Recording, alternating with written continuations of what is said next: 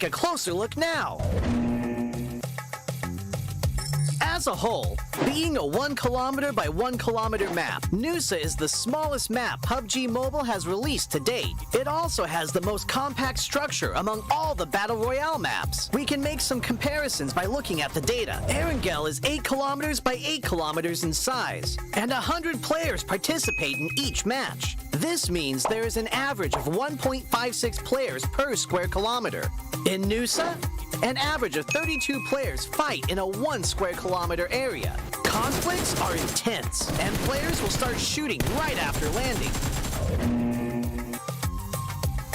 In the southern part of the map is a heart-shaped island. 2 paths connect this island with the gorgeous Pink Beach. The Ferris wheel and hot air balloon are both located on Pink Beach, which highlight the romantic atmosphere of the beach. But keep in mind that the terrain of Pink Beach is rather open and has little cover within a certain area. If players want to move around Pink Beach, they can do so with the help of smoke grenades to obscure enemies' vision, or push the beach balls on the beach and use them as moving cover. But if you do so, remember to keep an eye on their durability. In short, Pink Beach is beautiful and romantic, but you must take care if you plan to spend some time there.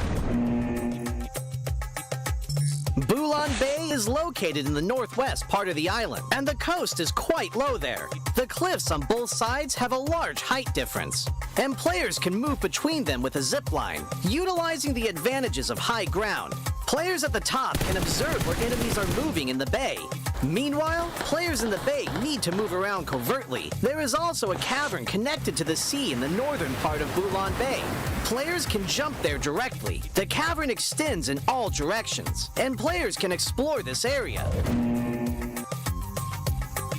In addition to the natural scenery, NEXUS also has many urban areas, of which the largest is Telepak Town, which is located in the southeastern part of the map. Buildings are scattered everywhere in the urban area, and close-range street fights can break out at any time. There are premium apartment buildings in Telepak Town. These buildings have elevators that can be used, which adds another dynamic to searching, attacking, and defending in the building.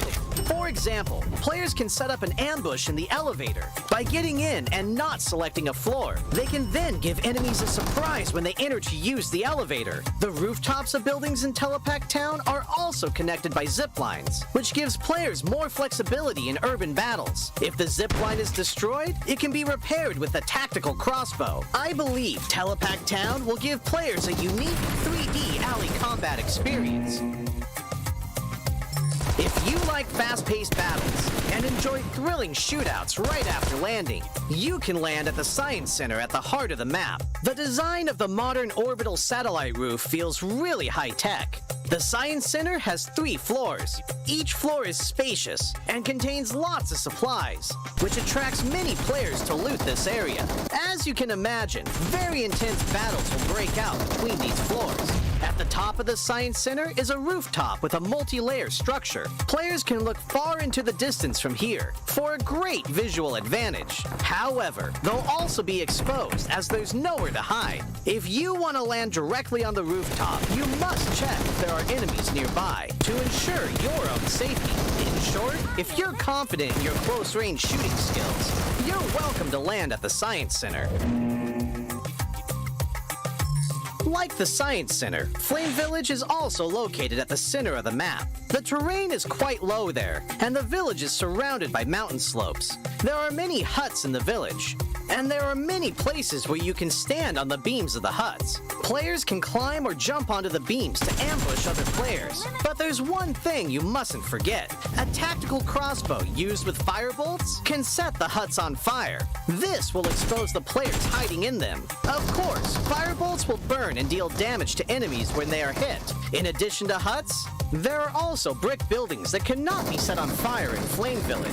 They occupy a large area, contain plenty of supplies, and are high conflict areas. If you're confident in your shooting skills, you can choose to land at Flame Village or Science Center at the heart of the map. It'll also be convenient for moving to areas along the edge. Other than the previously mentioned areas, this island also has winding and rugged mountain paths, a shipyard where the whistle roars, a regal resort with wide and open terrain, Sunset Street, which is planted with mini banana trees, Crystal Bay, which has secret rooms, and more. These are all gorgeous locales that can bring players different gaming experiences.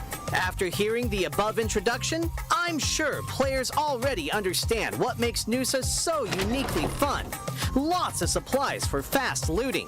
The verticality of the terrain increases the strategic depth of battles. And the 1 kilometer by 1 kilometer size makes firefights inevitable. What are you waiting for? Gather your friends and enjoy a rowdy vacation on NEXUS. For more details, don't forget to follow the official PUBG mobile community. See you next time!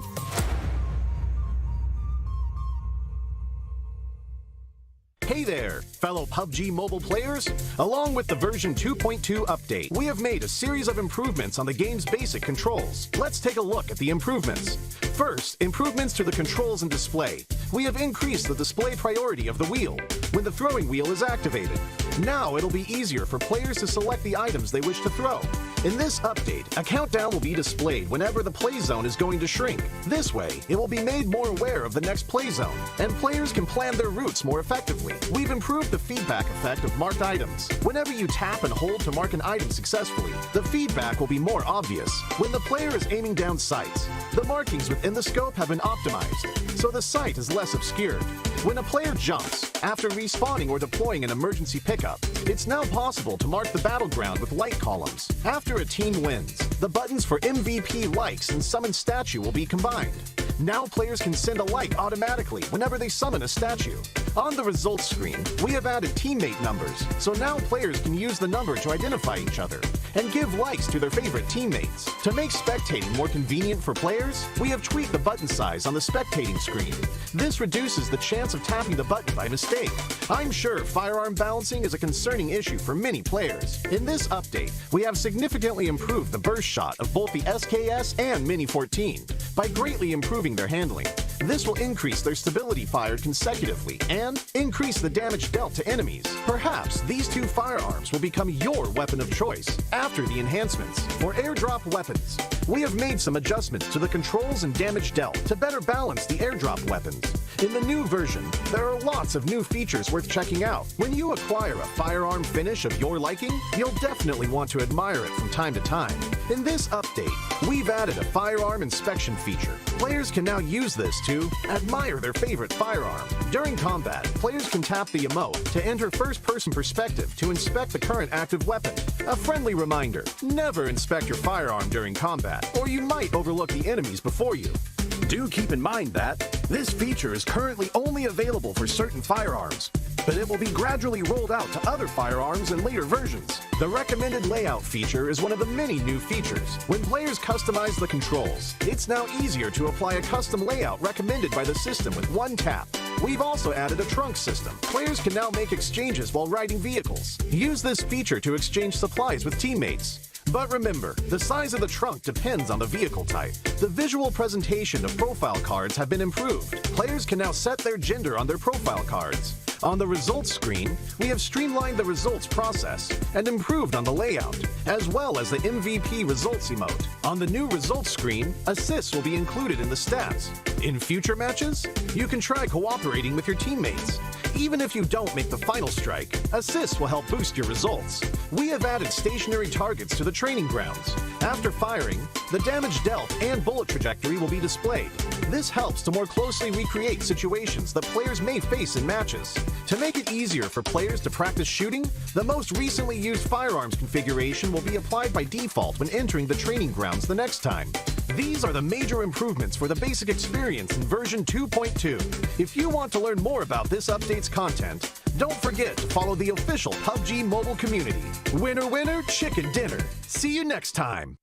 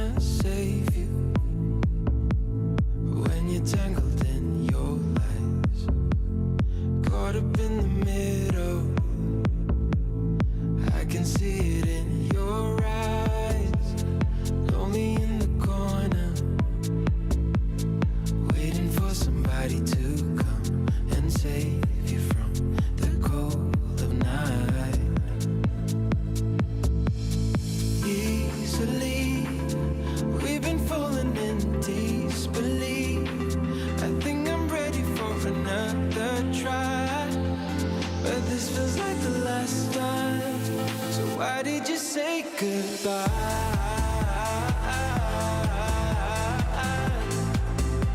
It's better to say goodbye.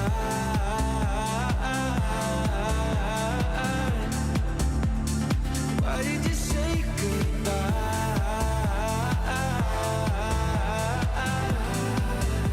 It's better to say goodbye.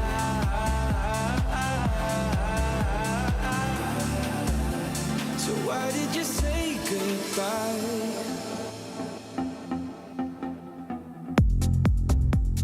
Quiet like the ocean, with the rumble running deep. This is how I see you, when you hide your feels from me. Why you heavy-hearted?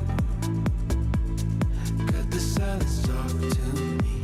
Release your mind, get what you need. Easily, we've been falling in disbelief. I think I'm ready for another try, but this feels like the last time. So why did you say goodbye?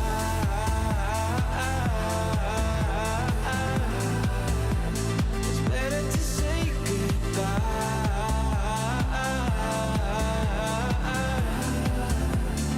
Why did you say goodbye?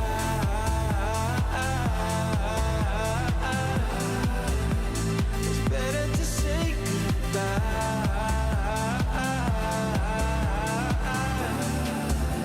So why did you say goodbye?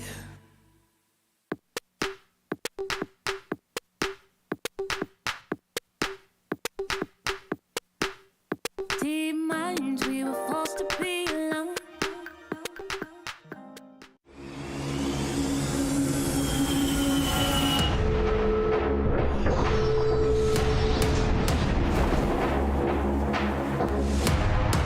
Moving, walking, I'm out of here. Murder the tune, it's a body here.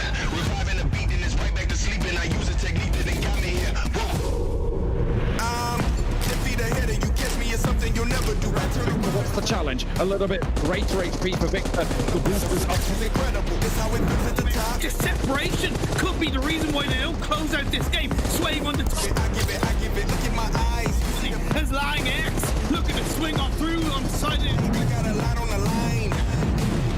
Fish with a different approach. Only spend time in the boat. Close together and groups up. A good nade might find all they're looking for. Leg C, leg X.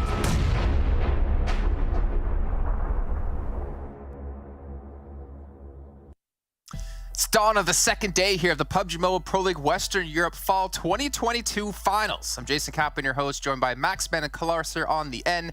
As gentlemen, we are going to be hitting our halfway point of our finals today. We've had some big step-ups yesterday. We've had some teams perform better than we've seen them do in multiple phases. And of course, we've had some old guards just continue their reign of supremacy. Maxman, what was your quick recap of yesterday? MADBULLS. Yeah. Nice. Lars? Pretty quick. I mean, I probably would have to echo that as well. I mean, considering, you know, the HVVP as well, and VP, MUERTE, PIONER, all in those top 5 positions. The dominance of that region is showing true and strong, and the other teams got to step up.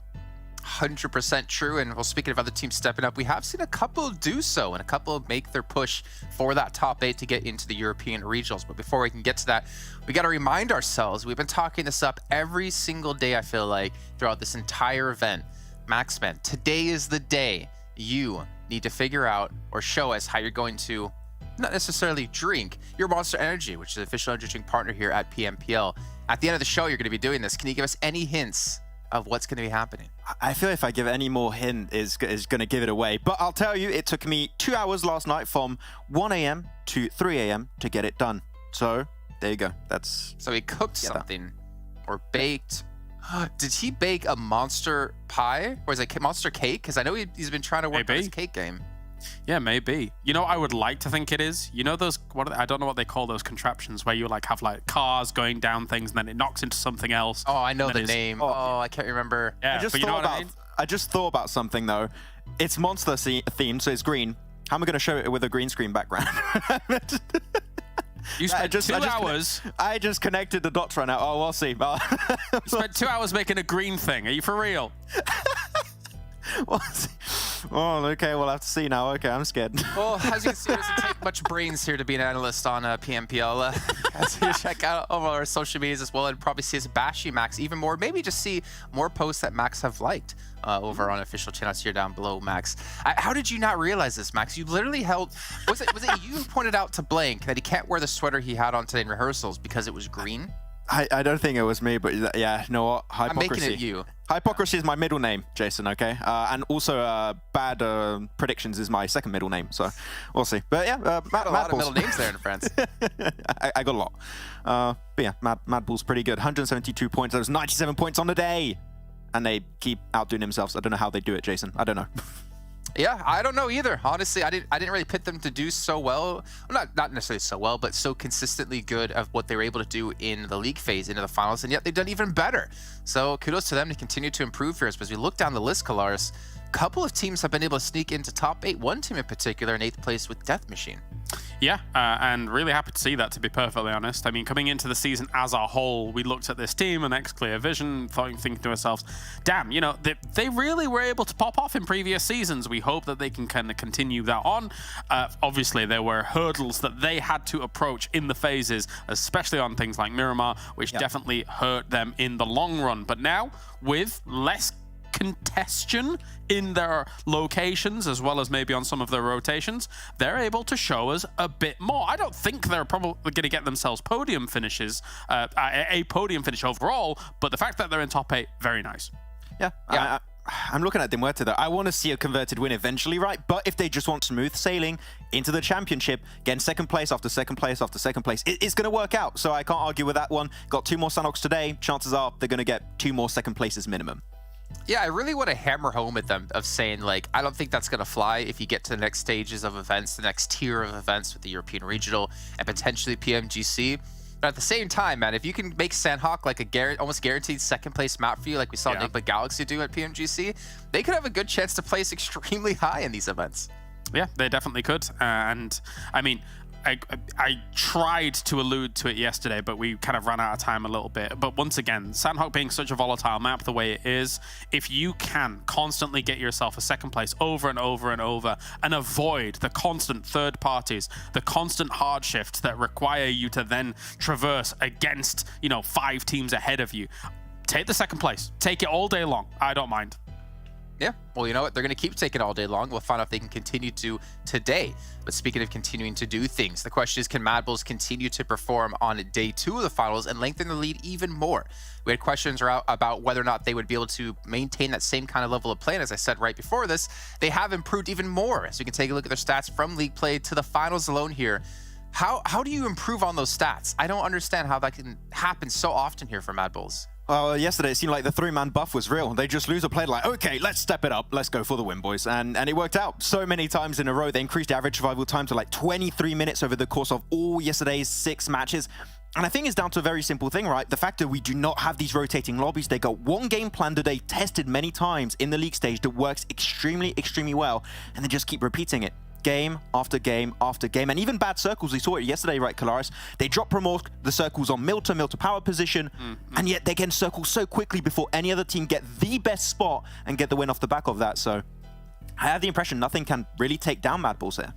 Yeah, it's true extreme understanding of the circles, the terrain in those circles, and how to play them. The fact that they threaded it all the way through south of MUERTE into then MUERTE power, and then up east of that around the top into kind of those cliff areas where they had to contest against one team was nothing short of brilliant from a macro perspective. So I love that they're able to do both the macro and the micro so efficiently. And I do think QODEX should have won out this situation, all things given. Like, you shouldn't be jump shooting and trying to go for this movement here, because someone like Zerish is going to take you out in those moments. one thing we can't underestimate, Max, is as we're seeing right here, their use of nades yesterday were phenomenal. There's a couple of situations where they're in towards the very late game and they open things up with 1, 2, even sometimes 3 knocks with grenades alone. I think it was Monkey. Off the charts. Yeah, I think it was Monkey yesterday. His nades were insane. You just saw a replay there on the Miramar map towards that Asina del Patron finish. 2 insanely well executed nades on Game Lord, and it allows him to pick up a 1v3. The timing, the way they cook them, and the placement are just so well executed. Like every aspect of the game, they control to some way, to some extent, right? And they just can't be beaten on those, I have the impression, in this region at least. So yeah. Once again, 3 wins yesterday. I expect them to get a bunch more today potentially, and we had the question initially heading into the finals, can they keep that consistency in the finals? Question answered, it's a yes. Will you go on record today as saying you think they're going to pull off another couple of wins? I would say 2. I think 3 is a bit of a stretch, but... Are you willing to put your eyebrows on the line for that? No. Why was that? I don't know. Max, come on. Come on. Okay, I'm going to predict. Okay, if they get 2 wins today, I get an extra 1 point. Can I have that? No, that's not how this works. Okay. You don't make the rules around this situation. I do. Okay. All right, well, you know what?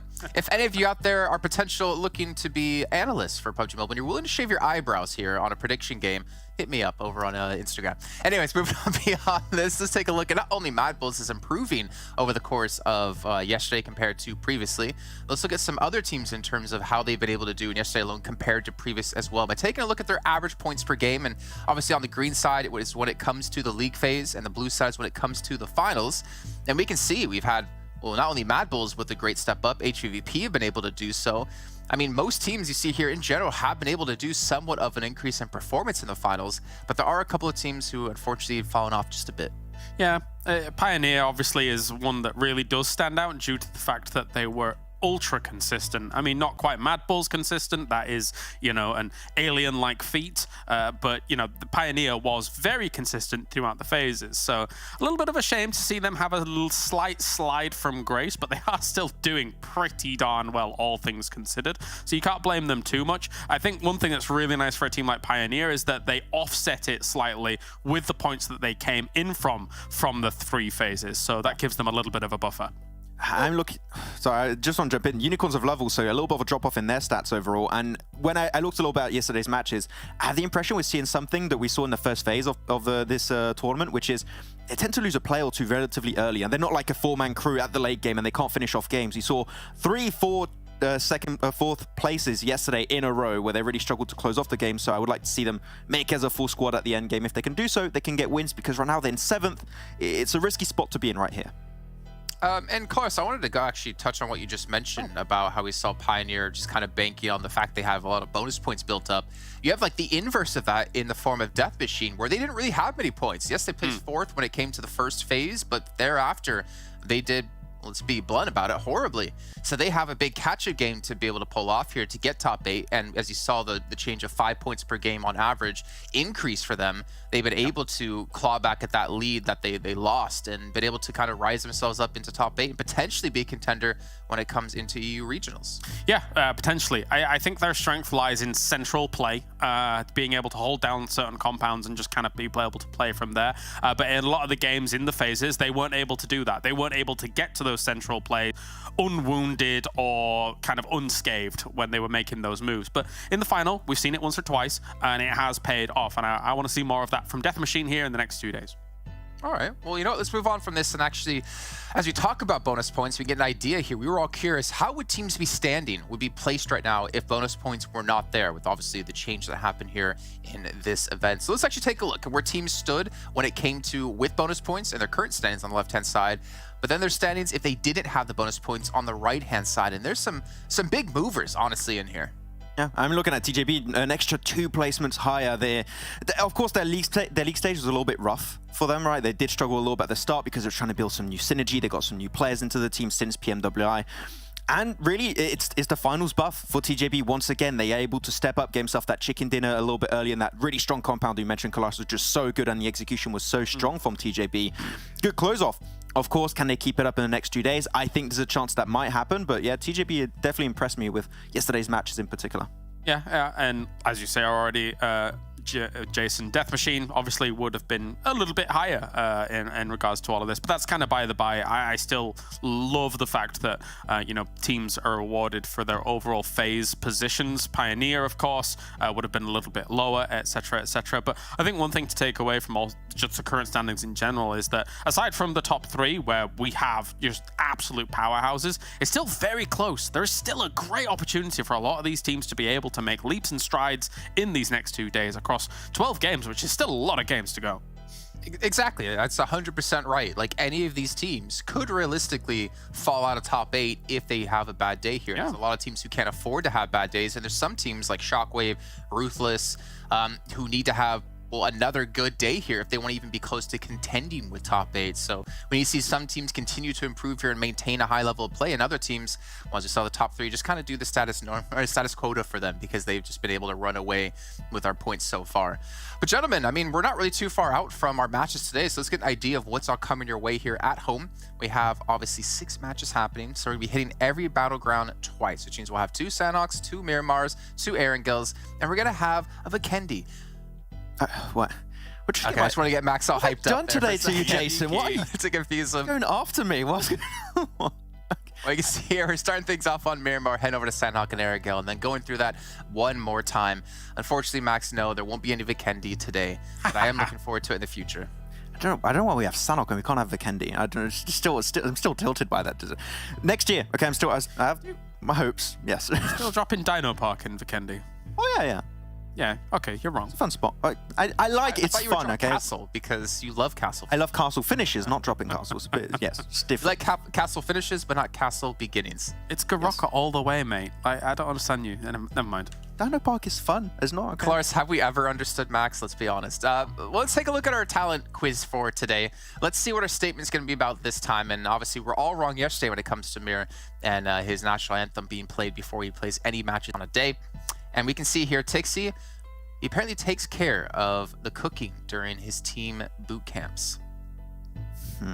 If it's a yes, and I went for it with yes, I want to try a Tixie Carbonara. I can tell you that seems like something tasty. So, yeah. Is that a specialty? Tixie Carbonara? Yes. Okay. So we're going to get Tixie Supremacy on one arm, and on the other arm, Tixie Carbonara. Yeah. It's just his face in a little bowl of carbonara. Cute. All right, well, let's see the answer. Let's see if we're right or wrong. I don't know. I actually have no idea if it is true or false. Oh, cool. But I went with yes as well, to be honest. Let's see if the answer is yes. Maybe get some points here potentially if production can throw it up. Eventually, we'll see it, and then we'll know. And it can't go much higher. Hey, we're all right. We all went yes. Yes. I put mine in ages ago. I can't believe you all went yes. Max was the last one, to be fair. So he's the one that copied. I just wanted to keep the dream alive of I can eat and know something made by Tixie one day. So that's why. It's a hopeful guess. Eat something made by Tixie. Okay. I mean, yeah. All right. Bit weird. Have you ever had Clarus cook for you? Ha! No, of course not. The delivery he gets to his front door is that delicious. Doesn't count, though. All right. It is fantastic. And hey, if you're providing dinner for someone or a meal for someone, in my eyes, you're cooking. Look, if I make a ham sandwich, it spontaneously combusts into fire in the kitchen. So you don't want me cooking for you, okay? You invited us out for like pierogi once, so no, I'll maybe that counts, yeah. Good pierogi in Poland. We had that. So we got Clarus, who has things spontaneously combust. We have Maxman, who is a baker of cakes, and you have me, who can make some okay pancakes. Maybe we kind of have something going there. I don't know. Open up our own shop. But gentlemen, we're about to head into our first match. We're about to throw it on over to our casters.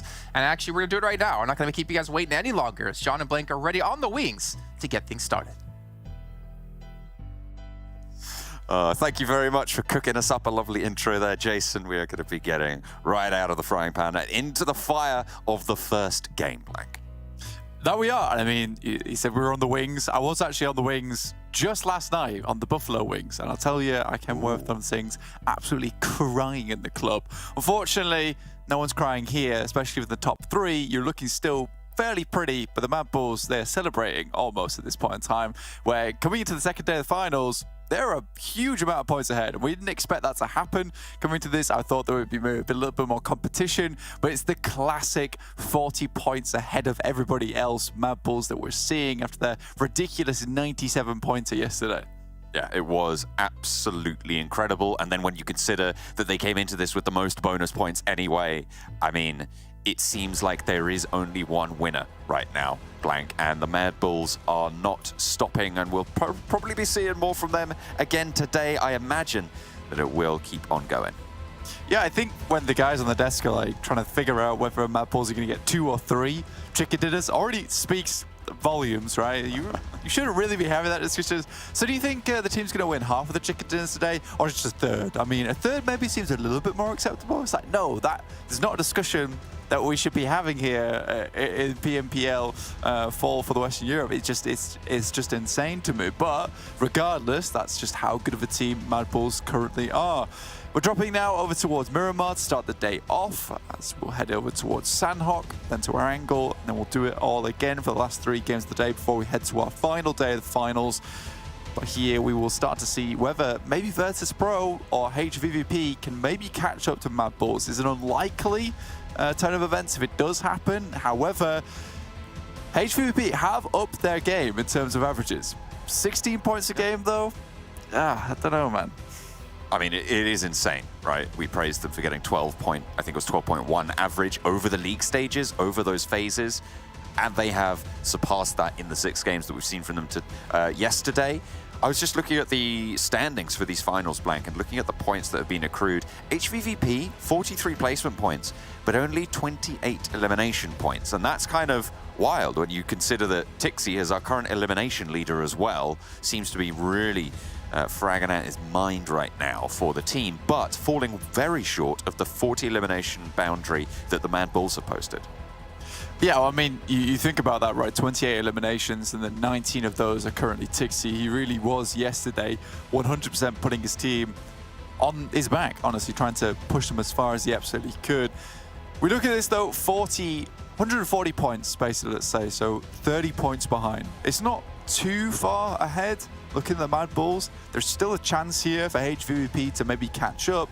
But like you said, John, just with the elimination count being so far ahead of the rest of the pack in terms of the lobby, very difficult to get back into action there. I think we have just lost a player. That's Eastern Stars, in fact. I just wonder who actually was able to pick up those points. It was big. Able to spawn out a player, curtail them. That's just around La Bendita. I mean, we saw Eastern Stars playing around this area yesterday, Blank, on the Miramars that we saw. Looks like big. Have some other ideas. Yeah, strange that actually. It's weird that we would see them make such a massive change down from Chumacera, and it's almost odd that we see throughout the entirety of the league stage hardly any movement coming out from most of these teams. Yeah, coming to the finals, we've seen a lot of little crazy plays coming through from a lot of different players, trying to switch things up on the opposition, try and catch up any cheeky points wherever you can, because at this point in time, getting into that top 8, as we've said multiple times, is very, very important to get in towards those regionals, to get a chance at heading towards PMGC. And for a lot of these teams that are newly coming into Western Europe, as our representatives here, obviously for them, PMGC points just aren't really on the cards for them anymore. Gamelord very much far ahead in terms of PMGC points, really leading the pack there, almost certain that they'll guarantee themselves a spot.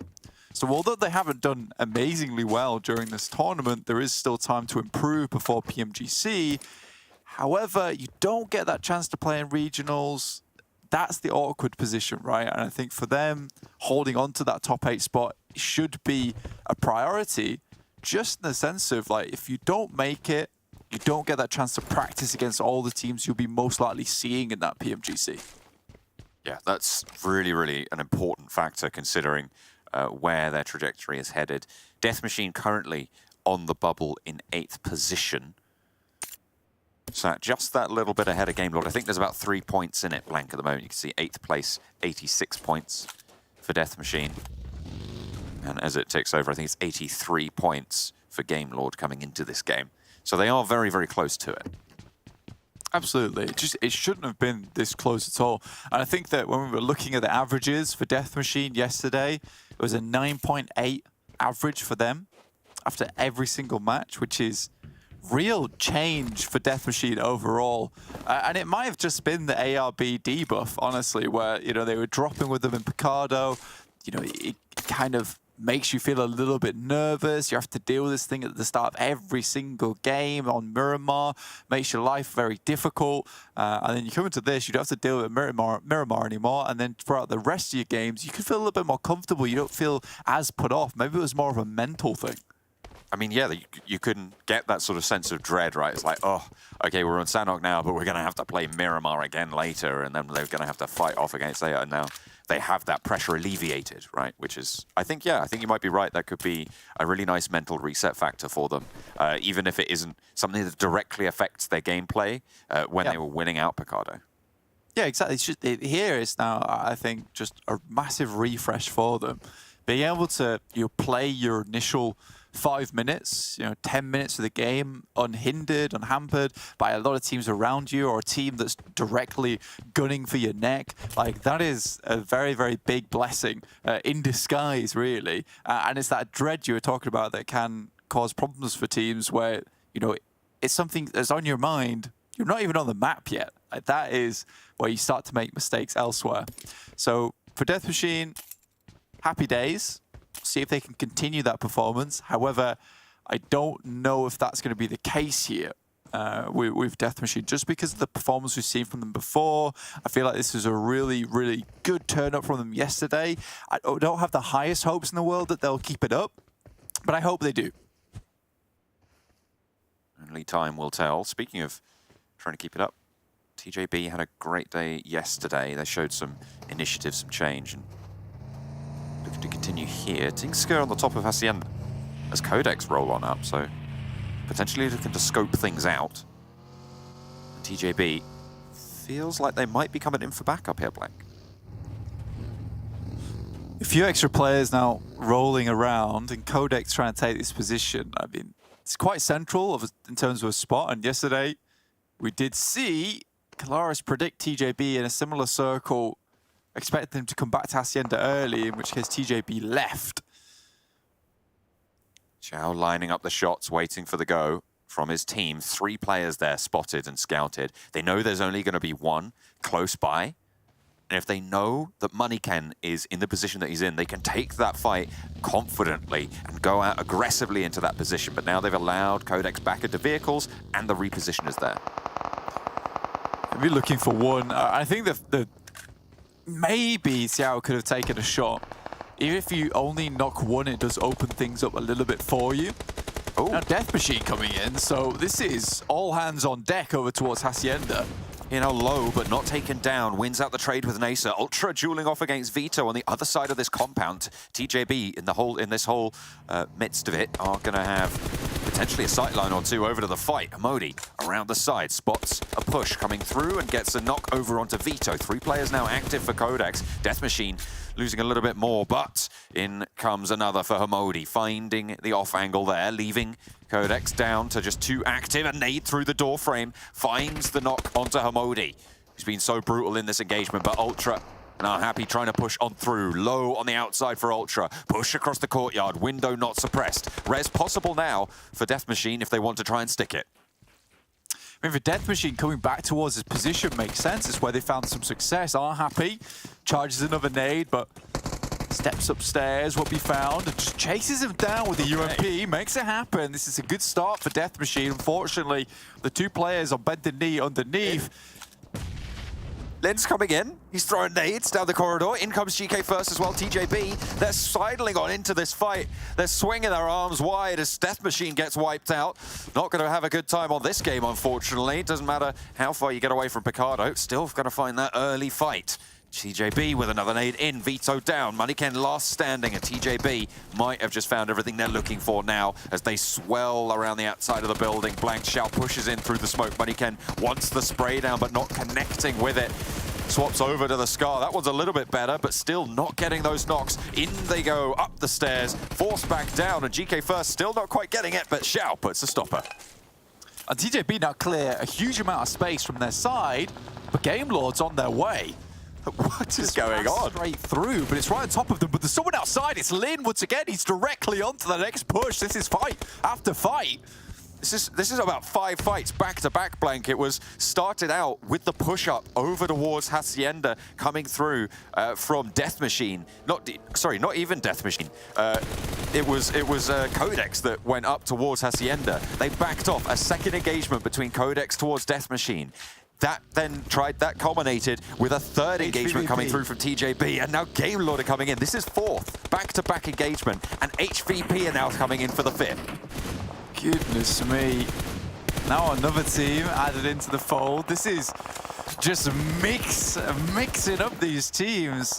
One hell of a way to start off this game, honestly. We're just practically putting all these players in the blender now. Losing so many this early on too. 49 players remaining, 13 teams, 3 already eliminated at this stage of the game. There's going to be a lot of space within the circle. Now HVVP hopes to try and clear the remaining players, but I think the TJB, they realize that this place is just too hotly contested and we've got to get gone as soon as possible. Maybe drop some smokes, pick up the vehicles, and just leave.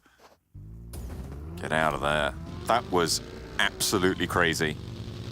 As a set of engagements, and TJB are not out of the woods just yet. Xiao on the corner of the building forces Matic back to the buggy. Maybe they're going to look to try and hold here. Maybe they don't think they can get away from this clean, and they want to try and take the fight instead. GK first sneaks away. Xiao is playing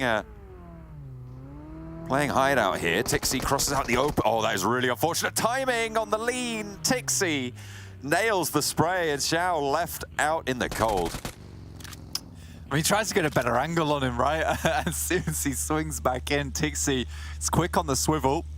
Hits a shot straight through the window. No messing from it. I think if you miss the initial shots onto Tixi, it's over, right? And even if you don't shoot, even if you don't shoot and you let him spot you, it's over as well. We go straight to a new fight as well. This is Pioneer versus MUERTE. This is down towards the southwest side of the map. This is a Picado. Black, we've seen these fights before, but we've got new actors to the scene. Everybody else at Exeunt, and in comes the rest of the cast. And MUERTE spotting out Pioneer effectively and getting the res on the upper floor of the apartment block. Nade in from Izumitsu, but not really going to be good to find too much unless they reposition into it. MUERTE re-knocked. That is unfortunate for their hold, but they have already found one from Pioneer. Can they suppress the lower floors? They're only on 3, and they're forcing one to res, meaning only Ingush is there to hold off the first wave. Havlik, low, backed off. Res did come through, and Ingush finds the first knock. They trade it off, and down the stairs, the rest of the MUERTE flow, and Pioneer are dispatched. Sod the averages. I know, right? I mean, for the players like MUERTE there, when you hold Ingush on the stairs, that's a pretty terrifying thing to have. Next circle, popping on in. Heads up to the northwest of this next circle, leaving Picado, leaving La Bendita, putting HVVP actually in a pretty solid spot now, Blank. Yeah, in Hacienda as well, you got a lot of oversight down towards the side of the map. We saw a very similar circle the other day. Overall, this is a little bit rough for these teams coming in from the southeast side. Obviously, they've got to push through some pretty open area, through that Death Valley and Graveyard.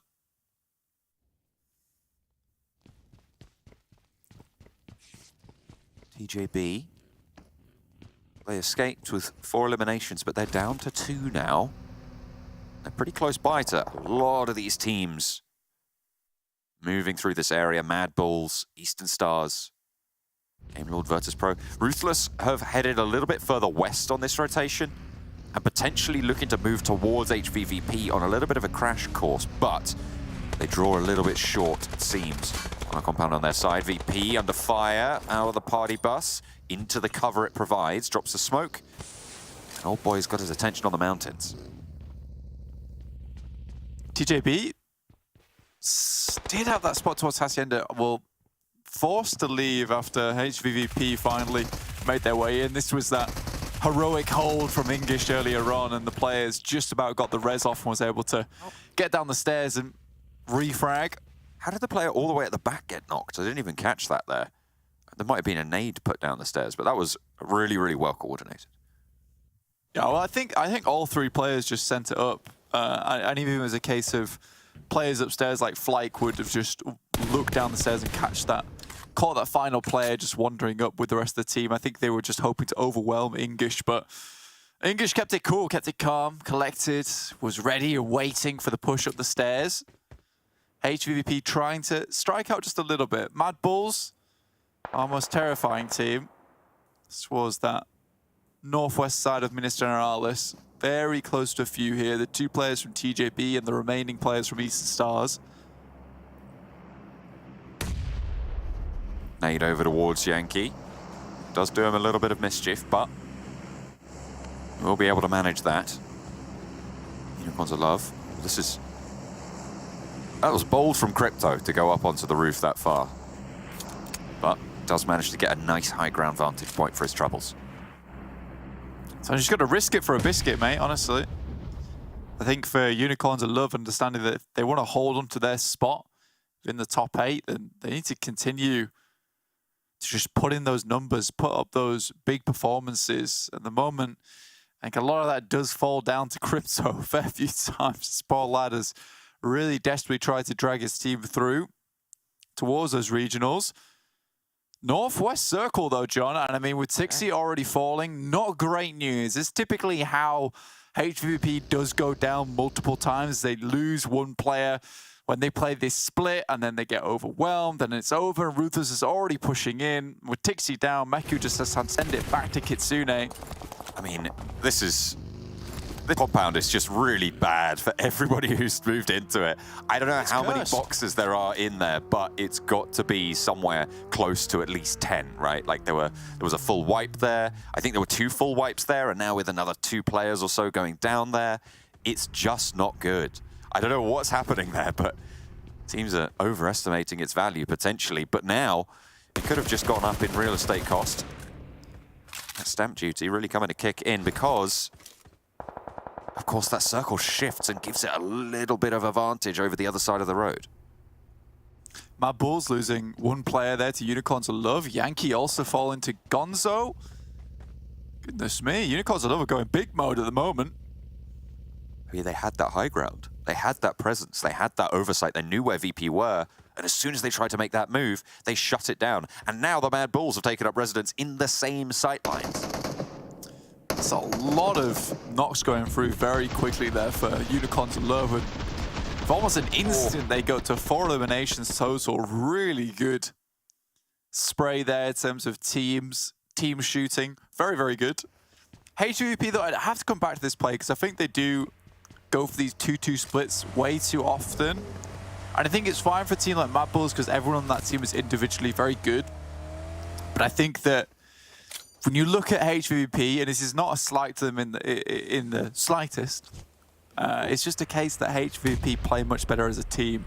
I think, yeah, you're going to gain more information. You're going to get, like, be able to hold more ground as a 2-2, but I don't think that's where HVVP's strength lies. And this has happened too many times for it to be a fluke now, where you lose 2 players on the split and then are forced to play the rest of the game as 2. GK first goes for a jump and fails the vault the first time. I think Bazzi might have spotted that, so he was clued into the angle that was a threat. And GK first lost the element of surprise, leaving Lin for TJB, the last standing, outside of the blue against Eastern Stars, who are playing with 3 right now, so it is a 1 versus 3 for Lin. We have seen him stand up for the team in the last day. Can he continue that reign? Moves out to the outside, looking for players moving through. Keme spots him, takes some shots and gets a little bit of damage on. 4th zone won't hurt super hard, but is something that you need to be wary of. Need to worry about that pressure because a couple of tags with the bullets and the last couple of ticks might be too hard to heal on through if you're locked in an engagement. Lin over the top. We're looking to spot out these rotations. Sees Kapahala. There's that first knock. Looking for Bazzi. Wants to find the second, but Keme sidles on into view. Goes pretty low. Bazzi already down as he crashes out in the vehicle, and Keme now left last standing for the Eastern Stars. Double prediction for Unicorns of Love, and Take Aim Gaming gets one from Calaris. I mean, for Unicorns of Love, they look pretty strong this game. They have that compound down towards the southeast side, but they've still got a long way to go. And with Shockwave behind them, there's potential for backstabs. Aza managed to find Navallo there, but Unicorns of Love still going pretty strong. Now, with this shift, yes, the predictions are going to be pretty good, pretty on point. Everyone's going to have to move down their way, and MADBULLS, in the meantime, are just hemorrhaging players at the moment, down to 3 now. Still taking more knocks. Unicorns of Love holding around those silos. They have some high ground on top of the buildings. They should have a little bit of vision over towards Take Aim Gaming's position as well. So that road really going to come into effect in these later circles. For HVVP, the idea is just to last longer than MADBULLS. It's just a difficult task most of the time, and with this new circle where they want to move down, it's probably over towards that eastern side. They're going to have to head over open fields, in which case Take Aim Gaming has all the sight lines over towards that northwest side of the map. And MADBULLS right now are just focusing on survival. Smoked up, ready to go behind the rocks in the small ditches that they tend to always play. Find themselves a place to just hunker down. Sprays from Nexus, trying to get the team shot over towards Manu, but spotted at the back, it's Unicorns of Love, and Ruthless actually taking the angles over their way as well. And Nexus get torn apart just that little bit, and they're going to have to really rethink how they go for those shots. They didn't have that cover that they needed. Not just yet. Nexus on the outside, out in the cold, as the MADBULLS are ahead of them towards the circle. I mean, buttons are popping and the chest is expanding here from Unicorns of Love as their confidence is blooming in this game. You gotta love to see it. I mean, Crypto taking that initial push towards that top side. It was really just the start of something beautiful, right? I mean, VP getting ripped apart as they tried to move through. That's MUERTE moves it towards HVVP, an extremely important fight for them. Kitsune already down though, this is bad news. Ingush takes the last. HVVP will fall. Ingush should be able to get that first aid off in time. I think there might be a tick. No, he goes down instead. Thought there was going to be a tick from the stims there to keep him alive. And Striker falls as well. Gets spotted by Take Aim Gaming all the way across the way. Leaving the MUERTE out of it. Ruthless now on that northwestern side have got the run of it. Take Aim Gaming do have the angles though, and MADBULLS on the south, in the meantime, under pressure. Nades from Nexus. Only EXO down, so it's just Zerich to hold off against 3. Another nade putting on in, and that's the end of the MADBULLS. And that's the first time in a long time we've seen the MADBULLS go down with little to nothing in terms of a fight against another team. And the fact that we haven't seen that for such a long time is just crazy in of itself. But they do live longer than the guys from HVVP. Luckily for HVVP, because they got a couple of those elimination points earlier on, I think they did get just one more point than MADBULLS on that game. But is that enough? Absolutely not. Look at Rolkis' wide swing coming down. He just, I don't know what he was trying to grab out there, but he does regroup. I thought he was going to try and flank on towards Shockwave, potentially just scouting for solos, scouting for snakes to clear out their back flank, getting that info so they can put pressure on that side of the compound. I do not like Rolkis's scouting, honestly. It's a little bit too dangerous a fair few times. You see, like, you'll see MADBULLS with Zerich doing it, and also even Matic doing it, who's really reined it in which case, you know, it's very short swipes with the vehicle. Very, very short swipes close to the team where they can still back up. Rolkis tends to go a little bit over-aggressive, a little bit too far away from the rest of the team where they can't back him up. Even there, almost falling to Hadj and Toffees from Take Aim Gaming, which would have been disastrous for Unicorns of Love losing a play like that on the eastern track as they're trying to move their way in. Luckily, he gets back to the rest of the team without finding any casualty on their side, which is nice to see. Realistically, at this moment, like, who wins this game out? I mean, Unicorns of Love still have that little bit of compound to play in, and Take Aim Gaming kind of split the map for themselves. You got 2 on the western side, and 2 on the east outside the blue, watching for Unicorns of Love leaving this warehouse, which is not bad in terms of an idea. They have that chance, right? They have that roadside dip to play around. Nexus can't really push on over. Shockwave, neither. And the Unicorns of Love, they're going to be preoccupied. But as soon as those teams fall, Take Aim Gaming's job is going to get all the harder. Shockwave still has a place to play, which is nice. Take Aim Gaming don't think that Unicorns of Love are going to be leaving anytime soon, or believe that they have already left that warehouse.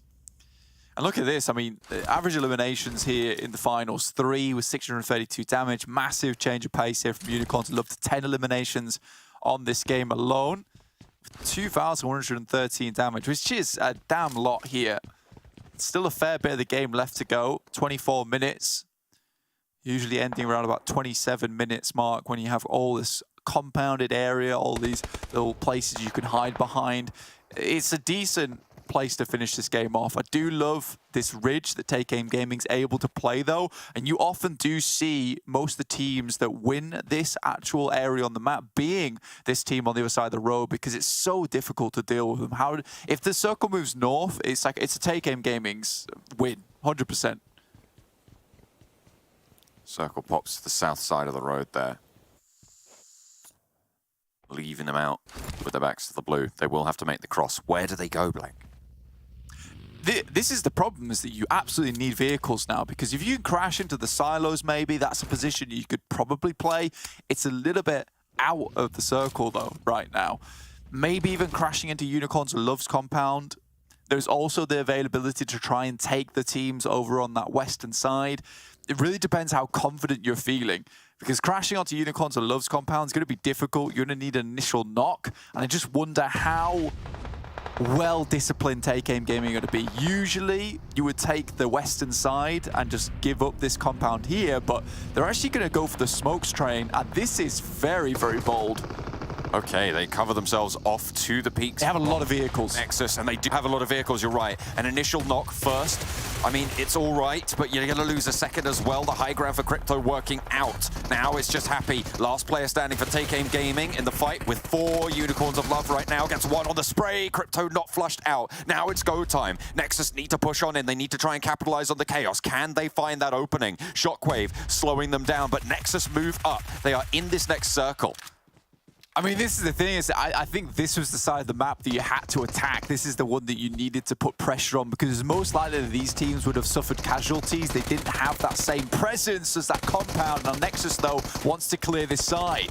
Tavian wins out the duel. Sorry, loses out on that duel with Shockwave. Nightmare now last standing for the squad. Low HP. Redox not looking at the right angle there. Finally does get the flush, but Octavian is knocked. Unicorns of Love, they lose Icy in the process, but it's a 4v3. 14 eliminations for the Unicorns so far.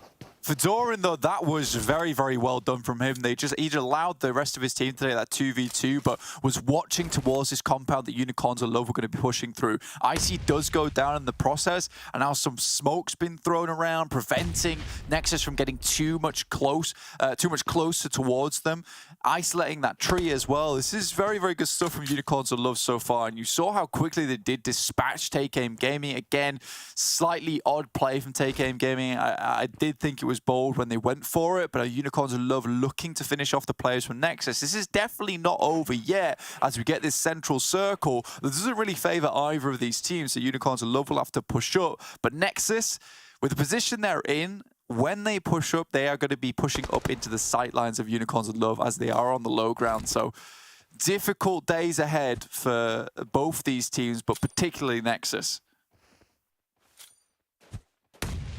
Nade in from Icy. Over towards Redox's position. Doesn't quite go long enough there, Gonzo. Wants to put one over towards Octavian. Again, not quite finding it. Still low HP there for Crypto. Does manage to get that heal off. And Unicorns need to leverage their numbers advantage right now, but they haven't quite got that baseline. They're all kind of grouped up here. You'd imagine they have an idea where Doran's sat right now, considering he took down Icy, but question is whether they spotted him or not. They've got that knock. Doran's gone very low. Yes, he does, and Icy will take him down, but Redox is able to get at least another knock. The Redox re-knock over the top, but Doran not quite finding the angles, and a lovely nade to go long over towards the headland. Octavian taken low, forced to heal. 3 players from Unicorns of Love rolling around the hillside. Doran is sounding the alarm. Octavian forced to back off, and the Unicorns take him down. It is the chicken dinner from the compound for Unicorns of Love, sweeping everyone else aside. I love that Octavian just ran for the hills in those last moments. He was like, look, man, this game's done for us. We just got picked apart. But yeah, very difficult to make that one happen. Luckily for Unicorns of Love, they do have that compound that's still just about in the circle. If they didn't have that, maybe the game would have got a little bit more difficult. They got lucky with that southeast shift as well, John, which is great news for them. But again, I think for Take Aim Gaming, you get that northern shift. that position becomes extremely difficult to deal with, as most teams will have to push across that road. They had the vehicles to make the crossing, but again, I do think that they should have attacked that western side where it was more likely you were going to have teams that were lacking numbers, set up the smoke train to deny sightlines from Unicorns of Love whilst you went for that 1,500 damage. I'm sorry. That's a lot of damage, Crypto. Don't know if that's allowed, but either way, he just executes from the high ground. I mean, he had a great position to play from, and it worked out well. So I think, you know, overall, pleased with Unicorns of Love's performance there. It was definitely something that was needed, and it's nice to see them get their confidence back. But this will put them back in striking range for that top 8, and will leave them there, right? Yeah, we'll give them that chance. Unicorns of Love putting up numbers on Miramar. Unicorns of Love, there we go, putting up some very big numbers here, and a good solid win for them, for a team who unfortunately didn't really perform yesterday, able to get themselves up into, well, maintaining a top 8 position for now. And also, Max, us getting a prediction point correct. Still not catching up to you, unfortunately, but I'll take, you know what, catching up to Kalaris. I think you're just 1 point behind now, so. I am. Speak Kalaris. If Kalaris is not first, no, that's still a win in my books, so I'll take it. Kalaris, is that a heater in your room, or are you just starting to feel the heat for me catching up to you? I changed. I thought, you know, we're all going for Unicorns of Love. I'll try Take Aim Gaming, because one of those teams, depending on the shift of the circle, was going to win, and Take Aim Gaming got really unlucky, and it shifted south, and that was bad. So, yeah. It's fine. It happens. You win some, you lose some. Right now, Unicorns of Love, well, they won a lot in that one. 32 points with 17 elims. That's one of the biggest games we've seen happen here in this season of PMPL. As we look down the rest of the list here, Max, when you have Nexus there, some good points that they desperately did. Same for Take Game Gaming, same for Shockwave and Ruthless. Shockwave and Ruthless in particular, as we saw, would be like 7th and 8th place if there was no bonus points accrued into the finals, and that could get them one step closer to breaking through and holding a spot in top 8. Yeah, I mean, we said that teams that were not in the top 8 at the start of the day, one good day and you're back in the race technically. Like Shockwave were in 10th position with the bonus points added up, and Nexus were in 14th position. So these type of points are massive, and if they can just potentially build up some momentum in today, into tomorrow also, you know what, top 8 is definitely something that every single team in a lobby can achieve, as long as you don't get eliminated in like the first phase or 2 like we saw in this game. That was very weird. That was very out of the ordinary for Miramar map, but yeah, we saw some step-ups, and hopefully we can see that transition into more good games and more wins for those teams. You know, the weird thing about that early engage, Kalaris, is that Death Machine was involved in that. And we praised them yesterday of, you know, A or B champs aren't in the lobby. They can get to late game a lot easier now. And then they still go out in the beginning fighting QODEX. Yeah, the commitment to something like Hacienda del Patron for me, for all of these teams, is a little bit of a baffling one. I mean, I get the fact that we had an ending near there yesterday, and I get the fact that it's kind of a central spot for those early moments. I was jesting, saying maybe everyone just wanted the Golden Murado, but like to go there and have all those fights as early as they did is still a little bit of a head scratcher for me. It's not required, right? When it comes to a long form tournament like this, especially in this game where there were so many other compounds they could have gone to and kind of played their game from. So, right. Okay, well, a little bit odd, but you know, let's focus on some positive things here. And while we head into this graphic here in a second, Max, I think I need complete and utter silence out of you and I. So let's take a look at Unicorn player stats here in this last match. Wow! There we go. Jeez. I think you should replace Chris Pratt for the Mario voice, to be honest. I think. You think so? You think so? You know, I'm actually just dazzled in this game by how handsome and cool and intelligent Crypto is. There you go. That's my piece. And people can, of course, follow you and your fan favorite pick of Crypto. Correct. On Instagram. 1,500 damage, 4 eliminations. I think Gonza, though, sneaking in with 7 elims with 462 damage. That's kind of funny. But the fact is, Crypto, massive step up out of him in this match. But to be fair to the rest of his teammates, they still put up good damage. They still put up good support. Yep. And we always talk about, you know, how it is to support like a star player in your team. If we look at, you know, MADBULLS, for instance, with Effect. I think Unicorns of Love have been able to do that here in this match with Crypto. Yeah, and as I said at the start of the show, I want to see Unicorns of Love as a 3- or 4-man team in the late game. If they do like that, they can close off games. They can get chicken dinners, which they need. There's only 2 days left, so these wins are very important. This might be the win we look back onto and say, like, this is the game that allows them to qualify for the championship. So massive from them, really good dominance, and not a given game too. Like, that was a relatively decent crash that came out from Tag, I would say. Of course, it's still a very hard crash to cross the road, and dealing with a Groza from Crypto on that rooftop position. But it was contested, and they held on really well. So good from Unicorns of Love. I want to see more from them now. Honestly, if you want to do anything like that, you need even like 20 smokes and all orchestrated perfectly and seeding complete chaos across that compound, because Unicorns of Love, as well as off angles from other teams, are at such an advantage when you try and make that road crossing. It's almost impossible. So a nice try, but not to be. Not to be indeed, but you know what? Two other teams who is not to be a win for them. It's going to be Death Machine and QODEX. I'm going to take a look at their two stats compared to each other, because this fight was very odd. They ended up going head-to-head, if I'm not mistaken, and then what was that? TJB, third parties, and then HVVP comes as well. It was very weird to see teams engage in this many early fights, because we had 3 teams eliminated in the first, what, 5 minutes, 7 minutes? Yeah, I think it was at the start of phase 2, we had 4 teams eliminated, which, I don't know, they were trying to speedrun something, 100% speedrun on PUBG Mobile. Didn't know that was a category that existed, but they tried. And yeah, HVVP are like, well, everyone's fighting. Let's just go in Nacional del Patron. Let's like get a little bit of a sneaky angle on some of these teams and get some free limbs, which worked out good for them. But yeah, it was weird. I think that potentially based on yesterday, some teams did some VOD review. They saw some opportunities and they all had the same idea, and they're just like, oh, well, we're all at the same spot. This is unfortunate, but yeah, so I don't expect this to happen twice in a row, but it is definitely an oddity here. Yeah, there's something to be said about having good launching pads in games like this, and making sure that that is like a decent spot to be able to rotate to any other part of the circle if it so chooses to shift there and stuff like that. And technically, this isn't a bad spot to try and do that, but too many teams around. Yeah, I'm not sure actually what like engaged the fight or what started the fight for those two teams, but I feel like Death Machine has way more to lose by engaging in an early fight than QODEX, because Death Machine were 8th place going into this match on the day. And remember, top 8 makes it into EU Regionals, and right now top 2 are going to make it into this game. It's going to be John Allen and Blink to cover all the action. We're going into match number 2, and Blank, we better be ready, because apparently early game is where all of the fighting happens in today's games. Match number 2 is going to deliver us, I'm sure, a whole helping of earlier limbs. We'll have to wait and see that. It does, yeah. I mean, I'm a little bit worried for some of these teams at the moment in terms of like where you get into the game and you don't even get to play the game half the time these times. I mean, that 5 fights within the space of about 5 minutes is pretty ridiculous. So MUERTE, that last game, hit themselves up towards 116 points. Again, a lot off the back of Ingush from that team, who has been really good throughout the entirety of the tournament. TJB, 111, still in 6th place. Pioneer, really backed up by their bonus points at the moment, 66, so 110.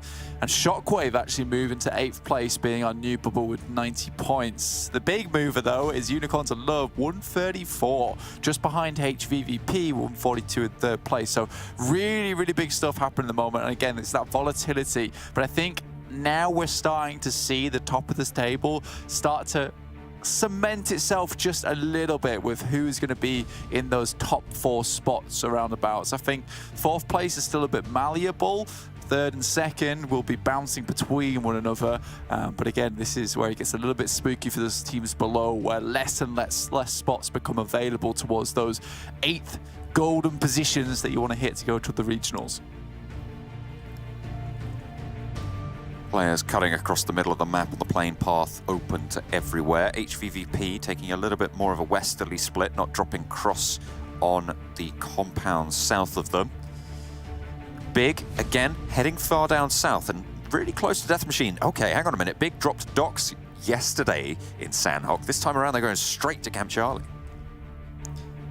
Indeed they are. I mean, this is kind of different movements all the time. I mean, the last time we saw Big head down here, they were able to catch off one of the players from Death Machine, but they only dropped with one. They sent the rest over towards Dockside. Last Sanhok, they sent all players over towards Docks, and this time they're sending all the players over towards Camp Bantai to try and find all the players from Death Machine. So really big change-ups from Big all the time here on Sanhok, trying to find something that sticks, something that works. And again, they really do need to pump up these numbers. 47 points, 16th place. It is a real fall from grace at the moment for Big. That's 48 points now.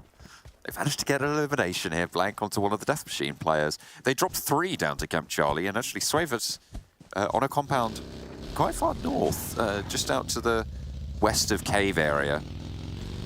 Really alone right now in a little compound, about 3 buildings around him, so should have a little bit of loot on board. they can now think to reposition to wherever they want to go. It's a very, very central circle, but it does lean pretty heavily in terms of final destinations towards that mainland. Yeah, I mean, this is not too bad for a lot of teams, right? They'll be happy with this one. This is fairly central-ish. It doesn't really have anything where you're surprisingly hitting to one side of the map and you have to make a lot of decisions soon. But so much space now taken up as we head in towards the later parts of the tournament. Most teams realize where they can start to branch out, find some more places to loot early on and get nice and looted and booted before they head towards the center of the circle, try and look for those golden compounds that tend to bring a lot more success. I mean, if you look at the map right now and you see what I'm seeing, it is just a huge amount of four-man splits going on. SHOCKWAVE looks for NEXUS. They're big as really hunting down these players from Death Machine at the moment. NEXUS in PIONER at the moment, chilling. In the meantime, HVVP made their move immediately on the Northwest Mountain down towards Camp Alpha on that Northwest Island and trying to loot up as much as possible before heading in. I would hope that this time we see them get another good match here on Sanhok after being able to really pull it through on that coastal side towards boot camp. Last time around yesterday, they looked good. They performed well, and I want to see less of those crazy splits, honestly. SHOCKWAVE on that north side did get spotted by NEXUS from PIONER, but didn't take really any damage from the shots coming on through. They didn't quite land. Now just hiding out behind the pillar. Making a run for it, waiting for the magazines to exhaust themselves. NEXUS will let them get away with it. This is on the north side in the meantime, where Lin did just get spotted out in the open trying to cross a road near Cow, which you think you might need to be a little bit more careful when you know that the unicorns drop around this area. If TJB, they tend to take this four-man split that just kind of lines up down the eastern side of Paradise Resort down towards Quarry. And a fair few times they have kind of pushed themselves a little bit further into the territories of quite a few of these teams. Often been able to spot out one player and pick that up before recoalescing later on into a more grouped up unit. This time it comes back to bite them. And again, these things should happen eventually, right? It should be a case where you get away with the same thing over and over and over again. At some point, teams will punish you for actions that are getting a little bit too repetitive for their liking.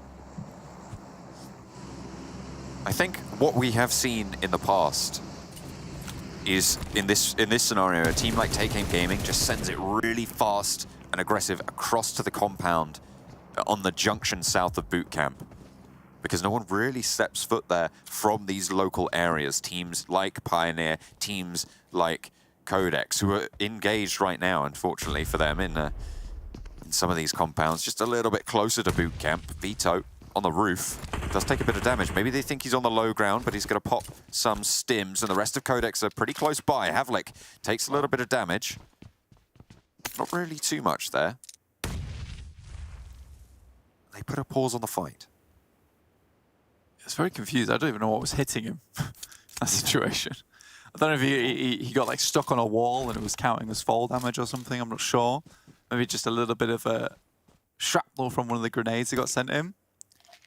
I think you look at Take Aim Gaming, and if they were doing their research yesterday, they'll realize that HVVP isn't making that instant approach towards the Eastern Island anymore. So pushing all the way across doesn't really benefit them because they're not holding out a team, and quite easily HVVP could backfill them if they take that western bridge. So this time they're holding it, which I like that. It's a change of play style according to how the guys from HVVP are playing. And they can stick in this position towards Ruins quite a while longer as well, just because of the circle, which should shift towards a new location soon, in which case teams will also have to figure their way around that one. QODEX close to Pioneer.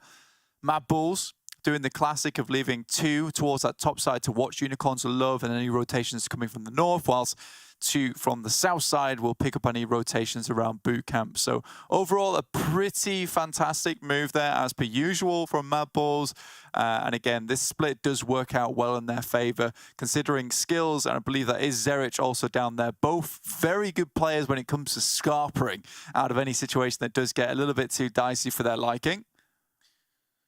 Circle shifts down southwest, so keeps all 3 islands in the circle for now, but still looking likely to head to the mainland. No one on that junction compound just yet. TJB, they're on the north version of it, but it's a little bit closer towards the edge of the circle. Still a valuable position, but unfortunately they are down to 3. Yeah, being at 3 this early on, Sanhok never good, never happy days, and I think for TJB, who've been fairly aggressive here on Sanhok and tend to start to get a little bit more messy when they lose players. Like being 3 now for TJB does not bode well. I think from their initial performance yesterday, which looked really, really good, now dropping into 6th place, I think they've put in a lot of work so far to get these many points, 111, with only the bonus points of 46. It's still good, still efficient, but they do need a little bit more. And that was always the trouble of not performing super hot in all 3 phases, is that even if you do get these big performances on day 1 and try and carry it to day 2, sorry, if it's not consistent, you still have that possibility of dropping out from the top 8. Ooh, a lot of damage to Woodson there on the nade, and Havlik has one tossed back in through the window. And will eat too much of it there, unfortunately. QODEX get an opening knock. Pioneer do have outposts right outside the door, so they do need to be careful. You can see Izumitsu waiting for them to push through, waiting for them to open that door, so you can get those spray downs. Here's the footsteps. They're not pushing out just yet. They are playing regroup. Look at this Moneyken repositioning as well. If he's lucky, he might just be able to spot out the player playing sneaky behind the door. Vito, position around the side. I think for Havlik there, it was a bit of a weird play, right? Because he tossed a grenade back, did a ton of damage, and then... Oh. Izumitsu waiting for the push. They check it. That was really heads up. Very nice discipline there from QODEX to disparage what could have been disastrous, but hang on a minute, it might still happen. They both fall out right into the crosshairs. Izumitsu for more. No, not quite. The third is just too much. PNL slows it down, but that's a double knock over towards QODEX. Game Lord turn their attention this way now, and that is really unfortunate for QODEX. They lose 2 to poorly timed vaults, and MADBULLS are coming in. They're going to capitalize on this chaos now as well. Woodson is still down. PNL is there. Effect cooking up the nade. And Woodson wants to get res, but the nade over the top there. Gonna find its way in through the window, take a little bit of damage. They're burning them away. And Pioneer are looking this direction as well. This is brutal for QODEX.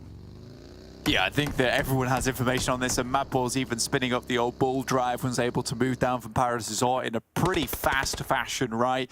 Able to swing past a fair few of these teams too and get themselves right on the edge here. Here's this fight ongoing. Will third party it and find themselves a little bit more space within the circle. So happy days for MADBULLS. Great spot in the circle for them going forward. HVVP now making their cross down towards that southwest confluence compound. Good stuff for them. TakeAim Gaming realized that HVVP aren't coming, so they head down towards that south side of Painan.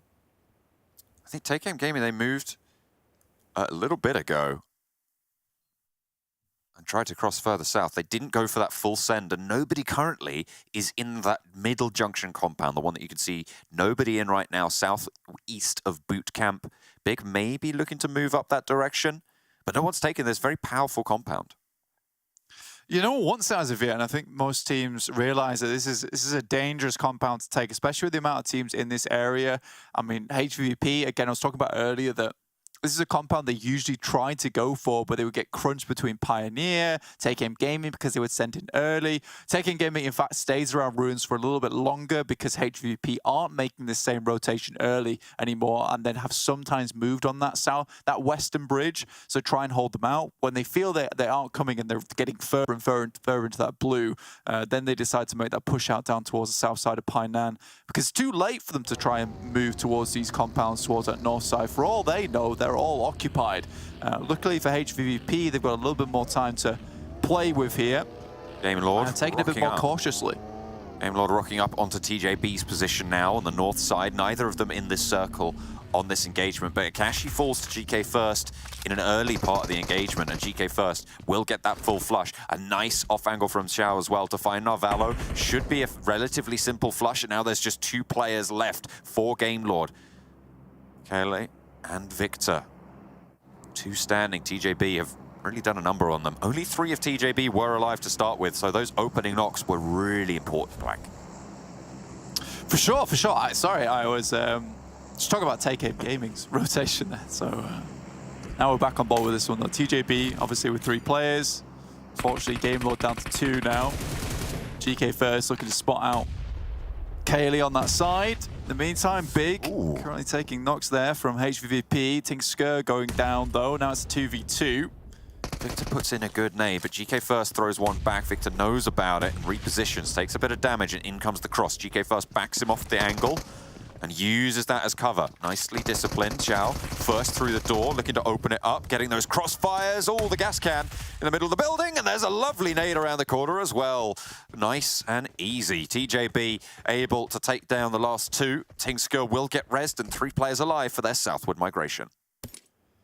Yeah, the amount of damage that gas can did actually was disastrous in terms of that second grenade coming through, because it just put in enough damage to take down both players. Very clean there, and it looks like TJB will be able to get that 3rd player back up in action, which would be great for them. HVVP looked like they were doing a lot more work on the elimination feed, but few knocks come through. Regardless, they do create space around this compound that most teams would like to take early on, and realistically, just because they kind of gave Take Aim game with the do-si-do on that western side. Now they've finally been able to creep their way in back through that Southwest Conference compound. I think it might have been a little bit more difficult if it hadn't been for the fact that QODEX had lost so many players early on, where usually this would have been a crossing that QODEX would have been watching. Big, though, get themselves quite far into the game after what seemed like really a hellish attack on top of Death Machine early on. VP. Southeast side. Out in the blue. We'll have to swing around and figure out how to get past Ruthless in the next couple of minutes, or probably the next minute. Eastern Stars, all the way on that northwest side. MUERTE healing with Dadaev, leaving him outside, and the rest of them moving forwards. It's the MUERTE Classic, always placing second somehow. Seems to just work. TJB moving in from that north side. They are making that move now, and a heavy north shift. I think that, you know, to be honest with you, the person that loses out the most here is probably HVVP. With the amount of teams that are going to be looking their way, passing through their area, life's going to become very rough for them, because they will be literally the gatekeepers of this lobby. There's not enough teams on that north side to make MADBULLS sweat. TJB is going to try and rock their way up, but we have never seen MADBULLS being able to get caught off guard by these kind of crashes onto their side. They've even got skills watching on an outward compound on that north side as well, so TJB just have to back off, and it might be a case that they will have to head down towards the east perhaps and take a fight with Shockwave instead.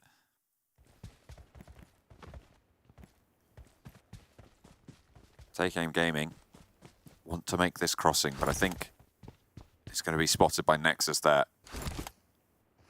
Take Aim Gaming, though, staying very, very close to one another. They're staying as a 4 in that single engagement, so there is the opportunity for strong refrag potential there. EXO, all on his lonesome. Don't know if NEXUS have these angles though, and Happy J is moving in. EXO needs to find an initial knock here. I mean, they are only 2. Or does he? I mean, if they're not going to check the whole building, does he even need to go for this fight? Seems like he's not. Not going to make any noise. NEXUS might just let Take Aim Gaming get ahead of them and try and survive on the outside. Could go for the heal strat as well. It's always an opportunity to do so. Doesn't have enough meds to make it happen though. Steps out, but there's on the back. Expects it. Wow. Not going to let you get away with that. That was really, really heads up from Mind, but they get up to the top of the hill. And actually, that's a position on the south side of the circle. Big finally take that central compound on the junction. They take the northeast side of it. 3 teams are up there to maybe look at peeking into it, but they'll be there safe for now. Big of a decent spot just in terms of being safe within most of these circles. HVP and MADBULLS both on sides where it's like, you hope to God it's going to go your way, but you just don't know. Spray over towards Old Boy, gets that final tick of damage. Outside in the blue, VP have been battling against it for a long time now. With Old Boy going down and the circle shifting away, it's a little bit of a long crawl there to try and sustain. MADBULLS, the triple prediction on the northeast side of it, so playing from the edge seems to be liked by the analysts here. Nightmare shut down by Corker. Terminus tries to stay alive, but there's really no cover where he is. He's on the broadside of a rock, but you cover yourself with bullets, and that might be enough. Down again, but there's more to come, and Tulika rains down hell. Shockwave down to 1. Triple MADBULLS prediction is interesting, to say the least, and I think that with this circle as well, maybe it is a MADBULLS win, but TJB actually have been able to swing themselves, as we said before, down towards that eastern side. They get in, they will find 1 knock and a flush as 2, but still making it happen. Oh no, Blank, you know what this means? What does this mean? It's the MADBULLS 3-player buff. No one's safe. Everybody needs to run for cover at this stage. Only 3 players remain on the MADBULLS. We've seen them do it before, so many times, in fact. And they're still yet to make their quota up today for chicken dinners. That's correct. I mean, they have an enrage timer, and that enrage timer starts exactly after they lose their 4th player in the game.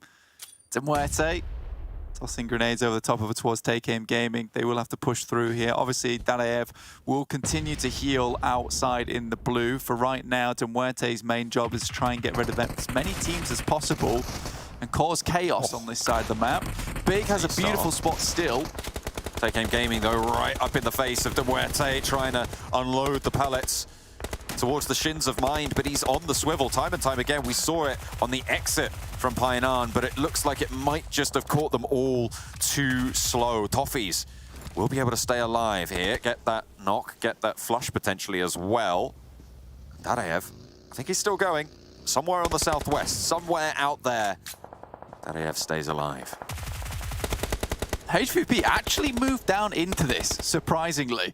And they're taking a lot of damage. I'm slightly confused. I think they tried to swing down towards the south side. Meku still up. Tixi falls by the wayside. Now HVVP in a pretty rough scenario. It might just be a case of leaving Kitsune out to heal. We've seen them do it before on Sanhok. They might be going for it again, understanding, you know, life is going to be tough here on forward, honestly. If Big want to prove themselves, Blank, this is the game where they can start to do so, right? They have taken that compound that nobody else moved on into. They can control it. They're alive as 4. They did just take a knock, unfortunately, from Unicorns of Love, as Unicorns of Love playing further north on that road, but they haven't made that crossing yet. It should be resable, and Big need this one if they want to stay alive in this tournament. They absolutely do, but I think they've lost a player already. 7 eliminations so far for the MADBULLS, 3 players. 11 teams, though, and 20 players. 11 teams, 20 players. That is crazy stuff. So for MADBULLS, they could ladder up very, very quickly. That's already 1 going down to Azo with Xiao inside the blue. Most likely you will see Xiao going down soon. Mihi does find Monkey as he tries to move down. So right now for HVVP, they are really hoping MADBULLS goes out early because there's a massive potential. They don't get a lot of points here, just purely off the back of how many teams are staying alive. Zerich also falling. Effect, the only active player now for MADBULLS. Not quite in the circle just yet. Big slowing things down. Xiao spotted out in the zone as well. That's Manu to pick that one up for Ruthless Esports. Now, we've got, Blank, we've got, I think, is it 7 solo players, or cutting that down to 6 as teams start to fall. But this is probably the most heal-oriented circle we've seen in a long time. MADBULLS do go down. How much further can HVVP go? Yeah, that was massively important there for HVVP. 5 eliminations so far, but still, again, in a similar position to MADBULLS, where a lot of teams can still fall or stay alive, in which case HVVP will not get those elimination points or placement points that they were looking for in this game. Tough stuff. It really depends on how many meds did Kitsune get. It looks like not quite enough as he does go down there. Won't be a huge amount of points for HVVP, but I think they, again, are just 1 point behind MADBULLS. So sad. Goodness me. I mean, MADBULLS, they just got those elimination points on board, right? They stayed alive. But now it's all about this final circle, Blank. Unicorns of Love, they had 4. Bazzi, though, from outside of the blue, ruins Crypto's day, brings them down to 3. Plays Spoiler on the north. Short goes down because of it, but if you're out of meds, you might as well try and pick up a point. Toffee's still in the zone, has not had to start healing just yet. I wonder how many meds the last player from Take Aim Gaming has. None. None. Absolutely nada. I think for Unicorns of Love now, this is a big test. can you win without crypto, right? It's true. They do have the outside track. They do have the rocks out of compound. As MUERTE are still healing blank. Ruthless also have their outpost in Salazar. Yeah, Sami is just such a treasure trove of just meds, honestly. So it's very easy to get huge amount of first aid kits to keep your run going for as long as possible. That's why most of the healer teams are in Sami. That and the fact that you can kind of stay out the way of a lot of teams for a long, long time. HVVP maybe took a few fights and had to expend some first aid kits trying to get into the circle. They're even in a position where they could have maybe won the chicken dinner if the circle went their way. Big is very reluctant to leave, though. And you're getting to the point in the game, though, where with the circle pushing them, the fact that they haven't left, they haven't used smokes, you wonder if they even have any. This is going to be difficult to get out. It's going to be difficult to leave. Oh, Mickey has to hit the deck. I mean, it really, really is. One well-placed nade through here, and Icy just gets 3 of them. That's not going to find any knocks, actually, but the spray downs are good. Sits in the fire, burns them down, and Big lose 3 immediately. Just SHOCKWAVE left now. How many meds do you have? Can you heal this one out? I think the blue zone just going to do too much there, and Big will fall. They go down in 4th place for that blank. That's kind of wild, but we still have Ruthless and the MUERTE both healing out. Unicorns of Love, however, find blank a 2nd chicken dinner. Absolutely. If nothing goes wrong from here on forward, yeah, this will be the back-to-back chicken dinner for Unicorns of Love off of Miramar. And again, though, you look at this and you think to yourself, if you are Big, you are horribly, horribly angry with this game, because losing out to 2 extra healers at this stage in the game and taking a 4th place despite having one of the best spots in the circle and 4 players alive, I think this is a case of not striking out early enough, not taking enough position within the circle. And again, it was just a lot of indecision in those final moments of whether to leave or whether to stay. And I think that Molotov onto the rock had to come earlier to prevent someone getting close enough to safely toss that nade through the window. Because yes, it didn't take any knocks, but it did do enough damage to make those spray downs as they tried to run out from the door so much easier. Salazar. Oh, stays up. Yes! After that, I have. Yes! Salazar into 2nd. And MUERTE, for once, don't get 2nd place on a heal strat. That instead goes to a different team doing the same strategy. But either way, the back-to-back chicken dinners from Unicorns of Love. They might have leapfrogged 2nd and 3rd place. They might even be in pretty close to MADBULLS after that.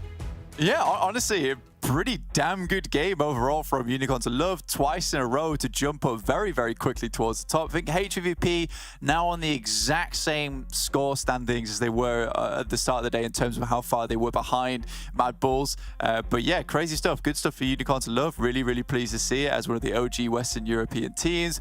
But for MUERTE, it's Ruthless Esports just telling them, you know, your actions, they have consequences, and we also enjoy the heal strat.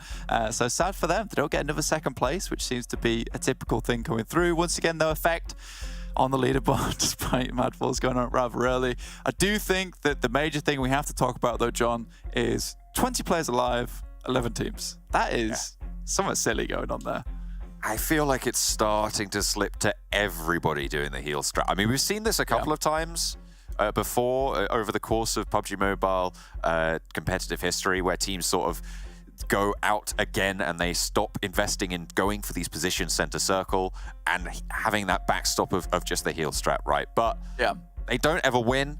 They get consistent points, however. Speaking of consistency, though, back-to-back for Unicorns of Love, that's got to feel pretty good.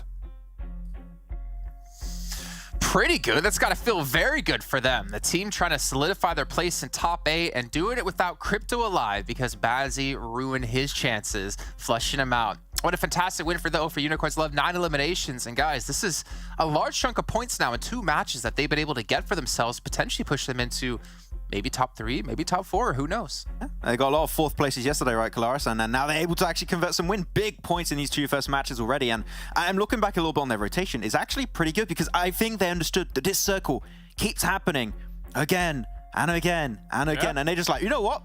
A lot of teams are going to be positioned up north. We're just going to go for the rotation. Hatton, Camp Alpha, Ruins, north of boot camp, south of boot camp, into the circle. So like they went for a wide rotation this game. And yeah, if they're live as a 3-4-man crew, we know in the past they got a great chokehold on those teams at the end, and they can actually close off wins. And well, really, it was just shooting fish in a barrel at the end. Big had no chance. Yeah. But yeah, great from Unicorns of Love. Yeah, at the start of that game, or I mean, I suppose towards the end of the game when our circle kind of centers up here, you know, I'm the jingle jester. I bring all the jingles, and unfortunately, I felt like something's wrong with the Sanhok circles, because honestly, why are we here all the time? And to that point, as you say, I feel like there should even be some tendencies that these teams are realizing, and then just, you know, they're kind of going to these compounds a little earlier than usual, considering we are constantly ending up in this position. I will say for Big, in the compound that they were in, which is one of the prime compounds to take, I'm surprised that they didn't flex out a little earlier. Maybe take some of those rocks, because if you do get caught in there the way that they did, there's no chance you're actually being able to convert a victory off the back of that. So a little unfortunate in that regard. Yeah, you know what, Claris, I'm not to take away your jingle card, though the content was good. The jingle was quite bad, to be That's fine, that's fine. You've had better. You know what, take that back into R&D, come back to me in about 6 weeks, and let's see what you got. But yeah, the fact is, what you're saying about Big, like, also, as you have to bring up, is the fact that they just didn't flex out of their compound. They didn't try to take any area, and that's why they ended up, you know, becoming this. This was... You should avert your eyes, ladies and gentlemen. This was not good. What are you supposed to do there when you're caught in like that? Absolutely nothing. And again, you know, if there are moments where teams north of you are slightly preoccupied in some facets, like for example, if Bazzi gets a knock, then all of a sudden your attention's turned for a moment. Or if they're dealing with other threats here, there, and everywhere, that's when you then start sending out feelers, almost kind of having them posted at those rocks and stuff like that to at least have a little bit of an off angle or something. But yeah, Big did none of that, and yeah, we saw the result. Yeah, the result is Unicorns of Love win another chicken dinner. So let's actually take a look, more importantly, on their stats here today versus yesterday, if I'm not mistaken, because they have had a big improvement. Ooh. I mean, obviously, you're going to see an improvement when you have a team winning 2 chicken dinners like this, but the fact is, it's a 3-day event. It's a 3-day finals, right? Yeah. One big day like this, especially with the points they already had, could be enough to solidify their spot into top 8. Yeah, and especially when you look back on yesterday's games, you would never really see them in the late game in a very good spot. And I mentioned this a few times, they would not be as a full team too. They just seem a lot quicker and efficient on their rotation. Like, the decision making seems a lot faster to get in these spots. Like this circle, I said Kalaris a few times, we see them happen quite a bit. They did a rotation based on that. The Miramar match beforehand, they went instantly into like the best central position you had, which is like this massive warehouse position next to roads. Really hard to breach late game, and it's a really good spot if the circle tends to go that way. So yeah, they're just a lot more snappy, reacting to circles, reacting to positions and situations in the game. It's worked out great. So I want to see more of this Unicorns of Love, because it's been fantastic today. And you know, it's also been fantastic, and I want to throw a little bit of a curveball, but they've been a little bit under the radar. Ruthless, they had 10 points in match 1, if I'm not mistaken, 17 in match 2. They were already on our page, or on the graphic earlier on today at the start of the show, when we looked at where teams would be if there was no bonus points awarded. I think they have been able to shoot up the rankings quite a bit, actually, and I'm actually curious where they're going to be currently standing right now, because this team has been making moves at the perfect time to do so. I mean, in that Miramar game, I think that they took their first fight against Big. It's more south compared to where all our Hacienda fights were going on, and they were able to dispatch of them pretty quickly. I think Ruthless, are they still fielding 8th place? Yeah, they are still fielding Manu. He was one of the last ones alive besides Salazar Healing, but they're at 8th right now at 100 points. Damn. Yeah, I think ever since they changed to having Manu on the roster, feels like they've had a little bit of a new lease of life in this tournament as a whole. So very happy to see the success from a change. I love the change. And on Sanhok, I mean, if you want to have a really good heal strat similar to Same, the reason why Same is so good is because not many teams drop around that position, so you can flex out, get all the meds, and just regroup onto one player, which most of the case for MUERTE is Dadaev. Here they go for this massive split from Lakawi, Kampong, everything north of Docks pretty much, and no teams are like known to drop there. We had a few teams in the league stage, but they're not here anymore, so you have so much space to play with, get all the loot, boom, compete with MUERTE, you get 2nd or 3rd place minimum, because you're the only teams doing it consistently. Yeah, it's a good influx of point happening every Sanhok 2 matches per day. That's massive on the long term. So yeah, I think that's a massive and great change from them. Yeah, let's actually take a look here at Ruthless. Maybe their stats in the finals compared to the entire league stage, because I feel like they have had a big step up here at the right time. Now, the weird thing is, the stats don't really reflect that, but the points they've been earning these last 2 days 100% do. Yeah, again, I have to come back to the idea that with Manu kind of giving this roster a decent new opportunity to have a bit of a fresh start almost, because it did feel like they were stagnating as the previous four-man. Ever since, you know, Manu came in, I feel like that has given them a decent opportunity to just be able to have a bit more strength. They look like a new team right now, and I hope it continues like this, because quite honestly, this is a team of veterans that we've seen for a long time that sometimes were very up and down in terms of their results, but it's looked good so far here. I have some gripe though with Ruthless. Whether they keep changing their in-game name though, that's a question I have. Who's who now? I have no idea.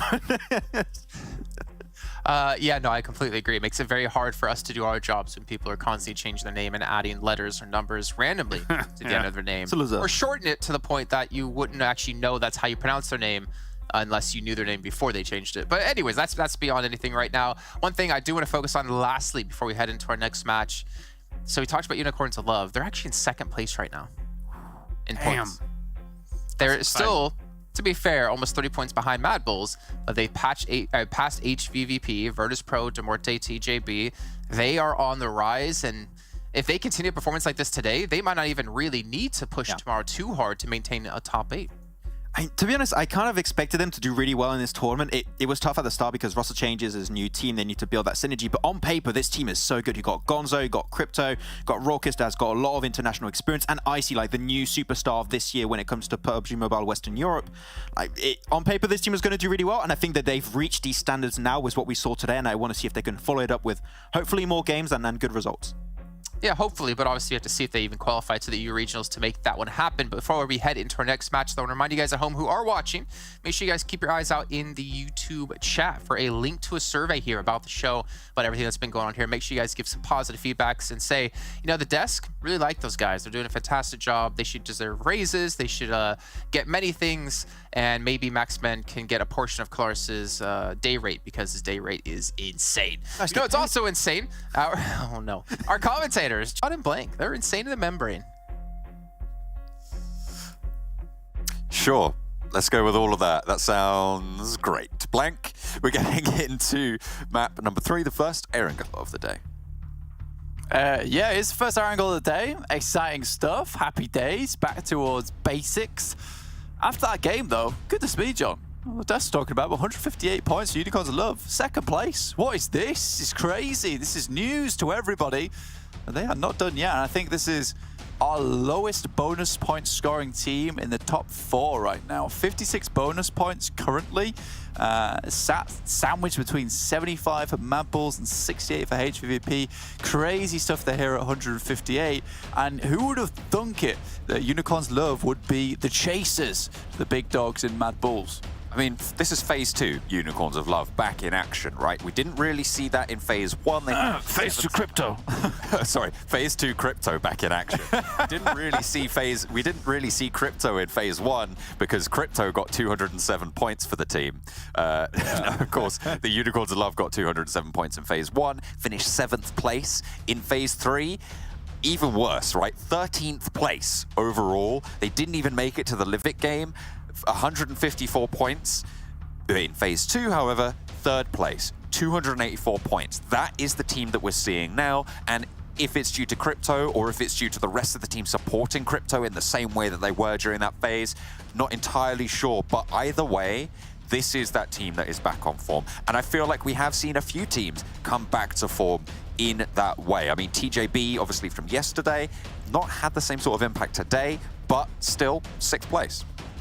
100%. I think you go through these phases, and again, it's that kind of that mental barrier. Sometimes it's like, oh God, we need to get more bonus points, but it feels so rough right now, and we're just not performing how we expect ourselves to. Which is why you sometimes see that on these resets between phases, you do see some teams pop off. You see some teams, you know, don't do so well, and it's a little bit crazy overall in terms of those bonus points that people are trying to accrue. But for Unicorns of Love, I will say one thing is that from the beginning of this tournament, you look at each player objectively, and you can see this team is very, very good and well put together from Unicorns of Love. So hats off to them, honestly. It's the first time in quite a while that I've looked at Unicorns of Love team and be like, you know what, I can see exactly why you've chosen this, and this player. Like, it all makes sense. It looks good on paper, and it did perform well. Look, you put it out to the world, and in a real-world scenario, it worked well, it looked good, theoretically looks nice, and now finally, in practice, it's looking good as well, because Gonzo, obviously, maybe not the 100% IGL of the team, but definitely makes some good movements. He's not making as many of these wild flanks anymore that he's getting caught off. Rollkiss, yeah, still a little bit of a crazy guy in terms of his scouting, but, you know, he's still supporting the team. But Icy, I think this guy has kind of fallen on the back burner in terms of our conversations a few times just because Crypto is in. But Icy was that guy that put up alone last season. I think it was the highest elimination count out of the entirety of the lobby, even when sometimes Unicorns of Love weren't doing all that hot. He was really putting a lot of the work in by himself. So now, again, we're seeing those times where, you know, Crypto is popping off, but not always Icy. But then when you did see those games where Crypto and Icy were working hand in hand and looked like best of buds, that's where you saw something really cool happen. Yeah, I can see that. I can see that Icy, I mean, Icy, I think, undeniably has had a fall off in terms of statistical impact to the team, right? My question is that a decision being made, right? Is that a decision to reallocate resource, support Crypto in a way, or put Crypto in those positions where Icy was being put before and not really giving Icy that sort of time to shine as a team decision? Sure, you can have those experiences where they're working together and they're playing well, but it's still a little bit of a question for me. I think that if we look back historically through some games, and again, this is just me like pulling the games and the matches out off the top of my head. My weird secret, my weird little talent is that, you know, I could see many matches and many different scenarios. I could pull them at will. I'm like a walking not so great database, which is absolutely fine. Can't always find the thing that you want, but I do have those little glimpses here and there. And that little glimpse right now is the fact that when you look at Icy, even like on a map on Miramar, I believe it was phase 2 where we saw Gonzo go down, I think it was, where you had that valley in play. Icy tends to fill in the blanks, right? He was the player to immediately move and leave Crypto behind in a fantastic forward position where he filled in the blank there for Gonzo on the off angle. And I think you look at Crypto, yes, great player, great fragger, really a lot of times does pull that team through some difficult scenarios and puts in the lion's share, but it is always Icy who is able to set themselves up, and where they might have maybe a hole in the fortress, he's the one there, and then with the cement, plug in the holes, and he does keep this team afloat a lot of times. I mean, it's interesting, right? Because sure, on the numbers, he has taken that decline, but in general, from that, you could almost say that he's improved as a player, right? Or he's become more useful to the team as a player than his massive pop-off games ever were. And you know what? Like, I'm gonna keep harping on about this because that's it's a really, really good point, John, in the sense that, you know, he has improved as a player. And you know what? The hardest players to improve are the ones who have an ego. And you'd expect Icy to have one. Honestly, I would expect it. I would also have this ego. If I was coming off the back of last season, my team doesn't do so hot yet. I'm still the highest eliminator in the entirety of the lobby in that season.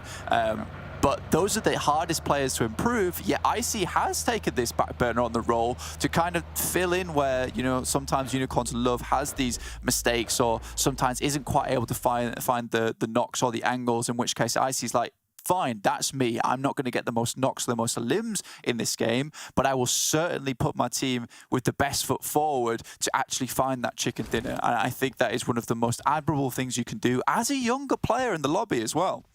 He takes himself away from the controls of the digger and instead picks up the shovel and gets stuck in. You know, that's right. Absolutely, it's not much, but it's honest work. It is. It's honest work. I need to get that meme created for Icy. 100%. That's what's need to be done. Maxman, we need you now. This is your call. It's your call. This is your thing. Anyway, taking a look at some other teams at the moment. Their game load in particular, 11th place now. It looked a little bit safer when they were in 9th, behind 8th place. It wasn't too bad. I think it was 3 points behind at the start of the day, if I'm not mistaken, John. But now dropping down to 11th place, 85. I think they only got 2 points on the day so far. Oof, rough. Not good at all. And now they're 15 points behind that 8th place. And again, we mentioned that practice in the regional finals will be extremely important coming into PMGC because you have that stagnant break. Goodness me, that's going to be a bad time to come PMGC. We've seen a fair few teams that look decent, look good, and then come PMGC, just get blown out the water and just look like a complete non-starter. Now, I wouldn't like that team to be a Western European team. Yes, we don't always have the best batting into PMGC, but we're usually a middling team there. I think this time around, though, we do have some seriously heavy hitters, which could make for a big play in PMGC, which is why I'm very excited for it. I think from this tournament, obviously, the one team that people are really looking at is going to be MADBULLS in terms of being able to just outperform pretty much everyone else right now. And I think for me, the big interesting factor for me is how are they going to perform when it comes to regionals? Because let's be honest, Blank, this team is going to regionals. There is really no doubt in my mind about that. MADBULLS will be seen there. So we'll have to, first of all, figure out who else is going with them, but also figure out how they stack up against the other regions. 100%. And I mean, you look at those Turkish teams, goodness me, they are astonishingly good. S2G and Besiktas obviously kind of head and shoulders above a lot of the other teams in that region, and there'll be some serious contenders for them. But it'd be a great playground as well for some of these teams to really test their limits. I think Western Europe's been good because we've had one of the most exciting seasons yet, where the overall skill level of this lobby has had to adapt and improve to these new heavy hitters coming into the lobby. And, you know, you get in the ring with them, you come away bruised with a black eye, but you get back in the training room, you hit those boxing bags, and you go again. And that's what a lot of these teams have done. You see them in the finals now, still trying their hearts out. Look at Unicorns of Love, for example, trying to put themselves back on the map. It's great to see. It really is. It really is. Circle shifts out to east, Blank. We haven't really had too much conflict early on. Everyone has been nice and polite to one another, but I imagine that is not long for a change. Farm, currently on the south side. QODEX huddling up, getting a little bit further forwards as well. Looks like they have sent a scout further into the circle. Team still crunching in. A lot of presence on that north side, quite close to a few other teams, but no one really fighting around shelter just yet. Death Machine maybe could come into contact with TJB. It's been a while since we've seen TJB do very well on this type of circle, but we have seen them do very well on this type of circle. So I would like to see that coming through for them in this game. Again, we mentioned they're slipping down slightly. They don't have as much of a buffer in terms of those bonus points as some other teams that do continue to have to put up these big performances on the matches. MUERTE spotting out Death Machine. Instead of TJB, they moved away from TJB, and I said there was a lot of these teams up on this north side, and it seems like that little bit of a barrier has started to be established. Death Machine tried to move through it, but they're a little bit too late to the party. But now that the shots have gone either way, let's go back and forth. But hang on a minute. Shockwave, Nexus, they're locked in combat. Looks like a 2v1 now as Octavian and Exo against Terminus, who's across the way, isolated from this fight. And nowhere near to even assist. MADBULLS, though, making a pretty standard rotation from MADBULLS. They're not trying anything a little bit too flashy here. Terminus just gets in the water, realizes that is probably his best hope. Not trying anything too flashy, like dropping towards Yasnaya alongside Game Lord. Instead, they just take the typical rotation from Primos. But their major issue and their major concern might just have to be HVVP here.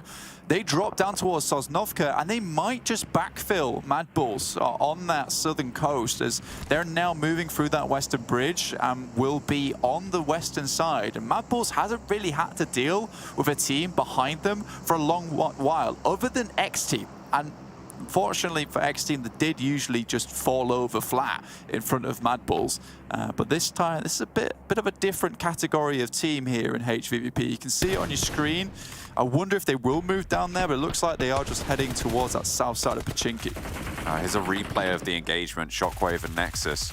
Looks like Shockwave tried to roll up and just got absolutely torn apart. Terminus, okay, so he was a third party into this engagement, but he kind of just fell back. HVVP, this is the second time they've dropped military base, and I can't quite recall the plane path on this game, Blank, but is this an adjustment? Given that ARB aren't dropping on that C block anymore, Do you think that this is potentially a new home for HVVP on Erangel? I mean, it's a great spot for them overall. I mean, a lot of times Sosnovka does present issues in the sense that it's sometimes quite difficult to get away. On this particular circle, though, easy enough for them to just go over that western bridge. They know that Unicorns of Love are going to sit pretty, and Novo move over on that eastern bridge.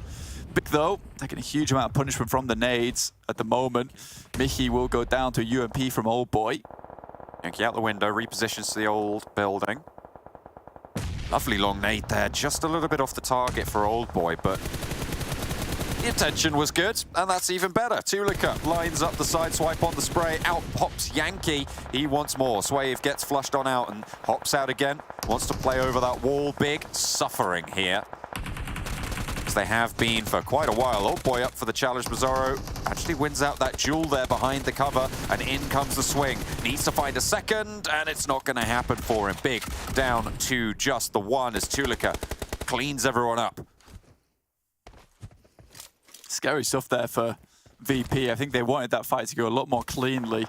It really did almost result in them not having enough players to push through into those final moments of the circle. In the meantime, HVVP heard this fight, opted not to third party, and instead to get towards this ridge side on the western side, just to the north of Farm. So very, very cool stuff from HVVP. Usually you would see them third party that. This time they don't opt to go for it, but they are directly coming in contact with TJB now, and this will be a fight for them to try and take. Usually TJB is quite the aggressive team, and for the guys from HVVP, I think they're good against teams that kind of play standard PUBG Mobile. I don't think TJB does that. Again, HVVP will just send directly past. This is bold stuff. Now, this is going to be a difficult push over towards Eastern Stars, but looks like they're making it. I mean, bold is one way to put it, but that was not ideal. Kitsune going down out in the open. And they're just going to turn tail. They're not even going to commit to this push. They're not going to commit to the crash. Maybe not just yet. Maybe they're looking for a knock. But Meku goes down. Tixie's very low. Matic's trapped in the ravine. Oh god, this is turned disastrous. I mean, it was going to be only so long that you could full throttle your way through the entirety of the map from that western side. I think it's actually quite lucky indeed that they've been able to get all the way down towards this side of MUERTE, in fact.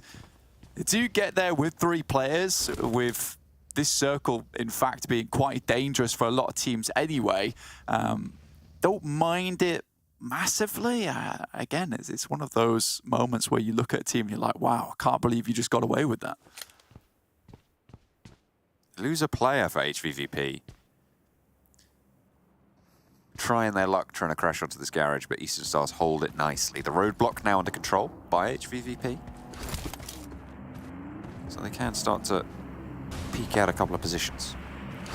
I mean, still, for what should have been a game where they were playing on the edge, coming from Sosnovka so late, the fact that they're fairly central in the circle, and for one player, it's costly, but I would say that there was some worth from it, right? Yeah, look at this. I mean, it was costly, but it wasn't a case of they weren't buying something for note, right? So they gave up that player, but they got this central position. They're on that north side of MUERTE. This is good stuff. They can start to hold out some teams. Again, Matic's in an odd spot. It might be a bit difficult to move up the rest of his team with oversight there from Eastern Stars. But for the Eastern Stars, they're going to start having to worry about the east side of the map with Game Law maybe swinging down that side and MUERTE over there as well. Unicorns love get a little bit more situated after having a fairly decent push for themselves from that eastern bridge itself. TJB, 4 players alive. QODEX really know that there's a team here, and Ruthless are right around the corner. This is a very, very close engage right now. It's a bit of a firecracker location. 3 teams are there, and Nexus are moving close by. QODEX just turned their attention in. Oh, lovely little front flip there. Unfortunately, the judges aren't scoring too well. Nexus are taking a heavy punishment from QODEX. Veto spotted. Manikan actually shot at from across the way. This is Pioneer. This is 5 teams actually in this close area. I mean, Unicorns are lovely for taking shots down towards Nexus now, so rough stuff. Now, with Unicorns of Love's position and the split they're taking, I don't want to call it too early, but this is a very, very good spot on the map for them to play from. And, you know, 3 chicken dinners in a day. MADBULLS did it yesterday. Is it possible for Unicorn to love? It would be the most unbelievable turn of events in this tournament, and Jason and Kalaris believe it. HVVP prediction on the 3-player position for Maxman as well. That's interesting. I mean, you were talking about the value of that position that they got after that circle shift came in. I mean, it went up massively, and they do control a lot of ground around them. Unfortunately, I think they're fighting uphill, certainly towards Eastern Stars, and on that roadside, you are kind of penned in terms of having that scouting information. We're kind of held at the crossroad, right? Yeah, sure. I mean, it's going to be difficult to leave, maybe. But again, for Unicorn to love, they're already doing enough, right? They are not being passive. They're taking shots towards Nexus, for God's sake. I mean, that's all the way over on the western side of the map.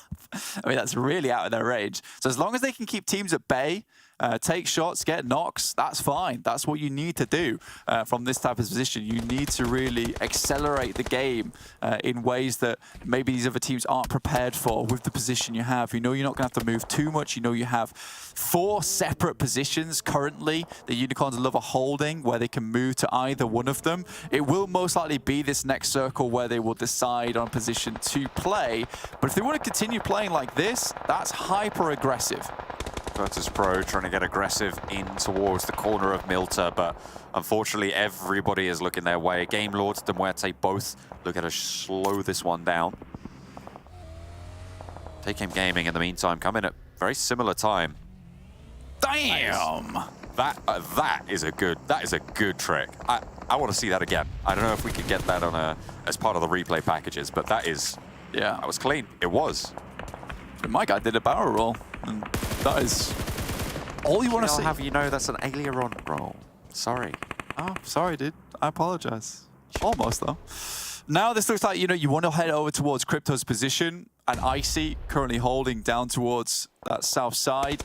MADBULLS might even want to get a little bit cheeky and move up now towards the road. Again, you will need some smokes to make this happen. VP managed to get their way in. They moved all the way towards that eastern side.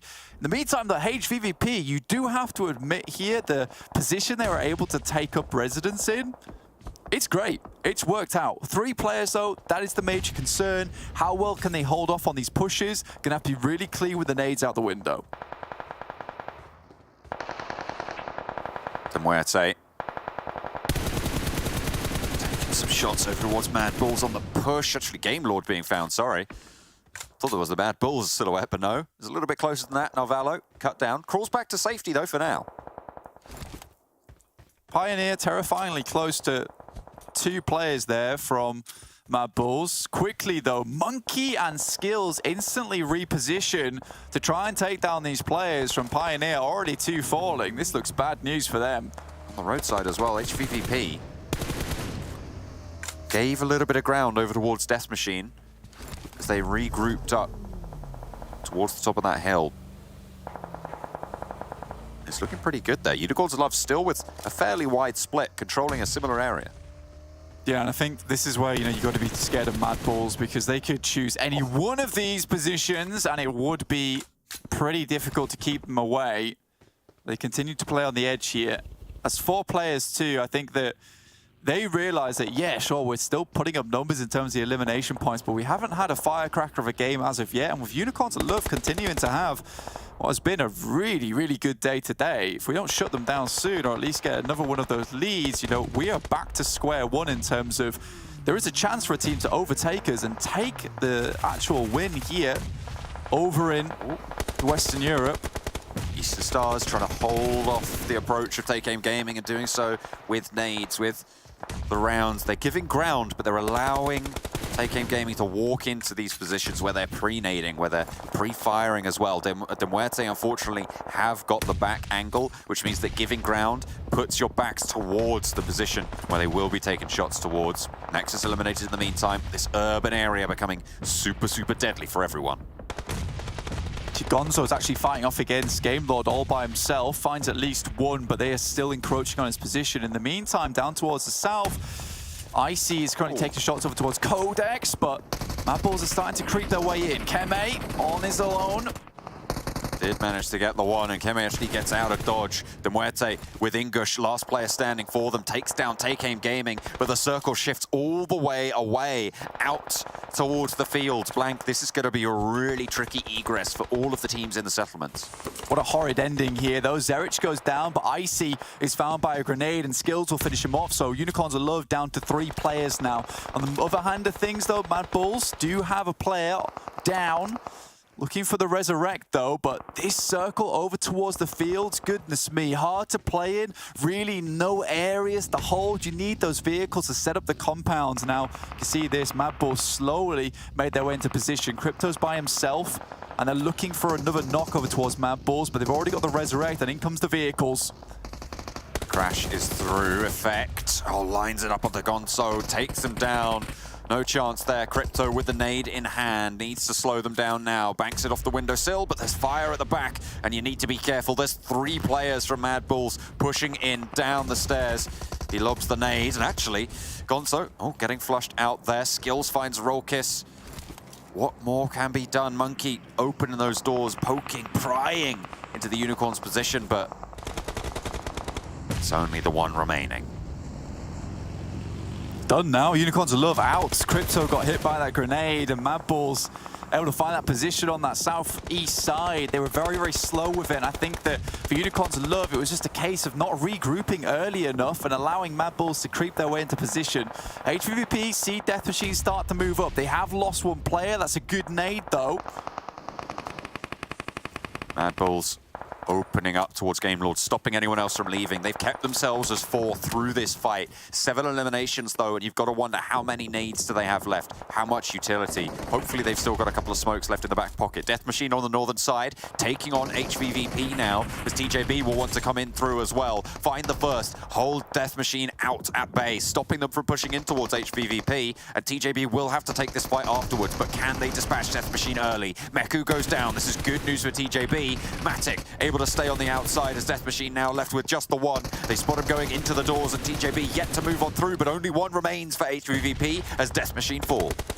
But now TJB immediately moving up, and Matic has to either just leave this or get 1 player back up in action. But with the blue coming in, it looks like he's just going to have to get out of dodge. But there's already players watching him as MADBULLS are zooming in. Oh, they are not going to give any quarter here. Look at that, TJB getting rattled down, unfortunately for Effect. He does take a tumble in return, but the MADBULLS can move in to back it up, and the circle goes their way. Yeah, this is painful news for them. 6 eliminations. TJB certainly did have to have a good game here, but 11 elims for MADBULLS on this match. You just have to admit, Unicorns of Love dropped the ball just slightly. Keme still first contact though for MADBULLS, should they move a little bit further forward. But with this circle, life is hard now for TJB. You wonder how many more meds they have remaining. They were quite quiet on that north side, so didn't get too involved for a lot of these engagements. MADBULLS don't need to push to Keme's position. TJB do. So it's not unlikely that TJB might be the ones to take down Keme. As MADBULLS start to put the nades over to TJB, and they're finding those little openings of damage. A nice spray over towards Effect. Doesn't quite get the knock for GK first. Repositions a little bit behind the land, behind those ridges. And Monkey falls back. They don't want to take this nade damage in return. Still quite a bit of damage going through towards MADBULLS' side. They are quickly meting it back up. Zerich spots the position right on the edge of the smoke here, taking advantage of that little amount of view he can see through there. Zerich, an off-angle specialist for MADBULLS, and TJB looks like they want to deal with it. Sending out Xiao out wide. Zerich will be able to see that, but it's Monkey who deals with it. This time around, the nade over the top seals the deal. And now they're finding Lin as well. Zerich doesn't even go down. Tingsker, they're systematically wiping across the line from TJB here. This is the MADBULLS efficiency that we know and love. Zerich does go down, does get flushed, but only the 1 player left standing now for TJB. Leaves him and Keme in actually a pretty heads-up fight right now. Keme is just sat in the middle of this the entire time. MADBULLS have been so consistently good with their crossfires so far. Zerich just finds it so easy to keep fighting from that position, knowing that he's got support from his teammates. Lin flushed. Now the MADBULLS will start to reposition out into the open field. Keme should be spotted here. I imagine GK first. Also, well, he's going to have to crawl out here, down onto the broadside. That should be pinged out by the MADBULLS as soon as they spot it. Keme playing in this valley, still in the next circle, takes shots over towards Monkey, and that is a death sentence. Keme for Eastern Star stays alive, tries to take the fight with effect, but that goes about as well as you'd expect. And the AUG puts him down. MADBULLS put their first chicken dinner of the day on the board. I mean, Effect just puts Keme on blast in the last moments there. Tries to do something, but Effect's like, look, mate, it's not happening. Massive game for them. 31 points on that game, by the way. Huge, huge match. And I think that's exactly what they needed. Unicorns of Love should have regrouped earlier. I think they were trying to take up too much presence in that circle that they just didn't necessarily have to. And when MADBULLS kind of spotted that they were playing so split, it was just a case of a full send with the vehicles after the initial knock that they found. And Unicorns of Love just weren't able to regroup efficiently enough into position. Again, I think for MADBULLS, this is just one of those games where, yeah, sure, they were quiet for the majority of it, but the amount of eliminations they got just wouldn't suggest the same thing. So dominant in those final circles, and it is kind of, the more you look at it, Zerich, who takes these off angles, which are extremely dangerous, but also lures teams into a false sense of security to step up, try and take him down, but they already have these crossfires set up, and it's something that they've done so many times throughout entirety of this phase, entirety of this tournament. I'm not sure how teams are figuring out how to deal with it at this point in time. How many chicken dinners do the Unicorns of Love get again? One. It doesn't matter how many chicken dinners the Unicorns of Love were able to get, because MADBULLS just keep on blasting with another chicken dinner. I think while we're watching that match, we did our predictions, like pretty much exactly right after our predictions came up, we were like, we should have picked MADBULLS because of that rotation they pulled off towards the south side. Again, Claris, we talked so many times in the past about how good they are at the rotations, and the execution of that rotation and what happened thereafter against Unicorns of Love was flawless.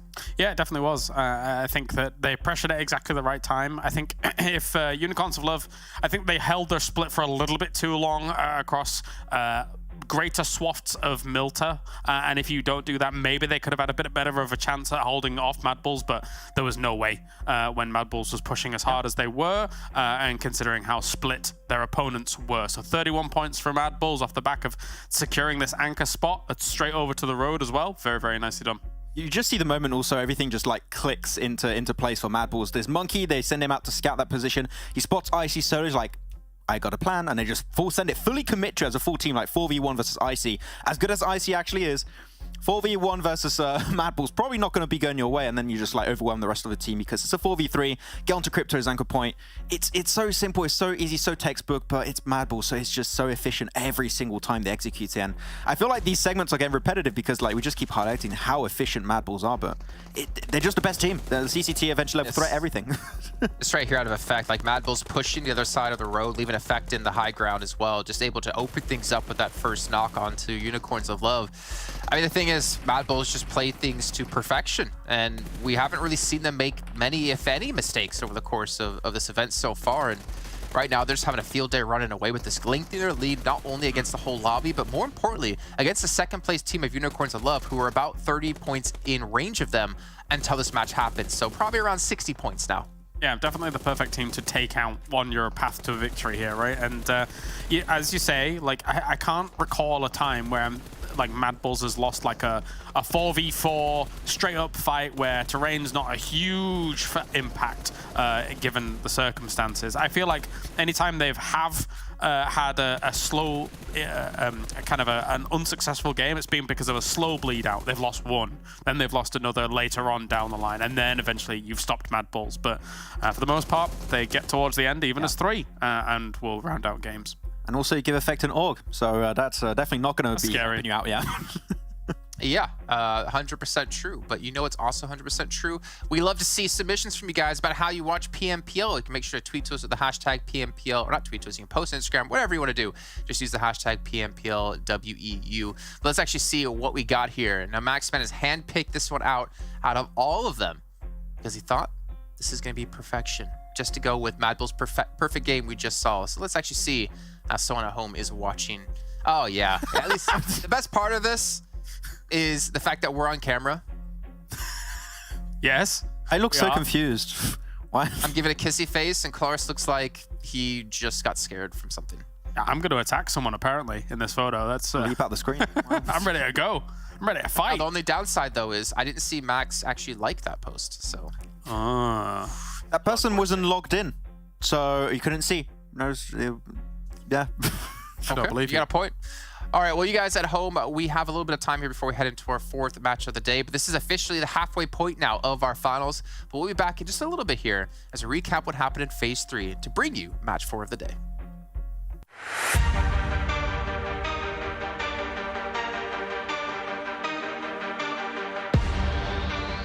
The MADBULLS were set loose again in Phase 3 of PMPL Western Europe Fall 2022. Let's take a look at who in this lobby has been able to come up in the top 5 amidst such chaos and destruction. While Team QODEX wasn't in a very sweet spot, Moneyken really stepped up for the squad as the new wonder kid from Western Europe. His cheeky peeks defeated even the most fearsome names in the lobby. Those skills were in maximum effect when he wiped Death Machine off the map. After a superb display of firepower in Phase 2, Tixi went into Phase 3 with the same aggression in mind, and that was all Na'Vi needed to hold their banner high before they enter the finals. The 1v3 against MUERTE was one of the most stupendous scenes we saw this week. Whenever the MADBULLS go wild, Zerich must become the dynamo to power the large-scale destruction that the MADBULLS require. And he will be back for even more once the final stage goes live.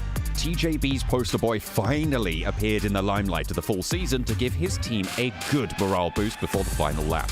The one-man army brought a mind-boggling damage score of 12,028 points, and alone carried the squad to 4th place on the Phase 3 table. Even if he's not number 1 on this week's list, he was surely the most heroic player.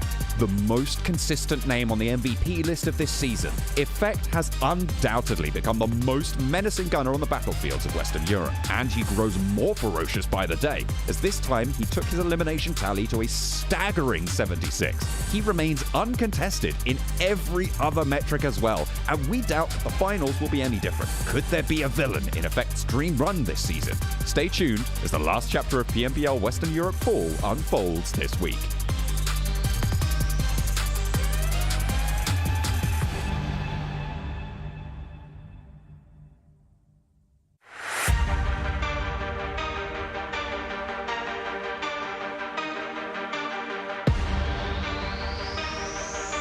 MADBULLS have reclaimed their dominion on the battlegrounds of Western Europe, and this time with even bigger numbers. The team's total point accumulation from Phase 3 hit a whopping total of 351 points. Not only did it include 6 chicken dinners, MADBULLS scored even more in the elimination department, thus resulting in a mammoth total that no team has ever reached so far.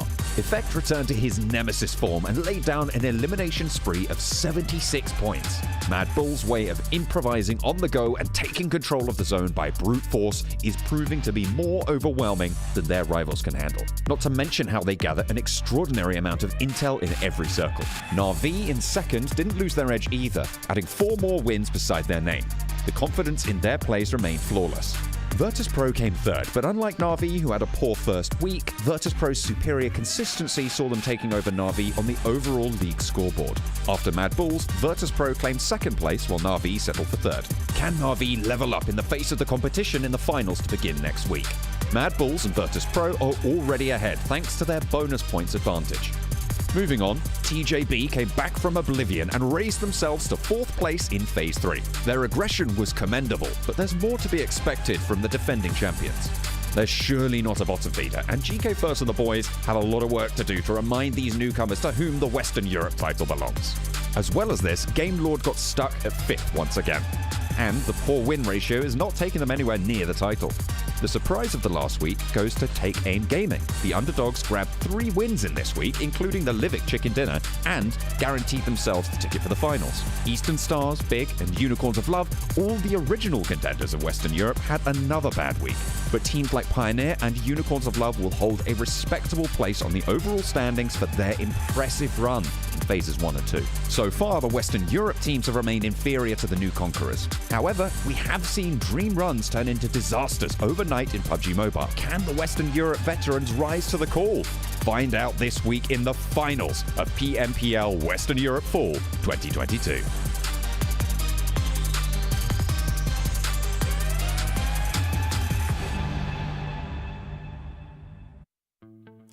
thank you very much to my alter ego voiceover, John. It's good to hear all the roundups, the reports coming through there. But we're getting into the second Miramar of today.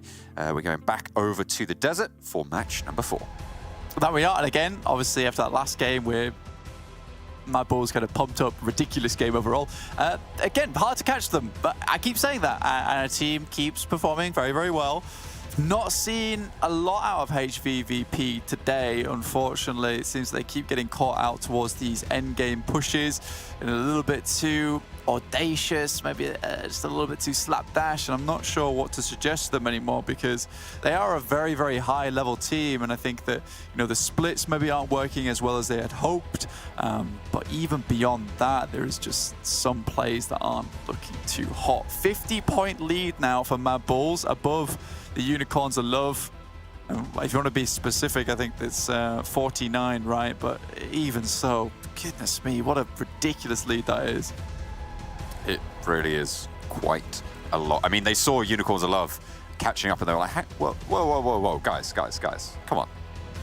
Be reasonable. MADBULLS, we're MADBULLS. We need at least 40 points between us and the second place team. So let's just put that back in, you know, we'll have a great game and then we can go back to usual.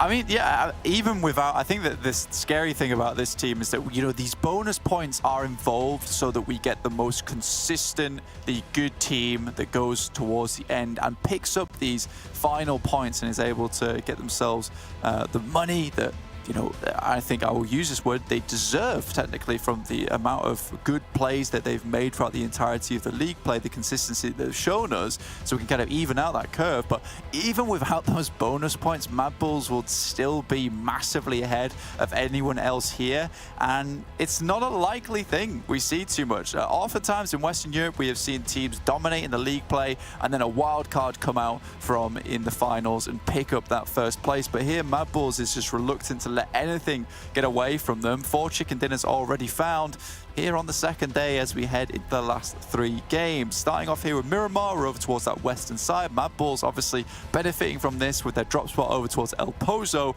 and Big back down towards Chumacera and Pioneer taking up via Demar. HVVP heading up towards La Cobraria. Tixi actually heading out wide, close to El Pozo. Needs to be careful, but does manage to snag a vehicle. Unicorns of Love coming off 2 chicken dinners and what should have been a really, really solid result for them. They did still get a couple of points, but could have been a little bit bigger. Up towards Torre Hamada, and a split all the way down towards, actually, TJB. GK first, close by to Gonzo, although they are across the way just a little bit. Potential scuffle near Impala on the east side here for VIRTUS.PRO and SHOCKWAVE, but it looks like SHOCKWAVE are just going to grab some vehicles, potentially head further south, swing south of Los Leones, maybe even head into Los Leones itself. We'll have to wait and see for what these teams are going to go for their rotational parts. Yeah, VP just trying to get their way down towards Puerto Paraíso, which is where they generally start, so they can begin to loot and then make their general rotations up towards this side of the map. Anyway, you look at these teams though, and you think to yourself, like, getting this first place position, so rough. And a lot of times when you're playing these matches, you're playing these tournaments, you're hoping that that team in first place makes some mistakes, that they might lose some points here and there, or they might not put up such big games. And even though, you know, on those first 2 games of the day that we watched, wasn't great from MADBULLS by any stretch of the word, but it wasn't bad either. I think there was 8 eliminations one game. I think it was 3 eliminations on the first. You even that out, it's still like you're getting, what is that, 5.5 average on the game. That's the problem with them. And then they come out with this 31-pointer. It's just a case of, it's very, very hard for MADBULLS to not put up points. You very rarely see them leave a game with 0 points. In fact, I'd be very curious to see if there has been any games in the past, let's say 2 weeks, where they've dropped a 0-pointer. In fact, I'm going to check. I'm going to check right now. It just doesn't happen, like, it's just impossible. It's always one a limb. Always in a fight, they'll find a point, I reckon. You go and check those numbers, because I think it's unlikely, as you say. Death Machine, having been left alone in Picardo, has worked well for them, but however today, we just have not seen that same performance coming through that we saw in the first day of the finals right now. I think they went down very early in our first Miramar. They went down fairly early in, I think over in the Sanhok as well, if I'm not mistaken. I think Big took a lot of their players down pretty early, and they kind of bit the dust there as well. I don't think they had the best of times on that Erangel. It just hasn't been the same performance that we've seen from them day one. And I mean, it's kind of comparable to Phase 1 compared to Phase 2 and 3 for this team. They have those little flashes, but they remain firmly in the pan for the performances of Death Machine. And with that, Death Machine actually drop out of the bubble. They will be in 9th place right now, with Ruthless Esports on 100 points flat, taking up that position in 8th place. And of course, that is where these teams are going to be looking for to jump on up to try and make it to the regional stage. I'm wondering if Blank has managed to... I have, yeah. Sorry, I'm back now. I'm back. I checked, and you're going to find this very surprising. What? Okay, I'm prepared. From Phase 1 to Phase 2 to Phase 3 for all the finals, MADBULLS has never dropped a 0-point game. Oh my god. That is impressive. I wonder how often that happens. Don't go and look that up right now, Blank, because I don't think we have the time to check everyone. No, that's fine. Did you manage to keep track of the minimum points they got per game in any game? 1 point. You were going through? 1 point. Okay, they did have a 1-point game. How was it a frequent thing that they got a 1-point game? It happened twice where they went 12th place. Just got the 1 point off the placement point. But still, it's kind of cool. Yeah, cool. Just never dropping a 0-point game. That's terrifying though, right? This never happened. So for these teams that are trying to catch up to them, you know, you're hoping, oh god, I hope they get a 0-point game. Guys, it's never happened. It just doesn't happen. The MADBULLS always get their point. They say that we got our one, they move to next. That's right. That's all they need. And again, they just believe in themselves, man. They just believe in themselves. TJB, I mean, I do want to take a quick look at TJB now, though, just because I do want to keep checking in with this team. Able to put up a fair few points now, 135, so they have upped that just a little bit. 6th place, 20 points ahead of 7th, so still good stuff for them. Pioneer able to sneak their way into 7th place, 112 currently. And Ruthless Esports in 8th place themselves. Game Lord slowly but surely clambering up, 94 points on the games, but everyone underneath them so close to them. You got 96 in 9th place, 94 for Game Lord, 93 for Eastern Stars, 92 for Shockwave, 87 for QODEX, 86 for NEXUS. There is a lot of movement that can still happen, so that 8th place spot is terrifyingly easy to take up right now. I think as you head up from there, you know, there's less and less spots available unless you have an unbelievable pop-off day on that finals. But for all these teams, they are going to be in one hell of a bar brawl looking for this 8th place. I mean, it is right in the middle of those tables, right? That is where it can be really close in terms of points. And it will be heavily fought over. You can bet your bottom buck on that one, Blank. It's going to be, as you say, a bit of a bar brawl.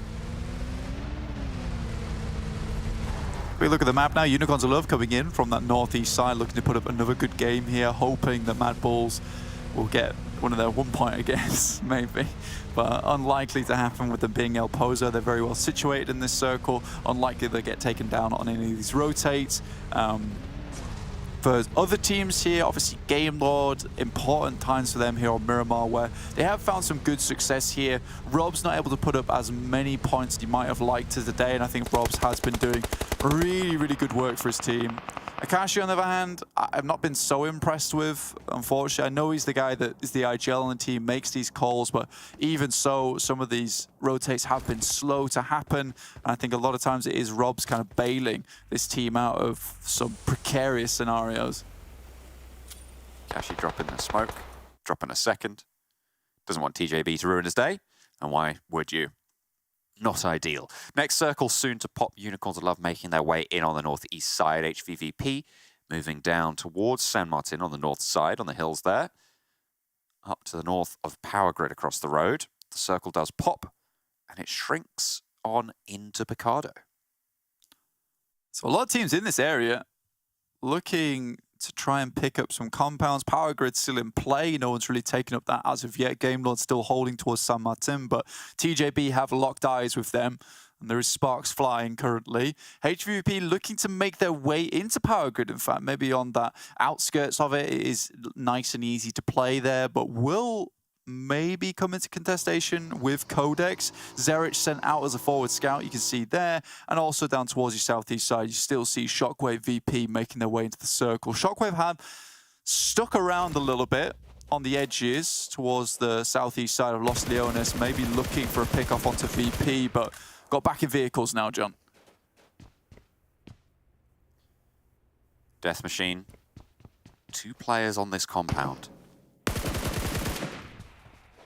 Ulysses rattles off a couple, but doesn't really find the damage. Ultra pops a warning shot back in, but neither team really finding that open door just yet. Death Machine not regrouping on this. They have seen this team, but they have not decided to regroup onto this compound. Big though, and Nexus, Doran already taking a knock. Doran's one of the worst guys to go down here. He is the serious clutch member of the team for Nexus, and losing him is bad news. So now the rest of the team do have to step up tall just a little bit. Ooh, there was a knock sent back over towards Big as Miki went down to redox there. Nades over the top and EXO in the full face of the fight. Take Aim Gaming, however, in the meantime, could have a sideswipe over onto Big's position, making cresting this ridge really, really difficult for them. They might have found that opening knock, but Take Aim Gaming going to slow them down something awful as Nexus regroup towards the position as well.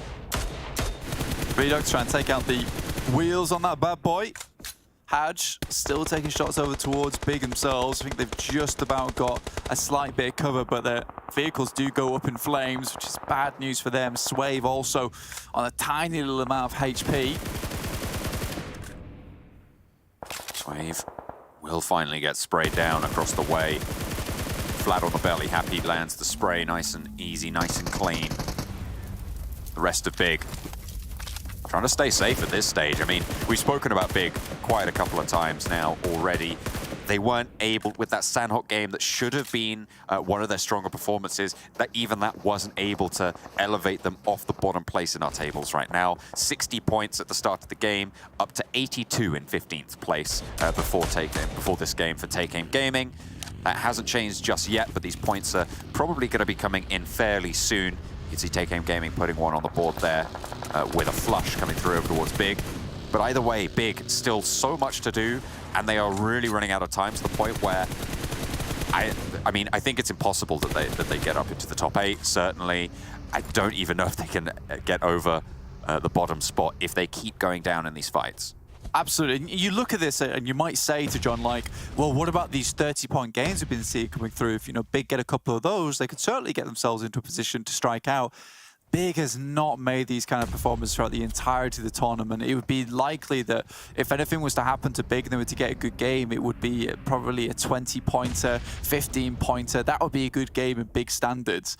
And I don't think you'll see something like these huge points coming through for Big going forward. They're going to have to really put up some points consistently. It won't be massive points, but some here and there. But right now, being just torn apart by the guys from Doran, from Nexus, it's hard news for Big to bear, considering they were one of the best teams back in the day. Laid low like this is just a sorry state to see them in. Nexus shut down Big. They go down 0 points again on a game. Never happens to the MADBULLS, but seems to happen all too often to Big for their liking. Take Aim Gaming, though, they've moved on into Picardo now and actually taking the fight with Death Machine. I'll tell you what, if there's a team you don't want to fight in Picardo, it's Death Machine. The practice that they have had here is incredible. But Ultra has already gone down, so maybe they have that opening. Yeah, they know all the angles. They know exactly where to send the grenades in. It's going to be difficult for Take Aim Gaming to find any kind of luck here. Luckily, they have found at least one, which is good news. Zerich getting knocked on the push in. I believe that was probably to a vehicle being exploded. That's right on the outside track. I think that was just a crash. Looks like there was no one else nearby. Could have been exploded from the crash, but a little bit of a slip from the MADBULLS. There is a Reza out there, so they can get the one back in. They should be able to get into the duo ahead of them as we zero in on Power Grid.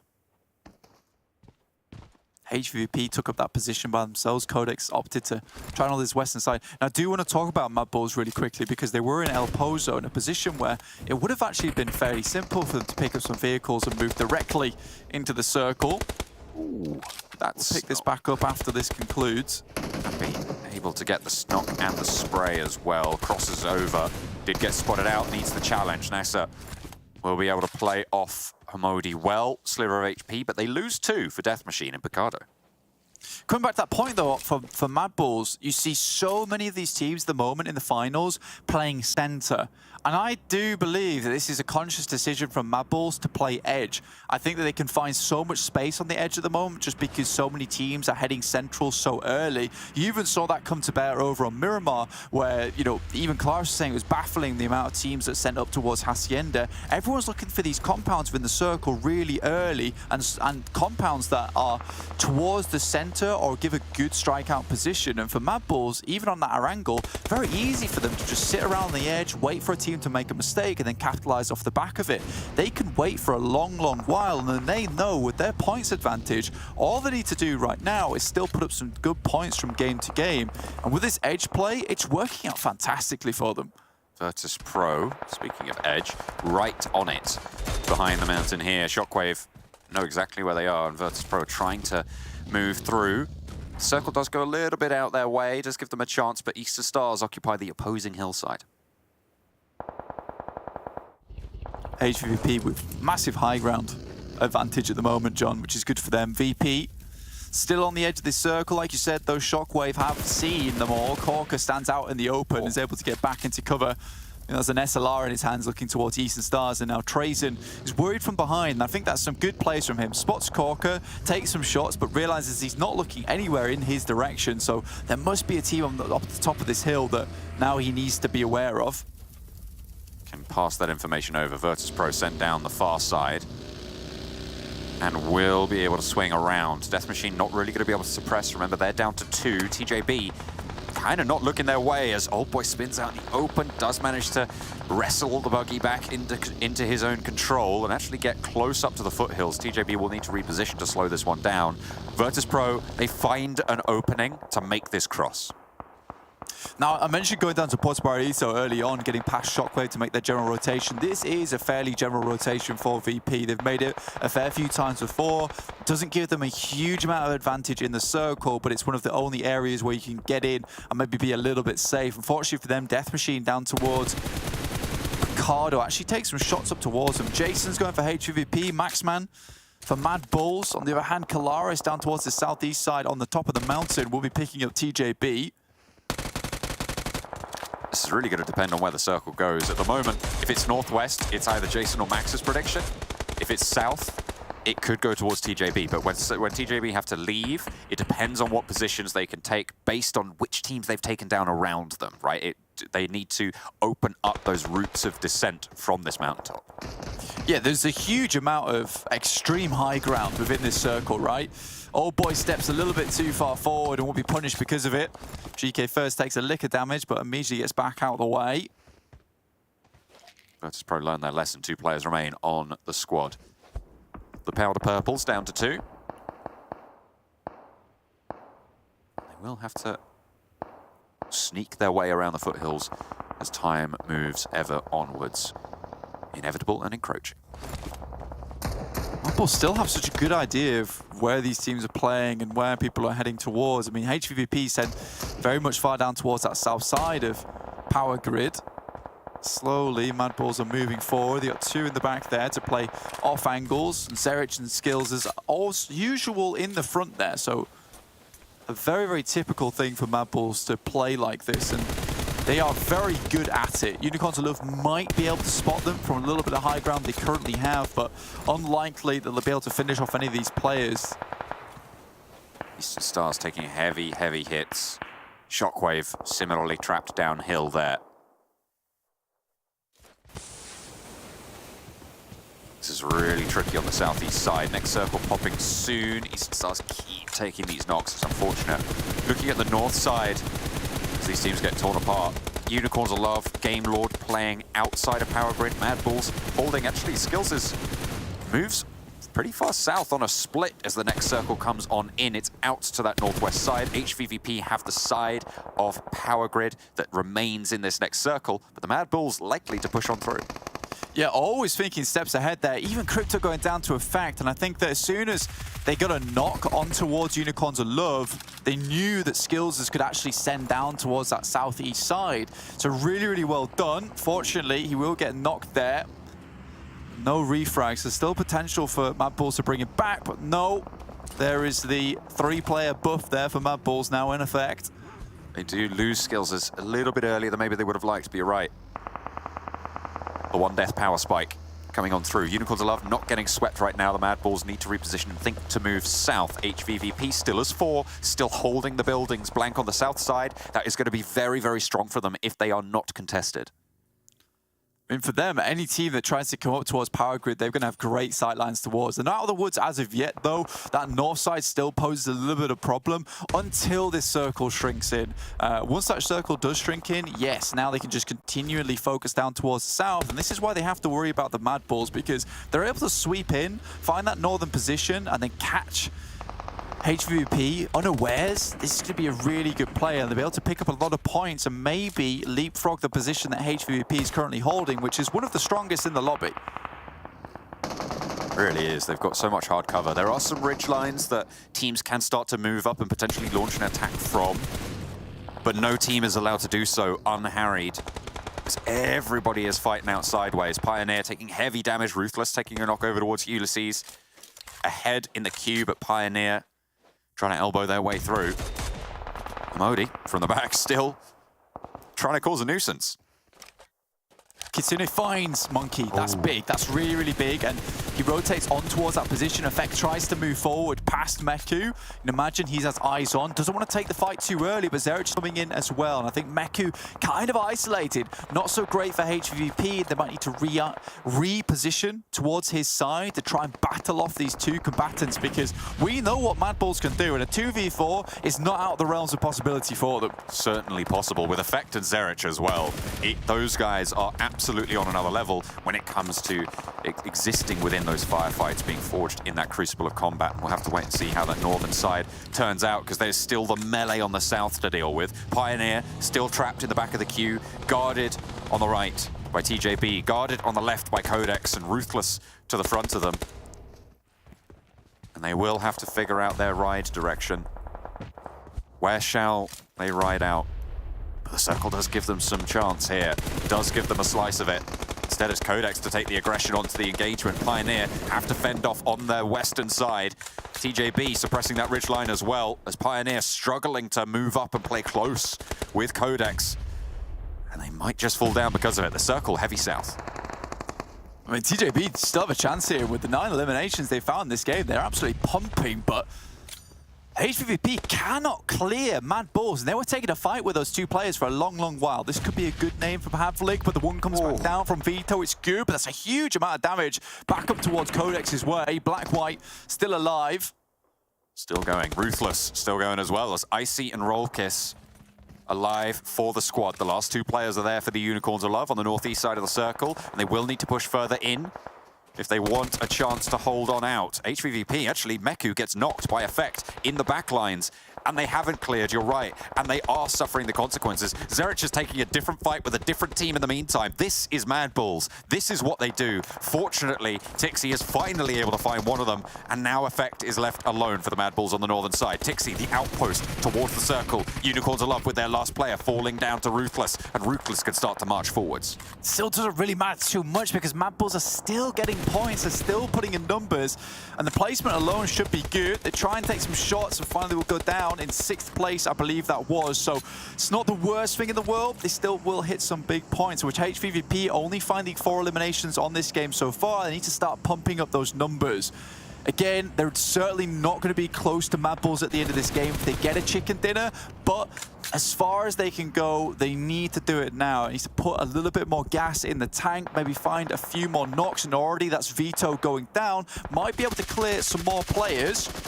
HVVP keeping them all alive as well. They did manage to get the res onto Meku, which keeps them as 4 on this northern side. A really valuable asset that they've managed to maintain here.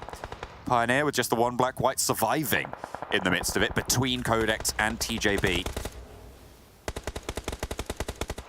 Hands overhead, cowering under the bullets as they whiz on by.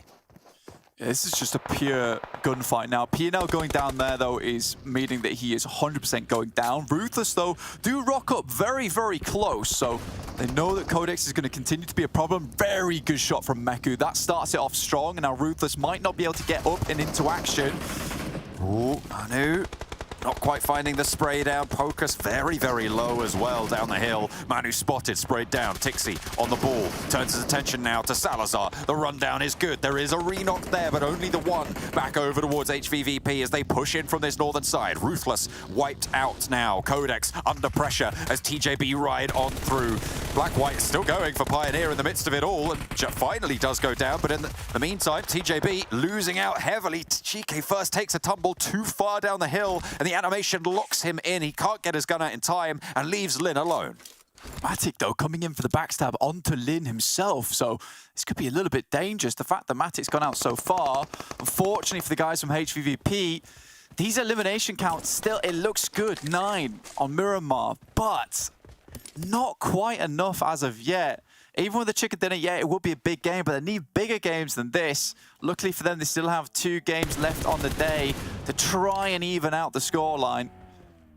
Yeah, HVVP definitely have their work cut out for them if they want to close this gap. I mean, it's sat currently at, I mean, almost, what is that, well over 40 points, over 50 points, in fact, 52. So they can put a dent in it, but no way that HVVP can jump up to even the MADBULLS just yet. Tixi getting backed off by Lin, last player from TJB. Doing a lot of work as of late. Was that a bolt action I saw in the hands of HVVP as well? Potential for just hitting those one-shots, because Lin flushes out Tixi. Actually, Maniken put back by Kitsune. No meds for Lin. Needs to be careful. Blue zone's there. This is bold. This is dangerous. No other option, and will go down. Yeah, they needed that. 13 limbs still would be decent, but losing Tixi, forward outpost, does give a chance now to QODEX. Fortunately, the fight is uphill for them, and they will have to scrabble up this one to get back in. Unlikely they get that player back in action, but both players get into the smokes, which are starting to bloom, giving a little bit of cover here. How many meds do they have? Woodson tries to cross out in the open, and Meku, he's too good to let that one slide. Maniken goes down as well. They are on the ball. 3 players. It's more than enough for HVVP. They push down. Tixi, not needed. Vito healing out now. Putting that adrenaline in. Getting that boost to full. Woodson is resable. Still stays alive after that nade, but no, they are just going to crawl back. See what they can find. Vito wants the challenge. Meku around the side for a 1 versus 1 right now. Fades away, and they know exactly where he is. He's just locking him into this fight. The push comes over the top. The pan is out. The bullets are low, and that is HVVP taking down QODEX to put 13 eliminations on the board and to take a chicken dinner, vying for the top spot.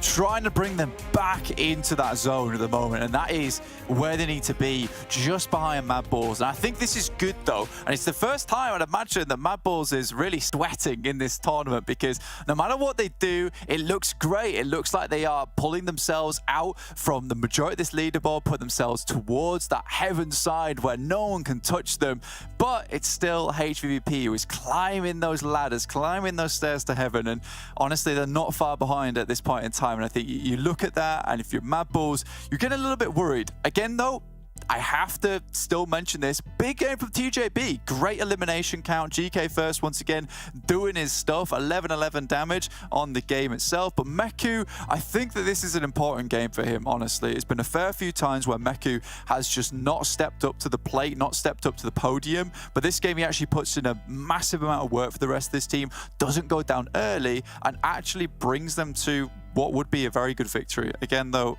Kitsune, there's so much to talk about this game, but Kitsune being on the off angle, very strong as well. I need to stop talking. I love PUBG Mobile, man. HVVP putting in the shift and getting that payout. Hopefully, they can try and close that gap a little bit more in the games we have left today, but let's head back over to the analyst desk. Blake is so excited. We're so excited as well. Well, I'm excited at least, because you know what? Your boy here predicted HVVP to win the match, which means that I'm all tied up with Colaris. Yes, that's all I have to say about that. because it's not really that big of a deal. If it was Maximin that was tied up with both of us, then I'd be like, oh my god, what happened? Maximin clearly has turned some hacks on. But here we go, HVVP closed the game out. It was a little bit scary though, to be honest, and I think the general consensus we had for that match was things were really hectic and hard to follow. Yeah, I mean, you got terrain around Power Grid is just like a lot of dips and divots, low hilltop positions, so like no angle is relatively safe. So if your team like HVVP, not too much scouting really done, you're just leaving that position. And we saw angles like, I think you had Lin in particular from TJB that had a really good angle, eliminated one of the players, potentially got a second knock. So it was a bit spooky trying to leave that spot, but luckily enough, they have the man advantage. They still have 3 players at the very end, and they can just apply that sheer pressure with the numbers. Yeah, 28 points, HVVP, and I think they wanted to catch up. You know, Unicorns of Love able to get that second place didn't quite fit with them too well, so they needed to catch up there and get that second spot. Yeah, I mean, obviously looking at the top of the table is important here with HVVP with the result, but keep in mind, Ruthless, another match with 11 points. They're on 10, 17, 11 on the day. I think they had about 0 on the last match, unfortunately, but they are on a hard rise here, and honestly, Death Machine as well as another team who desperately needed points because they have fallen out of top 8 overall. Yeah, I get the impression Ruthless did this last season round as well, where they showed up kind of pretty well in the finals. So again, good to see them being able to do so. I do like the fact that I predicted them, TJB, get themselves quite a decent chunk of points off the back of this game. They've also, likewise, kind of really risen through the ranks here in the past, I would say, phase now into this final as well, and looking a lot stronger compared to the start of the whole proceedings for West Europe. Yeah, that is definitely a fair assumption. I don't think anyone out there can argue that, no, TJB are actually weaker right now, because they were atrocious when it came to the first week. But again, going back to the craziness and the hecticness of like these final zones, there were so many battles ensuing on all fronts. We had so many third parties here. We had Pioneer, as you can see, trapped between QODEX and TJB as well. It's very tough for all of these teams, but the saving grace here, at least for HVVP, is coming in from that northern side from Power Grid. I think they just had the better angles, and they didn't have to deal with so many fights happening at the same time towards the south. I mean, more specifically, I think a lot of the teams just trying to even enter the circle in the first place used up all of their resources, all of their utility, the grenades, the mollies, the smokes, everything was used up. And when you have one team like them that still have all these resources, they can push up, they can contest locations because they have those resources to be able to push up on those spots. And yeah, it makes it so much harder at the end. So yeah, HVVP just had what they had available for them at the end to try and close off the game. But unfortunately, this match, I still am not seeing my Pioneer step up. I was happy with what we saw from them yesterday. We didn't see just the Izumitsu show, but man, today they are struggling to get in these circles, it seemed. I have not seen them in the late game scenario, I think, once today so far. And this is a team that, you know, we saw step up in phase 2, but finals, there's just not much happening today. They found at least one towards the end, right, of this game. But, I mean, the problem for them is a lot of the teams in the south are playing a salvage mission here compared to HVVP, which is playing from a strong position of cover and things like that. And when those teams down in the south find themselves in a salvage mode, like TJB, like QODEX, etc., and things like that, they're going to get ravenous. They're going to look for any point they can to even try and not only get the elimination point, but also to bump up into a third place, a second place, because they know that HVVP's position is extremely powerful. So for some of those teams down at the bottom, it was the Wild Wild West. Yeah, and speaking of Wild Wild West, we're going to show you the damage here from this last match. And I'm assuming things are going to be quite crazy and quite hectic as well here, because again, the amount of fights that did ensue around the same amount of times. But I'm not really sure who's going to be leading the charge. I mean, obviously we saw, I think that was GK first at 1100 damage, so he's able to make a good push here for TJB. But we'll see. It's actually going to be TJB very high up on damage meters. I mean, they had a great spot, technically, for quite a while. And to come back, actually, to the notion of playing salvage, the fact that TJB got themselves, what was it, 21 points off the back of a salvage game, because transitioning from where they were on the high ground above Picardo to then have to go west towards the circles was not easy compared to some of the other teams that had pretty a much easier time of being able to get there. So a lot of damage coming in from GK first. As I said, it was like 1,111. And he contributed massively here to this success story. It's their high ground position too, right? GK first on top of those rocks. He was just like, okay, we know we're going to struggle to get into the circle. Let's just try and reduce the numbers on the southern side. I think they did that versus Nexus, Death Machine. I think some of players of VP also at some point, and Shockwave.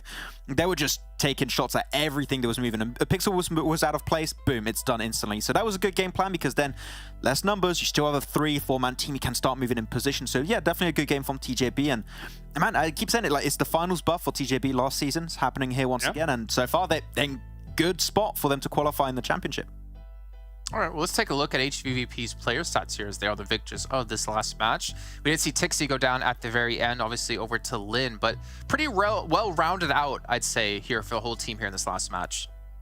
Yeah, they took very low damage, except for Tixie. He's just tanking. He's on the front line. He's just in the thick of it, so not really too surprised. But yeah, it's a clean finish, right? If there's one team that you expect to not throw this one away, it is going to be HVVP. There was potential.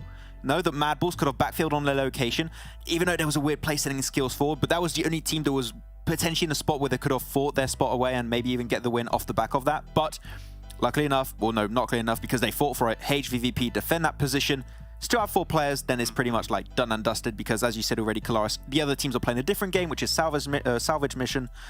They're the only team that really has the guts to fight for that final position. For HVVP, their main concerns are teams to the south of them and teams to the east of them. You see them kind of forming this L shape on power grid, not necessarily because they even need to cover the northwest side, but because just in general, if anybody approaches power grid from that side, there's no buildings to cover them. They're just kind of like pylons with a little bit of kind of concrete on the bottom of them. So the hard cover for them, for opposing teams, is not that easy to work with. So I like HVVP's split around power grid to hold off teams coming at them to then be able to move south. Well, gentlemen, we need to move on here because the next match is almost ready to go, but I did want to take a look here at our overalls to get an idea of where the teams currently stand. And again, who's in first and not typically, but more importantly, who's in top 8. And we can see MADBULLS first place by about 31 points. But that means HVVP have actually surpassed Unicorns of Love here with the result from this last match. But even TJB has been able to move up, and RUTHLESS top 8. Did not expect to say that. This is a huge shift, I would say, overall, though, for Unicorns of Love and TJB. They came in as, what, 6th and 7th today, respectively. So the fact that they've been able to get to themselves to 3rd and 4th amidst all the CIS teams is a really decent accomplishment, and now both can strike out for podium finishes proper. All right, well, continuing along here. RUTHLESS at 111, QODEX at 105, Death Machine at 103. I mean, 111, I'd say is realistic. It is in striking range of every team here, except one team, unfortunately. Team Big, not looking too good at 60 points, almost needing 60 points themselves to catch up. Don't know what it is, but Big, unfortunately, are just having a tough time in the finals. Yeah, I'm going to echo your point you made a little bit earlier, Kalaris, during the day while we were watching some of the games. It seemed like Big are just not trying to the extent we saw in the league stage. We saw that one map on Sanhok where they actually got himself in a really good spot, but they were just not even actively seeking out opportunities. They were just waiting for things to happen around them. And I think that type of attitude in these kind of lobbies with the top teams like your VPs, your HVVPs, and also, of course, your MADBULLS, it's just not going to work. You need to try and take the reins and try and be confident in those positions. But if you just leave things happen, then, I mean, MADBULLS or other teams around you are going to take the win instead. So yeah, Big. There's still a slight chance, but if it keeps happening like this in the next matches today, it's GG for them, I would say. Yeah, they're running out of matches, and we're running out of time here as the next match is ready to go. So let's throw it on over to John and Blank once again. We've got another Sanhok, Blank. We're going into the jungle once again for our match number 5. Looking at how these teams are going to be able to stack up. Can HVVP continue to close the gap against the MADBULLS, or are they on the runaway train that cannot be caught? I mean, at this point in time, you really just feel like for HVVP, it's just catch-up session all the time for them. I don't think there's been a point in this tournament where we've really seen them like really be a way ahead of MADBULLS, other than phase 2, of course. 303 points for them at the end of that with MADBULLS 248, but that was kind of MADBULLS falling off a little bit. I say falling off, they got 248 points in that, taking 6th place, which is still... It's a weird thing to say, but I think for HVVP, that was probably the only time where it looked good for them. But 189, 31 points behind. That is one of those big games. You know, that's just a 16 elimination match for themselves. That's just, by the way. Whoa, because you just implied that MADBULLS are going to get 0 in a game. A blank. Oh, that's true. That doesn't happen. That doesn't happen. Just doesn't happen. That's so for MADBULLS, there is always going to be that point scoring gain for them. So for HVVP, I don't know how possible it's going to be for them to catch up by the end of today, but I certainly think if they can keep putting up decent performances through Sanhok and then through Erangel, there's certainly a chance tomorrow. And again, it wouldn't be, oh goodness me, it wouldn't be nice to finish today behind MADBULLS, but I think that's really the best you can hope for, especially with how good MADBULLS have been in previous matches, in previous phases, in this current finals. And with this circle in particular, MADBULLS in Paradise Resort, they've got so much room to mess around with, so much room to expand on. It's going to be hard to play around. And the crazy thing to me is they're already making adjustments. They've sent 2 towards that left side, already taking up some trash loot in some of the compounds on the left side, maybe to even challenge out Game Lord and gain even more space early on in the game. Hard north shift. Oh, we're hearing some shots pop off. It's MADBULLS. They've spotted Game Lord. Yep. Avalo crawling around. Likely to get back up. Well, to be fair, Game Lord are close by enough to be able to go for this regroup, and MADBULLS aren't pushing it, so potential to get the res here. I feel like Game Lord are moving into position to think about it.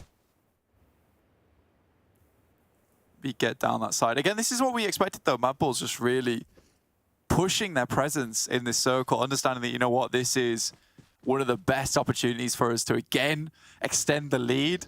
The 50-pointer as per usual.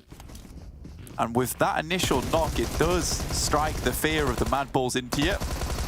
Dadaev tries to jump the gun there, but doesn't quite get the shots off in the right direction.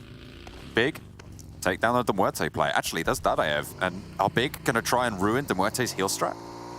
Well, I mean, Big has just slowly moved further and further down towards Sami every single Sanhok, and this time Death Machine's like, all right, we'll take Cave and east side of Docks. So we don't want any more of that smoke. Shockwave gets taken down to GK first. TJB really putting on a powerhouse today. I mean, they had a great start yesterday. Today, they haven't had massive games with the chicken dinners, but what they have had is some very consistent games with some big elimination points and getting like podium finishes with 4th, 3rd, or a 2nd. That's great news. We love to see that from TJB. It's what's needed. And still, we haven't talked about it too much, John, right? But there is still that money on the cards for these teams in terms of the finals. Not only is it regionals you get into, which means more money, of course, more cash in the old pocket, but there's also a prize pool here for the finals. 10,000 for 1st place, 6,000 for 2nd, and 4,500 there for 3rd, and it goes down and down and down, but does diminish around about that 10th place down to 2,200. So getting these top spot positions means a bunch of more cash to play around with, so there's still a lot on the line for these teams other than just PMGC. And a bunch of more cash is always a good thing, I find. Pioneer suffering to a bunch of bullets in the back. That's not ideal. Black-White does go down and get flushed. I think you're right. I mean, TJB, you spoke about how they're putting up those elimination points, and absolutely, I mean, you look at the tables, 66 elimination points for MADBULLS right now, the far and away elimination leader, but 2nd place, 61 points on eliminations for TJB, currently in 4th place overall, but you're right, they are putting up those really consistent eliminations. If they can just push those placements a little bit further, that's where they can really make up that ground and challenge out teams like HVVP, like Unicorns of Love. We are seeing, so it's really nice though. I think that this is absolutely what we'd want to see at the end of this tournament as well, John. Just because it's beautiful to see 4th and 3rd place held by our original Western European teams, right? We've got these newcomers in HVVP and MADBULLS that have come in. Sure, they're 1st and 2nd place, but it's nice to see that our original representatives are not going out without a fight. And we said that it would take a while. We did say it would take a while for these teams to adapt to the lobby, to really bring themselves back up to the same caliber. And it was kind of a sink or swim scenario where either you get used to these rough waters or you just end up beached somewhere. And in this case, Unicorns Love and TJB, they've been treading water for a long, long time throughout this tournament. Finally, they're starting to swim towards those big points, that big money, and those big positions in the tables, which is great to see. It's 2 apiece. What I'd love to see, though, is one of our OGs in 2nd place, one of the newcomers in 1st, and so on and so forth, down towards 4th place. But I don't know how likely that's going to be with the way that HVVP and MADBULLS are really duking this out at the top. It's a fight for the ages, this one. Yeah, it seems like HVVP are solidifying as time goes on their position in that 2nd place, right? I mean, they are even challenging for that 1st right now, but it's a very interesting fight to see because the MADBULLS just seem so consistently solid on every single match we see them in. As we said, no 0-point games on their record this tournament, which is a very, very, very impressive achievement considering the length of tournament that we've had. I mean, we're closing in now towards, I think, over 85 games played, which is absolutely nuts to have that kind of a record. So really, really solid stuff from the MADBULLS. I mean, you kind of, you know what you're getting into when you talk about the MADBULLS. I mean, when we look at this, though, and I mentioned it last game, is that MADBULLS has been playing a very much edge-centric playstyle recently with the massive shift in the lobby in terms of taking much more central positions. This time around, though, they are forced into the central position with this circle up towards Paradise Resort. We know they can play it. We know they're good at it. However, this does leave more potential for them to lose maybe 1 or 2 players, maybe getting a little bit too overconfident with some of these splits that they've been taking. Again, each player is an absolute fortress in of themselves, very difficult to take down.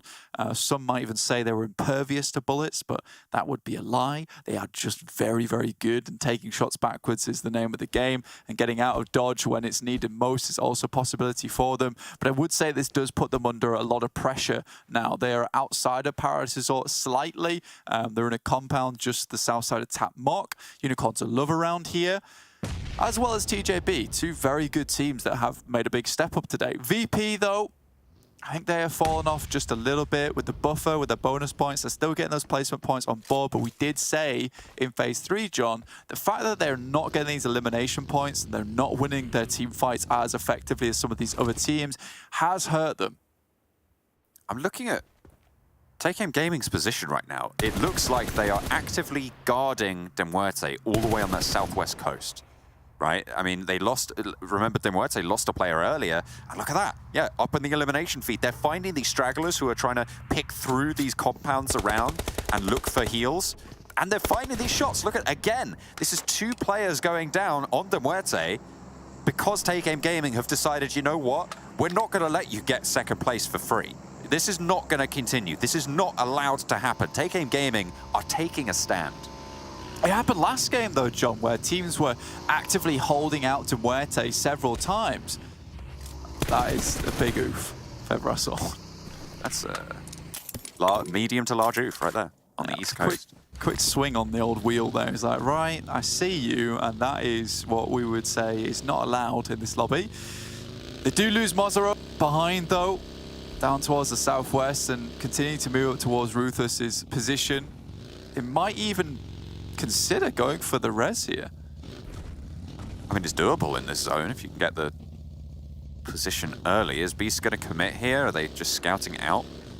You are wasting time. Yeah, I don't think that you can really get to this one safely and commit to that res. I mean, the blue zone will just take Mazzaro down, and he's bleeding out.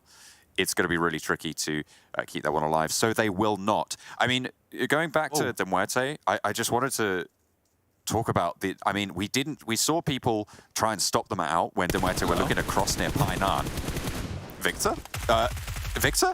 Okay, finally, getting the spray down over onto Kapahala. But we didn't really see a team do as TakeAim Gaming did. They picked positions in the compounds that they know MUERTE are going to go and loot afterwards for the meds specifically, and they go and take the players down, which means they can't all gather the meds and put them into one player. It's going to reduce the number of meds total that Striker's able to accrue on MUERTE. Eastern Stars watching this over towards HVVP. They did just lose Kapahala as he made his way over towards the north side to Victor, who was on top of the roof. I mean, basically just left himself in the open, didn't check anyone who was repaneling those slates on the top side. And Victor was up there getting his duties done for the day. I think it's straw, isn't it? If it's straw, then, you know, he's re-strawing that bad boy. Rebusheling, I want to go with. I like that. HVVP take the interesting rotate. They get in the boat and move over towards the top side of Cow here, I'd imagine. Past Game Lord, past Victor, past Eastern Stars. Now, they could have made what would have been a pretty typical rotation for HVVP down towards that southwest side and moved past boot camp, but they've seen how many times that has failed in the past. So instead, they're going to move up towards the north and then play downwards from there. And for Unicorns Love, maybe they don't expect this one. Sure, they've been backfilled a few times by VP, but they've not seen them sweep from the east side as of yet. So this could be a big surprise for Unicorns of Love and something they maybe don't consider. Kitsune out in the blue. They gave him as many meds as possible to keep going. And I think this is maybe the smart decision for HVP. With this circle, they see it. They know that MADBULLS wins most of these matches on Sanhok when you get a circle like this. Ooh, that's unfortunate. Thank you. I mean, Victor should have got that spray down earlier. He still got it, but I think he was as surprised as Kapahala was, honestly. Yeah. It's like, what? Hang on a minute. What are you doing there? Who are you? I didn't invite you. I think for HVP, they are going to go for this heal off here, and I think that's absolutely wise. Knowing that MADBULLS is maybe going to get a chicken dinner, like a 25-pointer, if they can go for a second place with some limbs on the sides from HVVP, this is one of those games where it's a case of, right, we know MADBULLS are going to do well, so we just have to do somewhat good, right, and stay within distance, stay within reaching distance. We could go for a big game here, but we're in no position to make it happen for the Northwest Island, so our best bet is just to go for something a little less courageous, but still pump up some points in the same way.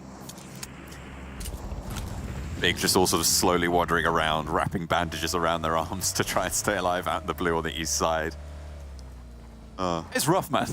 me and the boys after a night in Lakawi. Yeah, that's right. Could you bandage my head, please? You're going to be a mummy at this rate, but that's fine. Don't even worry about it. We'll get you into the circle. Big moves down now from Camp Bravo towards the circle itself. The rest of HVVP did make landfall.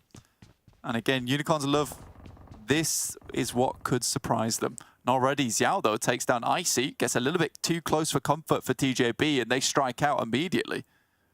Unicorns of Love have been backfilled up from Cow before by VIRTUS.PRO and gone down to it, right? This is a position that they should be wary of, even if it's not from HVVP, unless they know that VIRTUS.PRO are still out towards Mong Nai. If they've scouted that, then they might be caught out just that little bit. But for now, they've yet to find that full engagement. Striker is still healing out towards Camp Charlie, all the way on the south side of the map for MUERTE. So even though the teammates did go down, they will still be able to have that heal strat going for MUERTE. As you highlighted earlier as well, Kitsune for HVVP still healing out towards Hatin. Just trying to get the players, the boys, as far as possible, get some elimination points. That's where to go from. Even if Kitsune gets an 8-pointer with a 4th place, 10 points, for a couple of limbs on top of that, which they usually are able to get, that's a great placing for them. Now, Unicorns Love very preoccupied now with TJB, and you can see how close HVVP are to their backstop. Believe that is Crypto up on that side. Okay, but he does have the rooftop there. HVVP will not be able to spot him too soon, and Tixie. Yeah. They don't check the angles. They aren't playing warily in this compound, but now they know there's a player in there. 2 players alive for HVVP. It is just Matic, because remember, Kitsune is healing out towards Hatin. So he's just going to try and stay alive, pick up some points for eliminations if possible, because they haven't really found too much just yet. In fact, they haven't found anything. I love that from Unicorns of Love. They completely expected this play. Get Crypto on the rooftop. He sits there, waits for anyone's going to push from that north side. Even if VP don't come close, they still expect it. I think this is something that has been a massive frustration for Unicorns of Love in the past, which is getting backstabbed so many times and assassinated with a cloak and dagger type of play. And I think this time around, you do see them just hold it.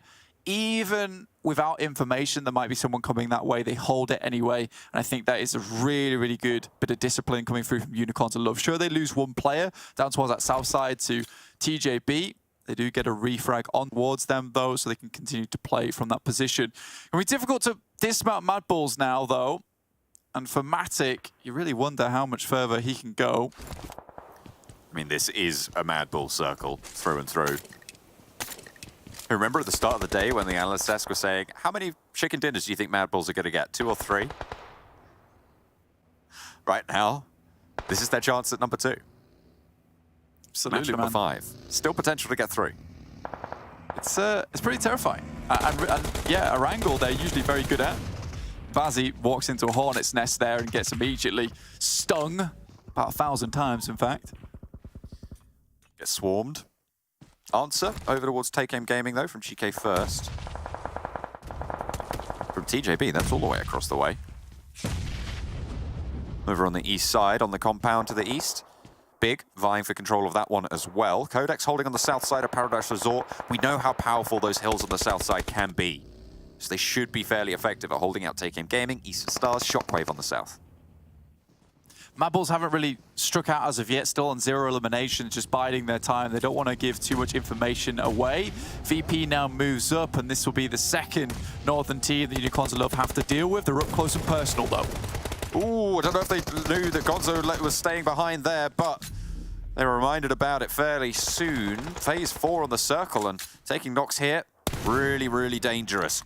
Will spell a death sentence if you're outside of the zone, and it is moving away from you. VIRTUS.PRO caught behind the rock in a pretty hard place. Matic, though, finds Chudica. Will spot him out, and now the 2 players in front, very low. I don't think they knew where he got shot from. Surely they do. We'll pass the information back. It's a good nade, but a bit too far, and the players have already moved. Pushing out, they want to handle this. Yankee around the side, Old Boy as well. That leaves Kitsune as the healer for HVVP. Triple MADBULLS prediction. You cannot blame the analyst desk here. It's a Paradise Resort circle. The MADBULLS have the really solid Northwest house and a little bit of a foothold into the Paradise Resort. This next circle pops away from them, though, so could prove to be a little bit of trouble in their future. They'll have to move through QODEX here, and GameLord's getting scarily close towards them, but GameLord just haven't had that same performance as before, and we saw how Monkey dealt with this team from a similar position in Miramar, just with the nades alone. Nori, that's 2 falling, make that 3. It's so efficient. They spot the team, they have the angles already set up, they get the sprays, and they leave GameLord ringing in their ears. Effect does go down to a cheeky little crawl up from Narvalo. So the opening has been found, but it is just Narvalo now operating, as Victor did get knocked on the sidelines. They know where he is as well. Nade over the top.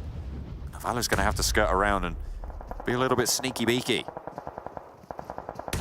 That's 5 of them, though, so fair few nades to go, but now has to get in action with the guns, and MADBULLS know that they are more than happy to take the fight. Iron sights to iron sights. It's the 1 death power spike coming in from MADBULLS. Taking Gaming under pressure now from QODEX. They go across the way. Hudge looking for the sprays through the door. Finds 1, but it's just a little bit too much to deal with the LMG in the hands of Moneyken. I mean, for MADBULLS, they don't really have the best approach into the circle, but QODEX had to move away, so didn't have these sight lines over towards the MADBULLS as they were moving out. Skills's now moving down towards that south side, might have eyes on towards PNL, and does. Takes him down immediately. This is a very nice line that he's used several times before, and will pick up one of the players there. And this gives a good chance for MADBULLS to actually get into the circle. QODEX now needs to regroup, reassess the scenario. South side, an oversight for the zone if the MADBULLS hold this south rock face. I wonder if they've given Monkey all the meds and are waiting for him to regroup. Crypto does go down for Unicorns of Love, but not before taking the knock over towards EXO. Leaving NEXUS at 1 active. HVVP still healing. MUERTE also still healing. As these teams start to reposition for the fight. Monkey moving out of the blue to regroup with the team. They're playing this rock that won them the game last time they had it on Sanhok.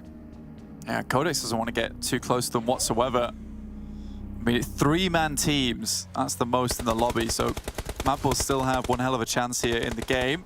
For HVVP, though, I mean, there is still a chance that MADBULLS maybe goes down a bit early, but we're already finding 5 eliminations. It's unlikely that they'll get on top of them in terms of points. They may be able to if Kitsune has enough meds on this side to break even, which would be fine. But again, still an unlikely challenge ahead there for Kitsune, especially with how long he's been out in the blue. You really are curious the amount of meds that he currently has on board, because you'd have to have an absolute ton of them in the back pocket. It would be bulging, to be quite honest with you. I mean, that whole north side, to be fair, it was originally looted, I believe, by Eastern Stars. They drop out that area, so potentially a little bit lower. But similarly, Striker for MUERTE will have been harried by the fact that his teammates went down early. MADBULLS lose a player to a nade. Skillsys does manage to get back behind the rock of the blue zone, really crunching on MADBULLS now. They are getting pushed out here. Good molly. And it is, as you're right, it's a really, really good molly there. Skillsys is still alive, but will remain the last player for the MADBULLS as the circle moves away from them again. He has to stand up, tries to jump down, but no one spots him in the process, actually able to get down there, but Moneyken does take the shots through. So HVVP will go a little bit further than MADBULLS, but for how long? MADBULLS with 7 points on this game here. It's a decent stuff for them, but really now, for HVVP, it needs to be a second place, and with the amount of terrain cover here, I don't know how quickly this fight's going to conclude to give Kitsune maybe that chance at a high ranking. This is a lower scoreline for MADBULLS than we would expect on a circle like this. QODEX kind of played spoiler by taking that southeast side and slowing them down on their exit. Can QODEX take up that mantle of the Paradise Resort team? It looks like they're doing pretty well right now. TJB getting swept aside. Shockwave on 3. Lin trying to heal out. Last first aid right next to Shockwave. Needs to be careful. The sightlines are there for QODEX. Has to break to the tree, but exposed to Shockwave. Looks like QODEX might not have been paying attention there and turn their attention instead to Nightmare. Do get the knock. As Corker maybe being spotted there. Oh no, wait, he's all the way out there. He's all the way out in the zone. On that northwestern side, on the northeastern side. Right now for HVVP, I mean, just these players within here are at more risk of going down to anyone outside the circle itself, who must have a load of meds still going. You are feeling a little bit bad for Kitsune now. It's 2. Massive amount of damage done. Aza remaining. QODEX clears it easily. Should be going for the chicken dinner now. Lin left alive. We've seen him do crazy things before. Knows where all 3 of these players are. All 3, but the circle does move away from them. HVVP go down. 5th place. This is what happens when you force a lobby into a heal meta. MUERTE go down. VP actually ladder up into 3rd. Lin in the zone. If there's a knock from one of those nades, that's a chance, but will not be found, unfortunately. I don't think they think he's in the zone. He has 3 first aids. They are lining up. If he can take Moneyken at the back, that's going to be good. Goes for 1, doesn't quite get it, and the transfer's not there either. QODEX do find him in the bush. Lin falls, and QODEX take the chicken dinner on Sanhok. Yeah, tries to blast out. Big game for QODEX, though. TJB, another large one from Lin, living for so long. The heal strat did not come to bear. It was just the case of heal once and then get into the circle and hide in the bush. Classic Snake play. Back to basics. That's what we like to see. Everyone else healing out does not get the same kind of benefit that's out there. But yeah, for Kitsune, I think that with the amount of points he got from that 6th place, should have broken even with MADBULLS at the end, I believe. Don't quote me on that. But that is still decent. You know, with a game like that, with Sanhok being so in favor of MADBULLS and that circle being... Moneyken, okay. Christ alive. Being so in favor of... MADBULLS, and everyone predicted it. We even assumed that that would be a MADBULLS win. In fact, they go down at that point. That's actually great news for HVVP, who have not had the most success on Sanhok throughout all phases. Yeah, because those circles don't always happen, right? And to be able to take the wind out of the sails of MADBULLS when they do is good news. I mean, obviously, no point gain on them right now, but the other circles may be going to be a little bit kinder to HVVP on the chase. We'll have to wait and see. But first, we go back to the desk.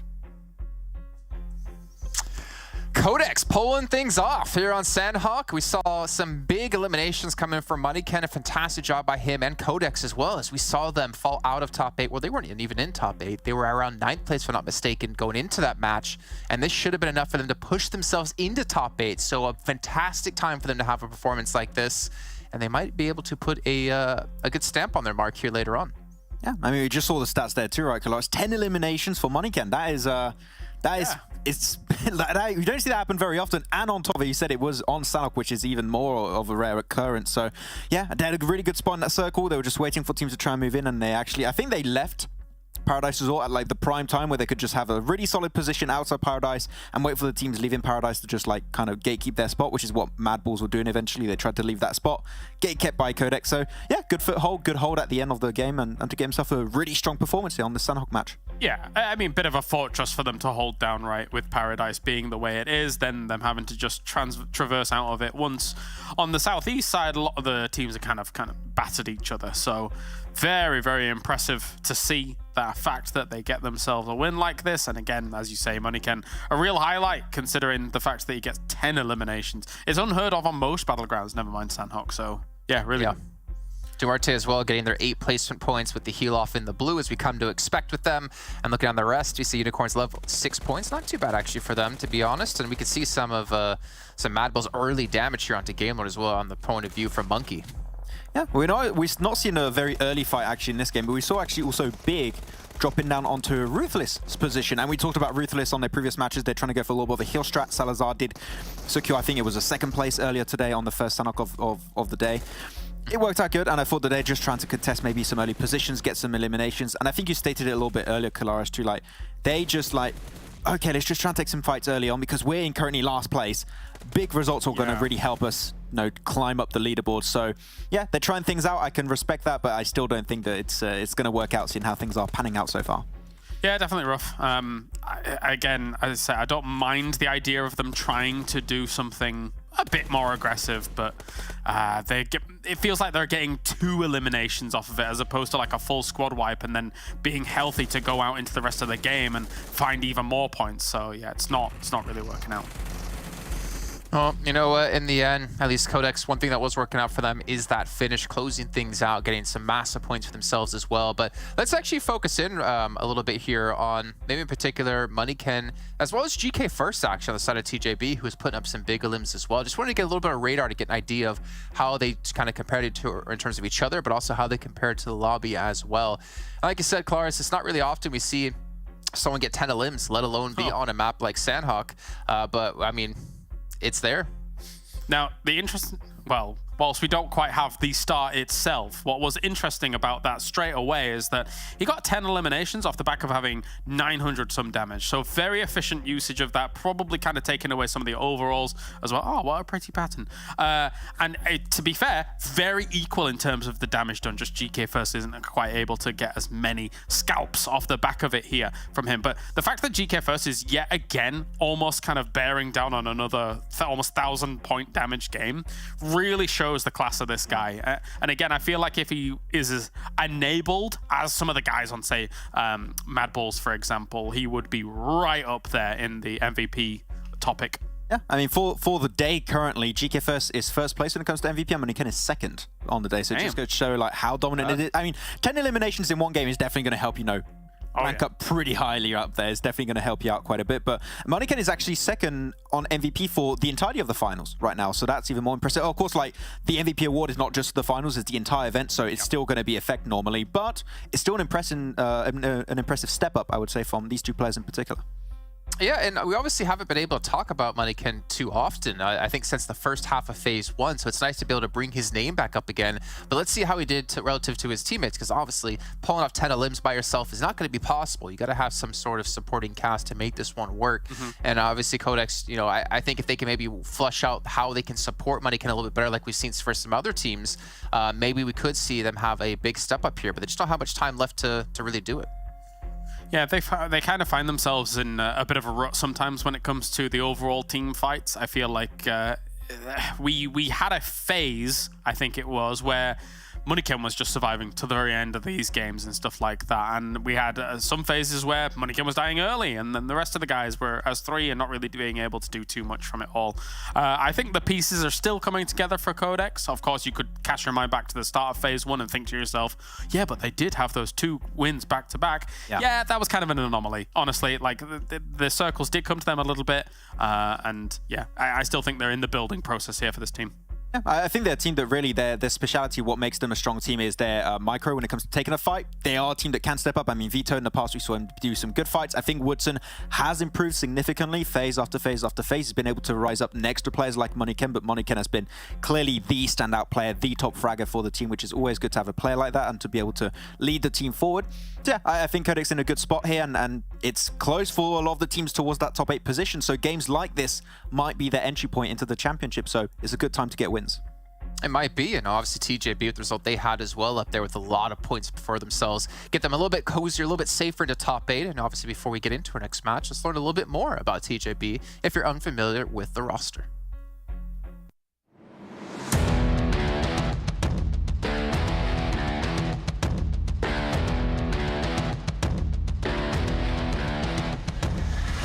TJB Esports EU is entering the battlegrounds of Western Europe as defending champions. And this wasn't their first PMPL win.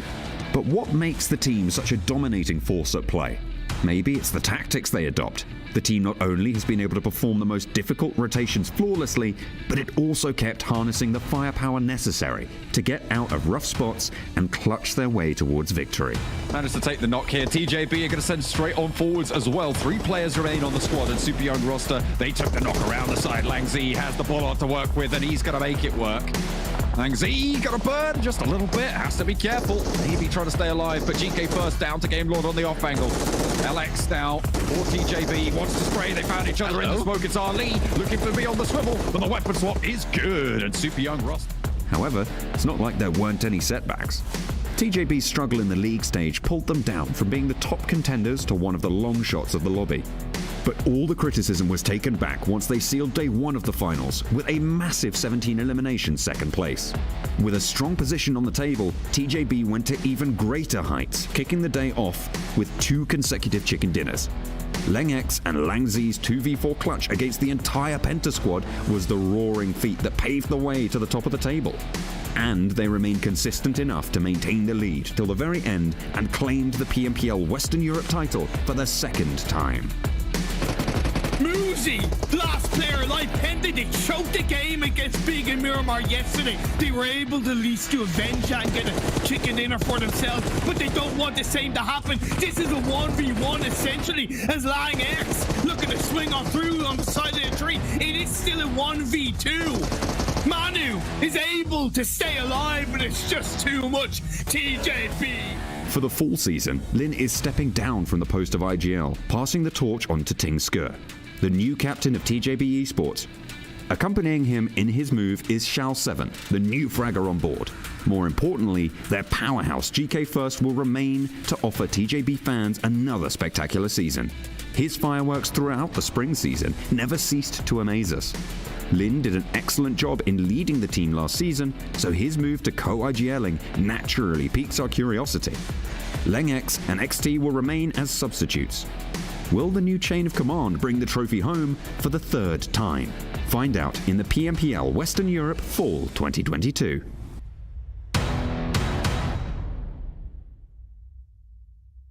We have been finding out about TJB over these last couple of days. It seems like finals are their time. They have risen so steadily over the course of this whole tournament. I mean, first phase, 17th place. Second phase, 9th place. Third phase, 4th place. And now in the finals, they are in 4th place in contestation for bumping up to 2nd.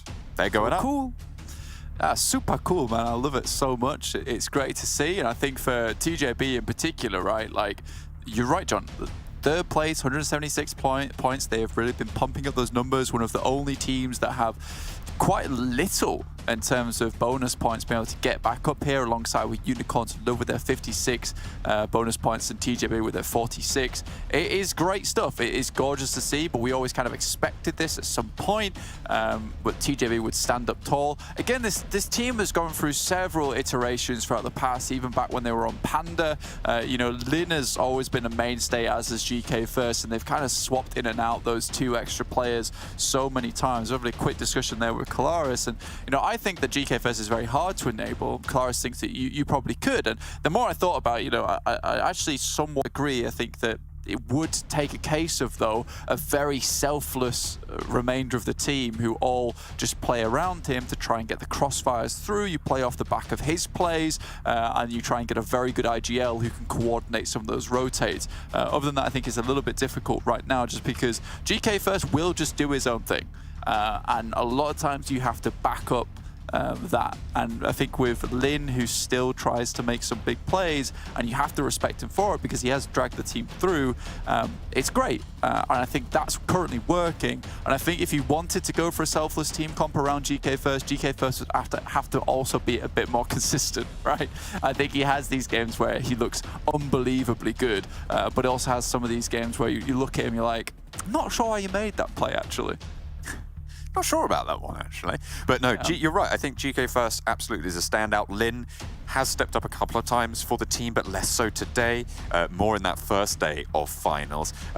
But looking at the other team of one of the old guard from Western Europe, Unicorns of Love, it's kind of a similar story, right? They're enabling crypto. That's the style that they've gone for on the roster. So does it, I mean, it says a little bit, I think, about what has happened to the old Western European teams, where both of our big hopes are teams that enable one big player, right?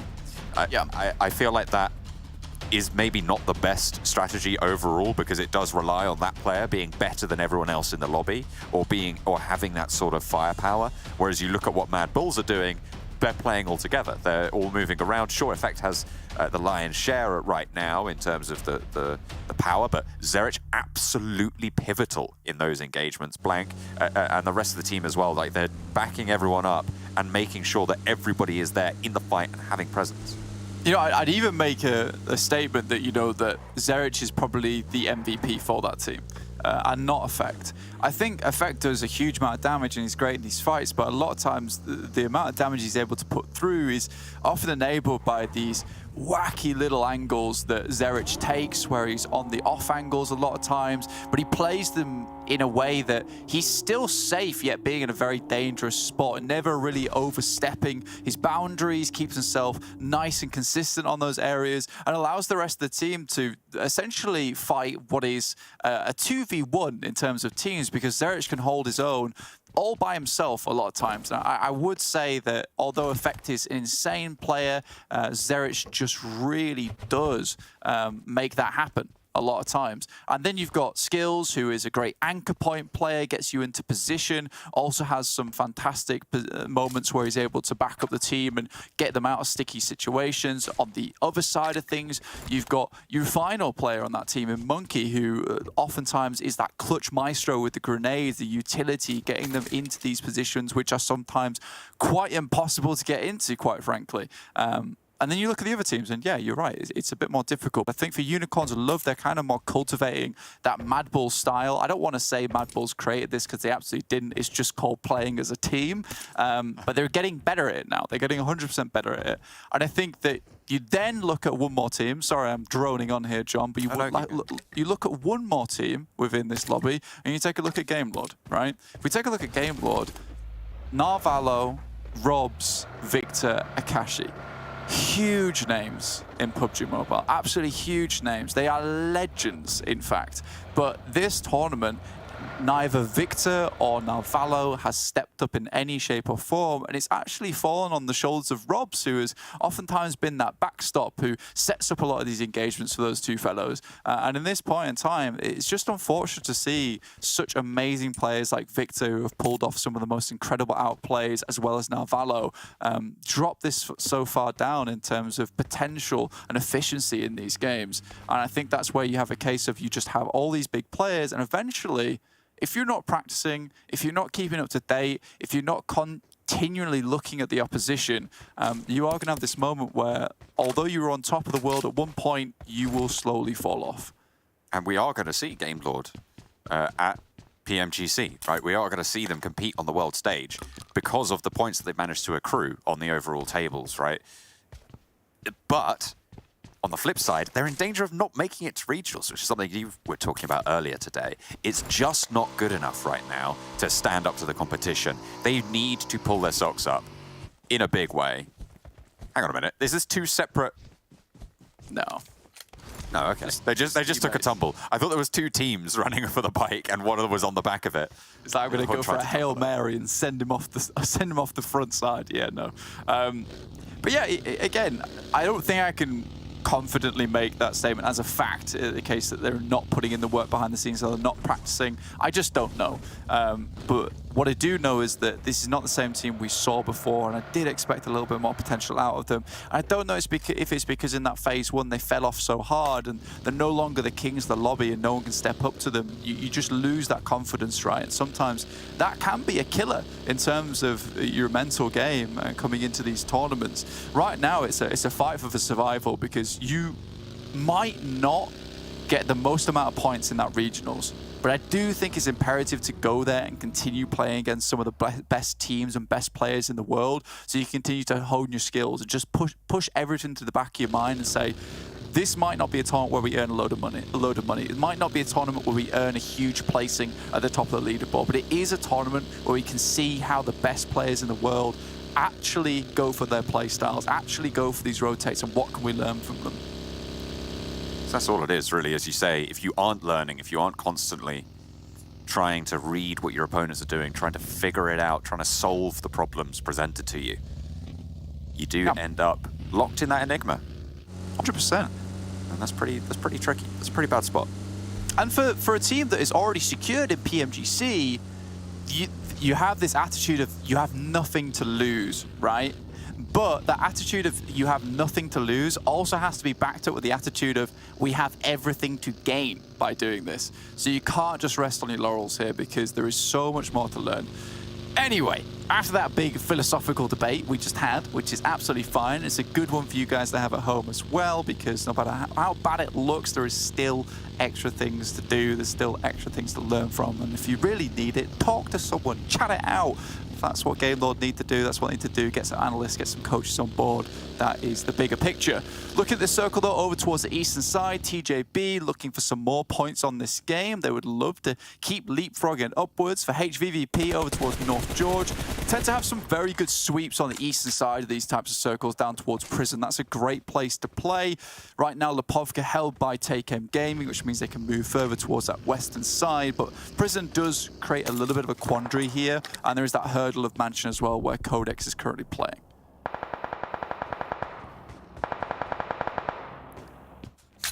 TJB taking shots, popping them across the way towards Nexus. Maybe actually just scouting out. I'm not entirely sure that was TJB taking the shots. Either way, teams crunching on this eastern side. Blank HVVP still out in North George. MADBULLS swinging in from Primorsk, coming in on that southwest side. No one left on Sosnovka Military Island. Unicorns of Love did make that crossing. They are up on that north side now. Next circle, just about to pop. It's pretty central.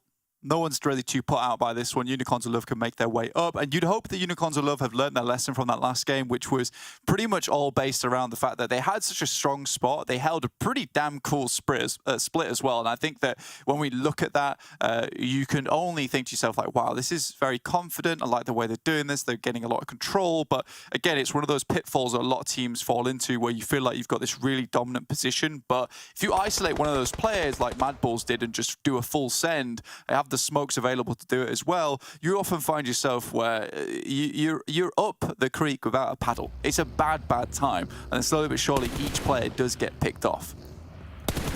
Big. They've lost Mickey, but they do get some revenge on Death Machine.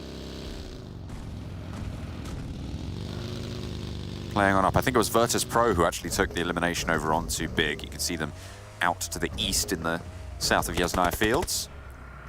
Yasnaya now taking shots from Big as they move down a little bit further south. Fairly solid spot right now for them to stay alive, to keep on going. Question is, how powerful will it be in these next circles? It's a really big question, honestly. I mean, with the amount of compounds still within this area of the map. I mean, you head towards the west, you know it's going to be a barren playing field. There's going to be around there, there's the fields, there's a few compounds you can play in, there's little high ground. But you head towards this side of the map, there's Yasnaya involved, there's Prison, there's Milta down towards the south, there's all these crisscrossing roads as well with school on that western side. It's an interesting one, and even with, you know, south of Yasnaya in the fields, you have some compounds there on the east and south side that you can have a good time within. MADBULLS, on the other hand, they will be stopping off down towards the southwest. That's on the west side of Farm, which is the compound which you really should know about if you're a PUBG Mobile player. It's down towards the south of Potato Hill, gives you really good sight lines out towards the east and also protects you from the west. But they won't stick around there for long. Knowing that this is not really towards the center of the circle, very unlikely they'll head down there, but it's good to scout it early regardless. Make sure there's no teams in there in the first place, so if we do get a hard southwest shift, they know exactly where they can return to.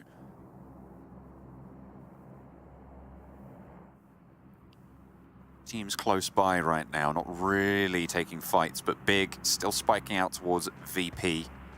Death Machine just across the way as well, Pioneer on that western side. The crunch in the back, I imagine HVVP next to get into a scrap. With Big, maybe the targets here, but finding a little bit of pressure, a little bit of a presence in a really strong compound overlooking Yasnaya.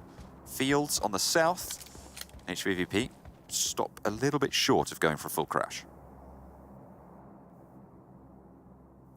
You play this position, right? Again, it's informational gain towards Lumber Hill. You're waiting to hear which teams flow past. Right now, MUERTE holds the majority of Lumber Hill on all sides.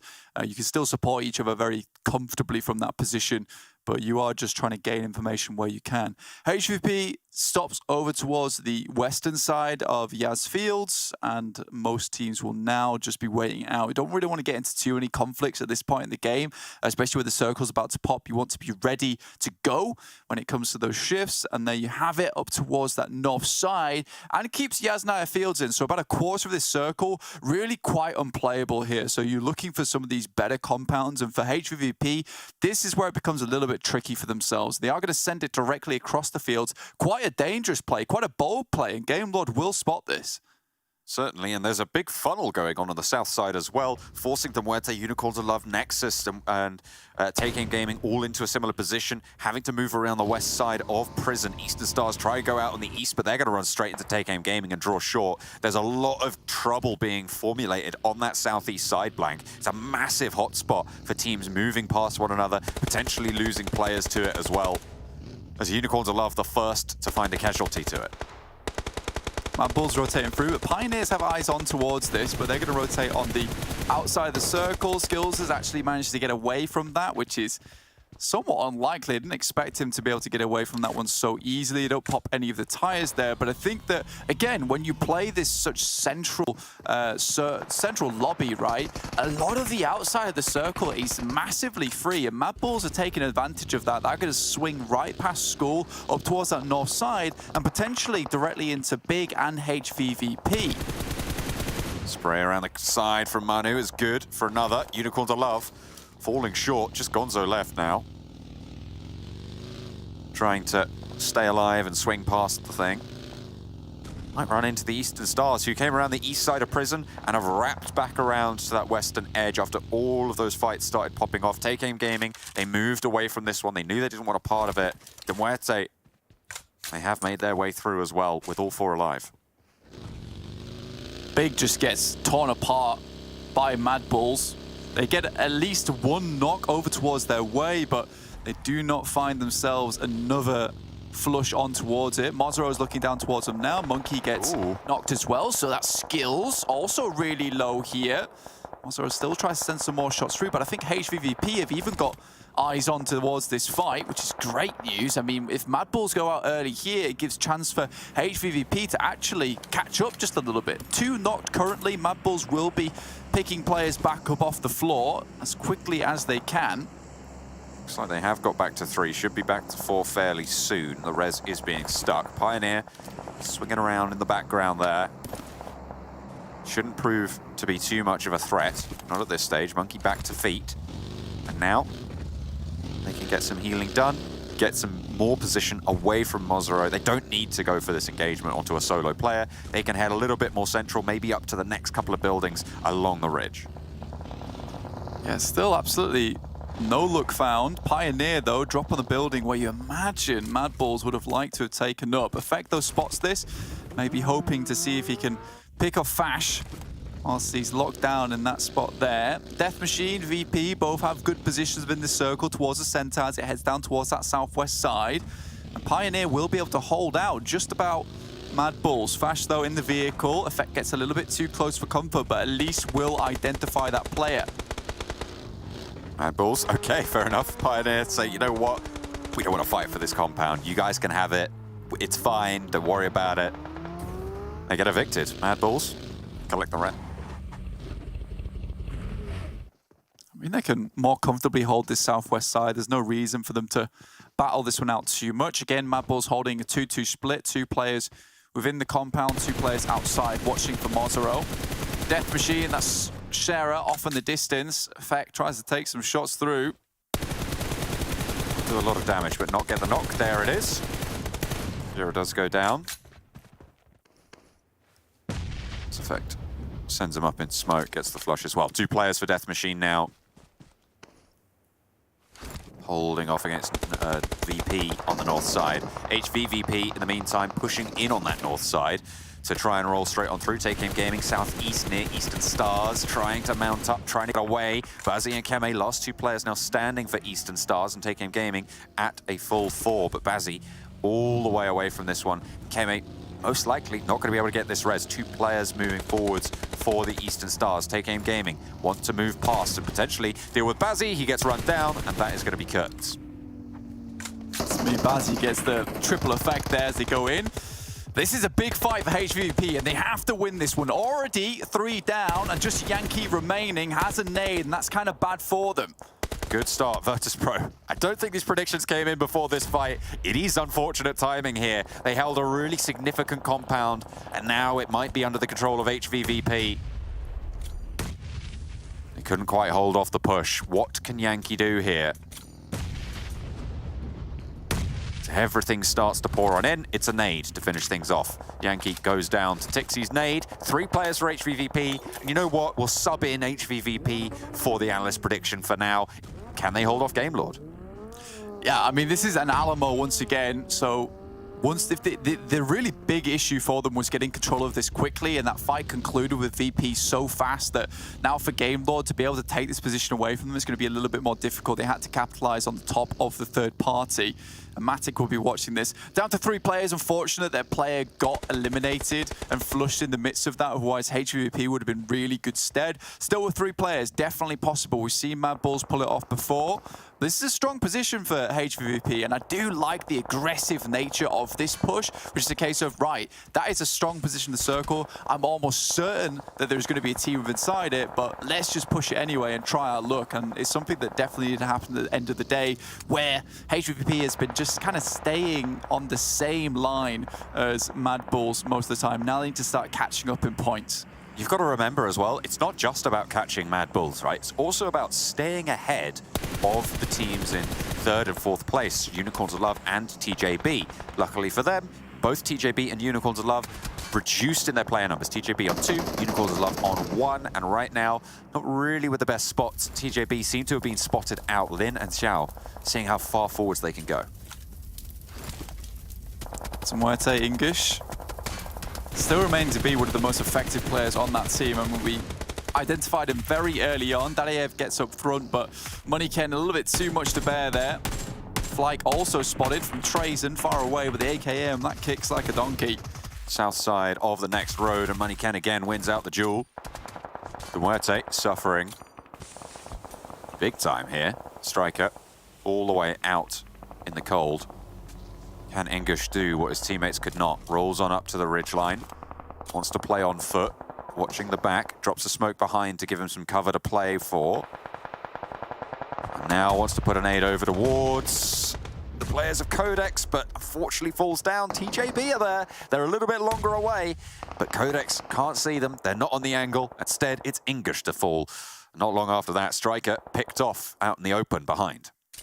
Monkey straight back for skills as there. Victor was able to find a little knock over towards MADBULLS. They are in the blue. It's quite late into the game as well, so it will hurt, and Victor might just be able to continue to hold out. MADBULLS, like that play from Victor there, remains behind with the rest of the team. And Monkey will even go down to the play zone. What a terrible turn of events there for them, but Kitsune able to pick up the flush onto it. Nice stuff, stolen away. Good pickup. This crash from HVVP is paying dividends, Blank. Gamelord have yet to take it away from them, but they might not need to. They might just let them take this position. Gamelord can leverage on this northern side. Effect spotted. Zerich spotted. MADBULLS, Blank. They've gone down on the western side, and now is a chance for HVVP to close that gap. Not a huge amount of points found for them. Still some points. We know MADBULLS. Take Aim Gaming, huge punishment down towards his south side as he get brutalized in the blender. Is the south side of this map. Massive road cuts through this circle as well. So although HVVP currently hold Alamo right now, which is nice, at some point they will have to move, and you really are scared of this push to either side because it could spell doom either way. You want to hold onto this compound as much as possible, but it's right on the edge. I just don't know how long they can hold on to it. They need to get some knocks and expand their presence over in this area, clear some space for themselves, because the next circle is coming in quickly, John. Nexus rolling up, one down already. Shockwave holding effectively, getting some good sprays, and actually having quite an impact there on the south side. Gamelord skirting around the HVVP compound on the northwestern edge. That is a really hard west shift there, right on top of the Pioneer remnants. 2 players left for them. Death Machine as well, still there. HVVP have the northern side of it, and a little bit of the compound is in the next circle. Yeah, this was a real blessing for HVVP. MADBULLS go down, and now this is the time for them to start picking up some more elimination points, start to get further into this game. And with how crushingly difficult this has been for a lot of teams on the south side to get in towards, might not be such a big deal that HVVP are only on 3 members, because even the 4-player teams down towards the south side, they are going to be really hurting, honestly, with the amount of teams that they're going to have to fend off against to get across the road. PNL, a lot of damage. There's the knock coming on through. It's the nade. To finally get that knock in. TJB now up to bat. Xiao hits the deck, and instead they turn it around, and it's Moneyken still causing problems. Lin's there though, and he will be able to shut it down. Trazen, last standing for Shockwave now as TJB looking to guard out this whole south side. Trazen last for Shockwave. Nexus looking to move, but Xiao's down on the back is not Valo. Swings out wide from Gamelord, crosses the road, and wants to harry these teams before they even step up to the sightlines of the main bulk of the team. Yeah, unbelievable stuff there. I mean, from Moneyken, he was absolutely taking names that entire game there, all by his lonesome too. In the midst of that, Death Machine actually get a nasty mini 14 shot back up towards HVVP. They did lose a player. They didn't get the res off either, and now that's 2 down for them. No one's really close by, so they should be able to get these players back up on their feet, but Hamodi still sending in bullets towards their position. The issue is it was really only Gamelord that could push in towards HVVP's position, but you don't really want to. So these reses, you're right, probably coming through fairly quickly. Well, they should be, either way for HVVP. The blue zone will be coming in either way. So they are back. Fighting fit, Gamelord taking shots and not quite in the next circle. Hang on a minute, HVVP still have a knock going, and they want to find the res. No? Are they getting it? I think they are. There it is. Pretty rough stuff there for HVVP, losing 2 players. I mean, this game, which is really, really good for them, where they need to get some big points on board. Very, very imperative to get this game going, and with the position that they were given, like, it should not be a 6th place for them. So getting back up on their feet, very, very well done. Difficult to make happen as well. Yeah, staying as 3 is really, really crucial for them right now. Gamelord suffering as they try and push through. Pioneer have the angle, the top of this ridge, not really giving them the best of launching points. Oh, Hamodi has the angle with the DMR, with the Mini 14, and again, puts a spoiler on HVVP's day. Look at that shift, that's all the way south. Nexus is struggling to cross the road, and this is anybody's game right now, Blank. Yeah, and I mean, they already used some smokes here for HVVP. Luckily, you can see there they had about 5 back in the pocket. So there's still a possibility to use these smokes to get a little bit closer in towards a circle, but everyone is taking damage at the moment. Even Gamelord now down to 3 players with 1 player on the floor. Death Machine, though, they've done some really marvelous stuff this game to keep HVVP at bay. But Game Lord will have to move. HVVP, same story for them. They do have some vehicles, probably one of the few teams that does. Putting some more smokes down. Tixi starting to get in position. Got this smoke screen up to allow them to get up to speed before they come into vision. Make those sprays harder. Hamodi out wide, first to face, but it's immediately dispatched by Tixi. Finds a second, a Death Machine swept out. Tixi allows them to take position out on this west side. The fact that they go for the drive-by is impressive, to say the least. I thought they'd just drop up onto the vehicle itself. Fash now spotted from Akashi. Looks for a little bit more. Black-White does find Kaylee, though. That's dropping down Game Lord down to just 2. This is terrible news for them, and HVVP can definitely capitalize off the top of this. Victor and Akashi there. They're outside of the circle. They do not have the time to play around with. There are the knocks coming through across the way. Over towards Game Lord, suppressing this position. HVVP now only have solos to deal with as Game Lord have been torn apart. They've been ripped open on their push westward. HVVP swing around with a sick drive-by there, covered by those smokes to get up to speed. And now they only have 2 players to deal with. They should know a little bit about the direction that they're playing against as well. Octavian still going, by the way, on the road. I think he's crouching down behind a buggy, lying on the floor with Fash going down. HVVP now only 1 player to find. Octavian crawling out from the buggy. But HVVP are going to know the direction he's playing from. They should be able to spot this as Octavian crawls out in the open. 2 players spotted. They do line up a little bit. 1 goes down. Tixi soon to follow. But they do manage to close it down. Hang on a minute. That was 2 knocks coming through from Octavian there towards the end. That was hairier than perhaps anticipated. But either way, it is HVVP to close it down with a chicken dinner and put a dent in the lead that MADBULLS have. I mean, it's so surprising. We did not expect this from Na'Vi whatsoever, from HVVP whatsoever. The fact they're able to get back into position, back into place. I mean, they were 31 points behind, 28 points on that game. I said that, you know, they might be able to put a dent and catch up slightly. I didn't think they'd be placing themselves 3 points behind MADBULLS at the end of the day, considering the amount of points that MADBULLS have been able to put through. They knew how badly they needed that game. They really did, and it looked so scary when they lost 2 of those players there.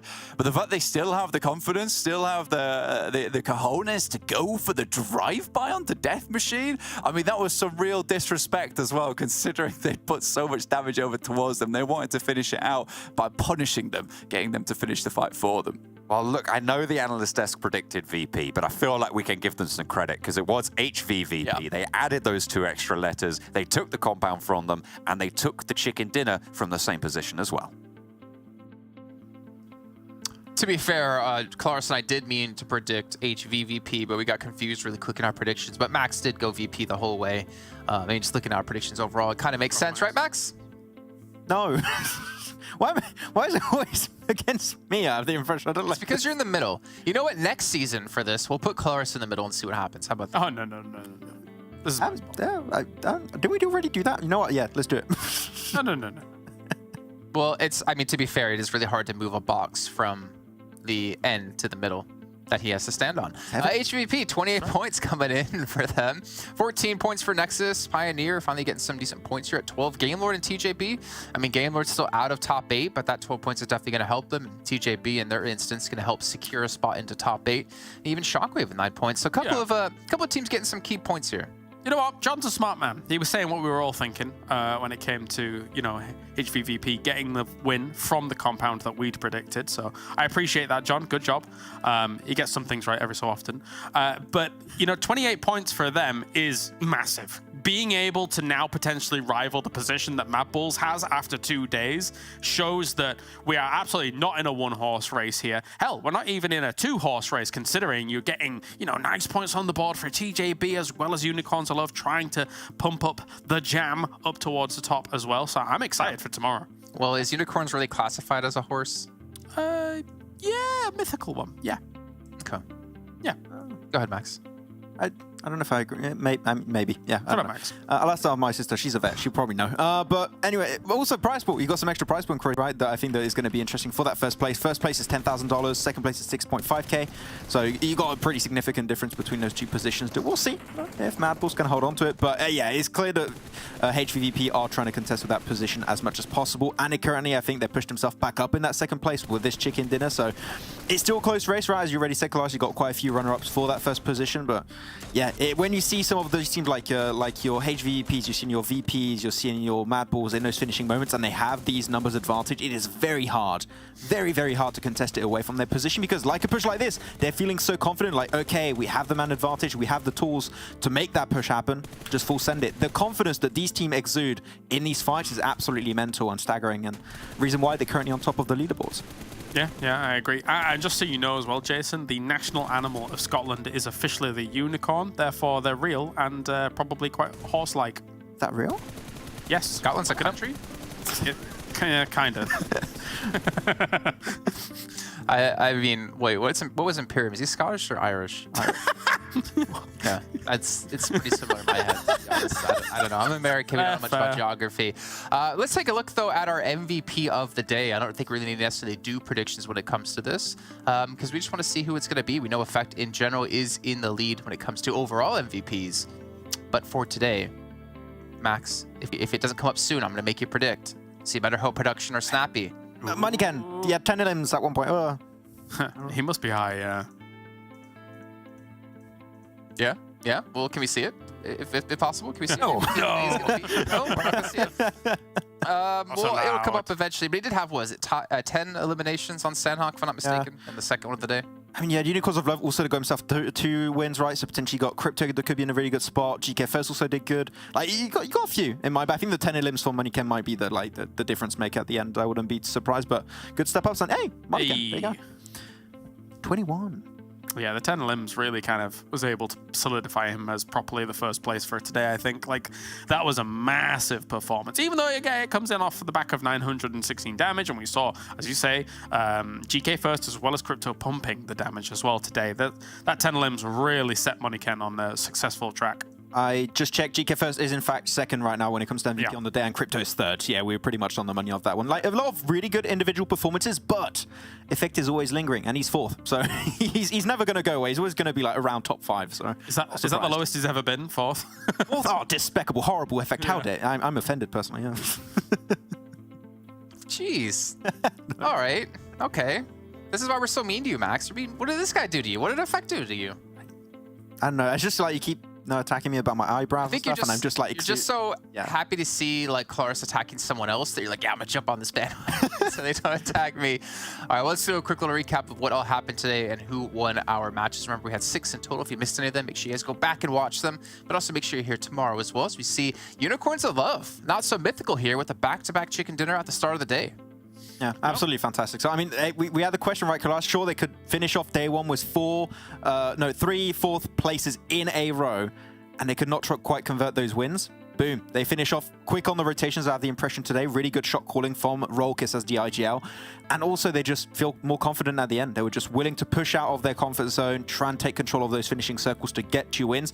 This is the mark of a team that not only can make it in a championship, but potentially can get some good results over there. So, good step in the right direction, and I want to see if they can keep it up tomorrow. Yeah, gotta agree. I feel like QODEX was like almost the combo breaker for today, because this quite easily could have been like a double Unicorns, double kind of MADBULLS, double HVVP kind of day, and that would have been an extremely top-heavy day. So good for QODEX and Moneyken with him taking the MVP spot for being able to break the chain. He had 10 out of their 13 limbs on Sanhok, which I thought was quite ridiculous there if we cast our minds back. But let's get an idea, though, of where all these results have kind of put things here in the grand scheme of our lobby. Because, again, top 8 make it into the European Regionals. Obviously, first place taking on the 10K.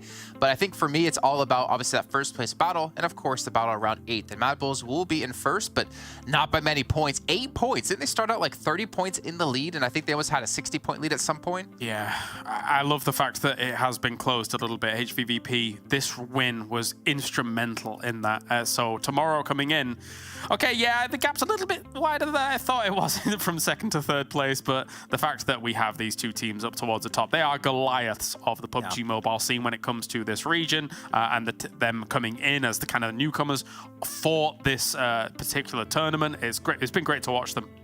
I think that a lot of the teams outside of MADBULLS and HVVP are like, you know what, first place maybe is going to be barely out of reach, because we still expect HVVP and MADBULLS to do well tomorrow. Our main objective here is we want to remain in top 8. remaining top 8, stay in that position if we can make it happen. It would be massive for them, but man, Death Machine actually fell out. Oh, and then they started off the final so well, but 9th position right now, and that's a decent fall off. So that's like 20 points behind. Pioneer in 8th with 134, 114 for Death Machine in 9th. 20 points, that's like one decent game. They've fallen pretty far back. That's a big gap. They got to be careful. And I mean, Ruthless kind of falls under that as well. For a team like Ruthless, we've been speaking about, you know, I think that they've had a bit of a nice step up, all things considered. We liked the addition of Manu. We liked the kind of change in pace that also brought to the table. But they're another team that will be fighting for that bubble, it looks like, will Ruthless be. And I think they've got the chops to be able to do it. So we'll see tomorrow. Yeah, I mean, they are in reach. There's still 6 matches left to go. Still quite a few teams in reach, and nothing's really solidified when it comes to top 8, except, I guess, there are 2 teams at the very, very top. But you know what, gentlemen? We're talking about Ruthless, which is perfect, because we do have an interview with Ruthless. We're bringing Pocus in here to talk to him about the day and obviously how the finals have been so far. So let's bring this man in and have a quick little chat, because to be honest, I don't feel like it's been a long time since him and I have had a quick talk. Hey, Pocus, how you doing, buddy? You're looking handsome as ever. Thank you. I'm really good. Feeling good. We just finished, and not really happy about today, but yeah, let's see tomorrow. I mean, to be fair, right, you guys did have a pretty decent day in terms of, like, points. You guys breached top 8 a couple of times throughout the day. You have unfortunately fallen out of top 8, which I think you're currently in 10th place at 114 points, 20 points behind the bubble right now with Pioneer. What have you guys kind of changed up here going to the finals? Because you've definitely accelerated your performance quite a bit. I mean, we changed, like, we didn't change a lot because our play style. We just like fix it because we did a lot of mistakes and we're trying to improve it all the time. And we are stuck somewhere. We are stuck being more aggressive. We are like kind of stuck there. We can't really be more aggressive. Sometimes we are so aggressive and we have to be passive. Like, just matters like the timing. We can't really have a good timing or have good knowledge about it. But yeah. Well, what about, you know, today and obviously tomorrow? You guys do have that chance to make top 8. You do have that chance to go to the European regionals. Is this something that you guys are feeling the pressure with? The pressure is always there. Like, to be honest, is always there. But we're gonna do our best. We're gonna try to analyze today our games, to fix like our mistakes, because there was a lot of mistakes. We choke a lot, and let's see tomorrow. Hopefully, we did. Okay, I'm gonna ask you one final question tomorrow. Are you guys gonna be aggressive and look for limbs? Or are you guys just more focused on just surviving right now, just try to get as many points as possible, or try to have a better chance to get as many points as possible so you can get into top 8? Like more elims to be... Yeah, I mean, are you guys going to be like maybe more aggressive than normal, or are you going to be maybe more passive, or are you just going to play the same kind of style right now? Because obviously, like, one bad match could potentially put you out of top 8. A good match could breach top 8. It's very dependent on like what you guys plan to do. Yeah. I mean, we have to play more aggressive. We have to fix it. Because when we play aggressive, we are not like really play as a team. Sometimes we play like we do some solo plays and we choke. But yeah, the rotations are good. Sometimes we need this. Like, we need like more play, like play more as a team. That's the key thing. Like, for me, that's the key that we need it right now, and that's it. Okay, well, obviously wish you guys the best of luck tomorrow. You still have 6 matches to break through top 8, but I know from you guys' past, I know you as a player as well, you guys can definitely do it. Pocus, thank you again so much for your time, man, and je t'aime. Thank you. Moi aussi, je t'aime. That's the only French I know, unfortunately. Well, I do know a couple other French words, but I can't really say them. I never get that. He gets that, I know. What's that about? It's because I like him, Max. Okay, well, okay. But you know what, Max? You have an opportunity.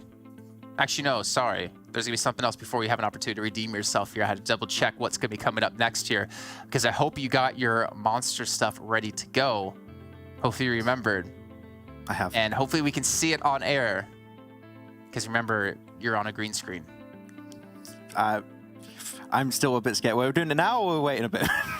It's fine. You have some time right Okay, now I've because got we're going to time, take a look at the road to PMGC. This is all about points across the entire year to see which teams will be making it into PMGC right away. We already know Game Lord. Well, we've known for a bit now with no one able to close the gap for, I think, at least a phase. Are going to be going to PMGC. So that's going to be one of your representatives from this region. But we're going to obviously have some more teams qualifying when it comes to the regionals. Yeah, this is... Sorry, go for it. Go on. I wanted. All right, well, I'll continue talking now. Go ahead. Go ahead, I was going to say, with the fact that 104 points only in the first phase, because of course, like you get less points when you acquire a spot of a team from the previous season. 1,062 points for the fall season alone, and they're just still relatively close. MADBULLS to Game Lord's spot to qualify for PMGC. Is if they were playing in spring, man, they would have took it easily. Yeah, they would. It's ridiculous to see 1,000 some. It almost breaks the graphic, but.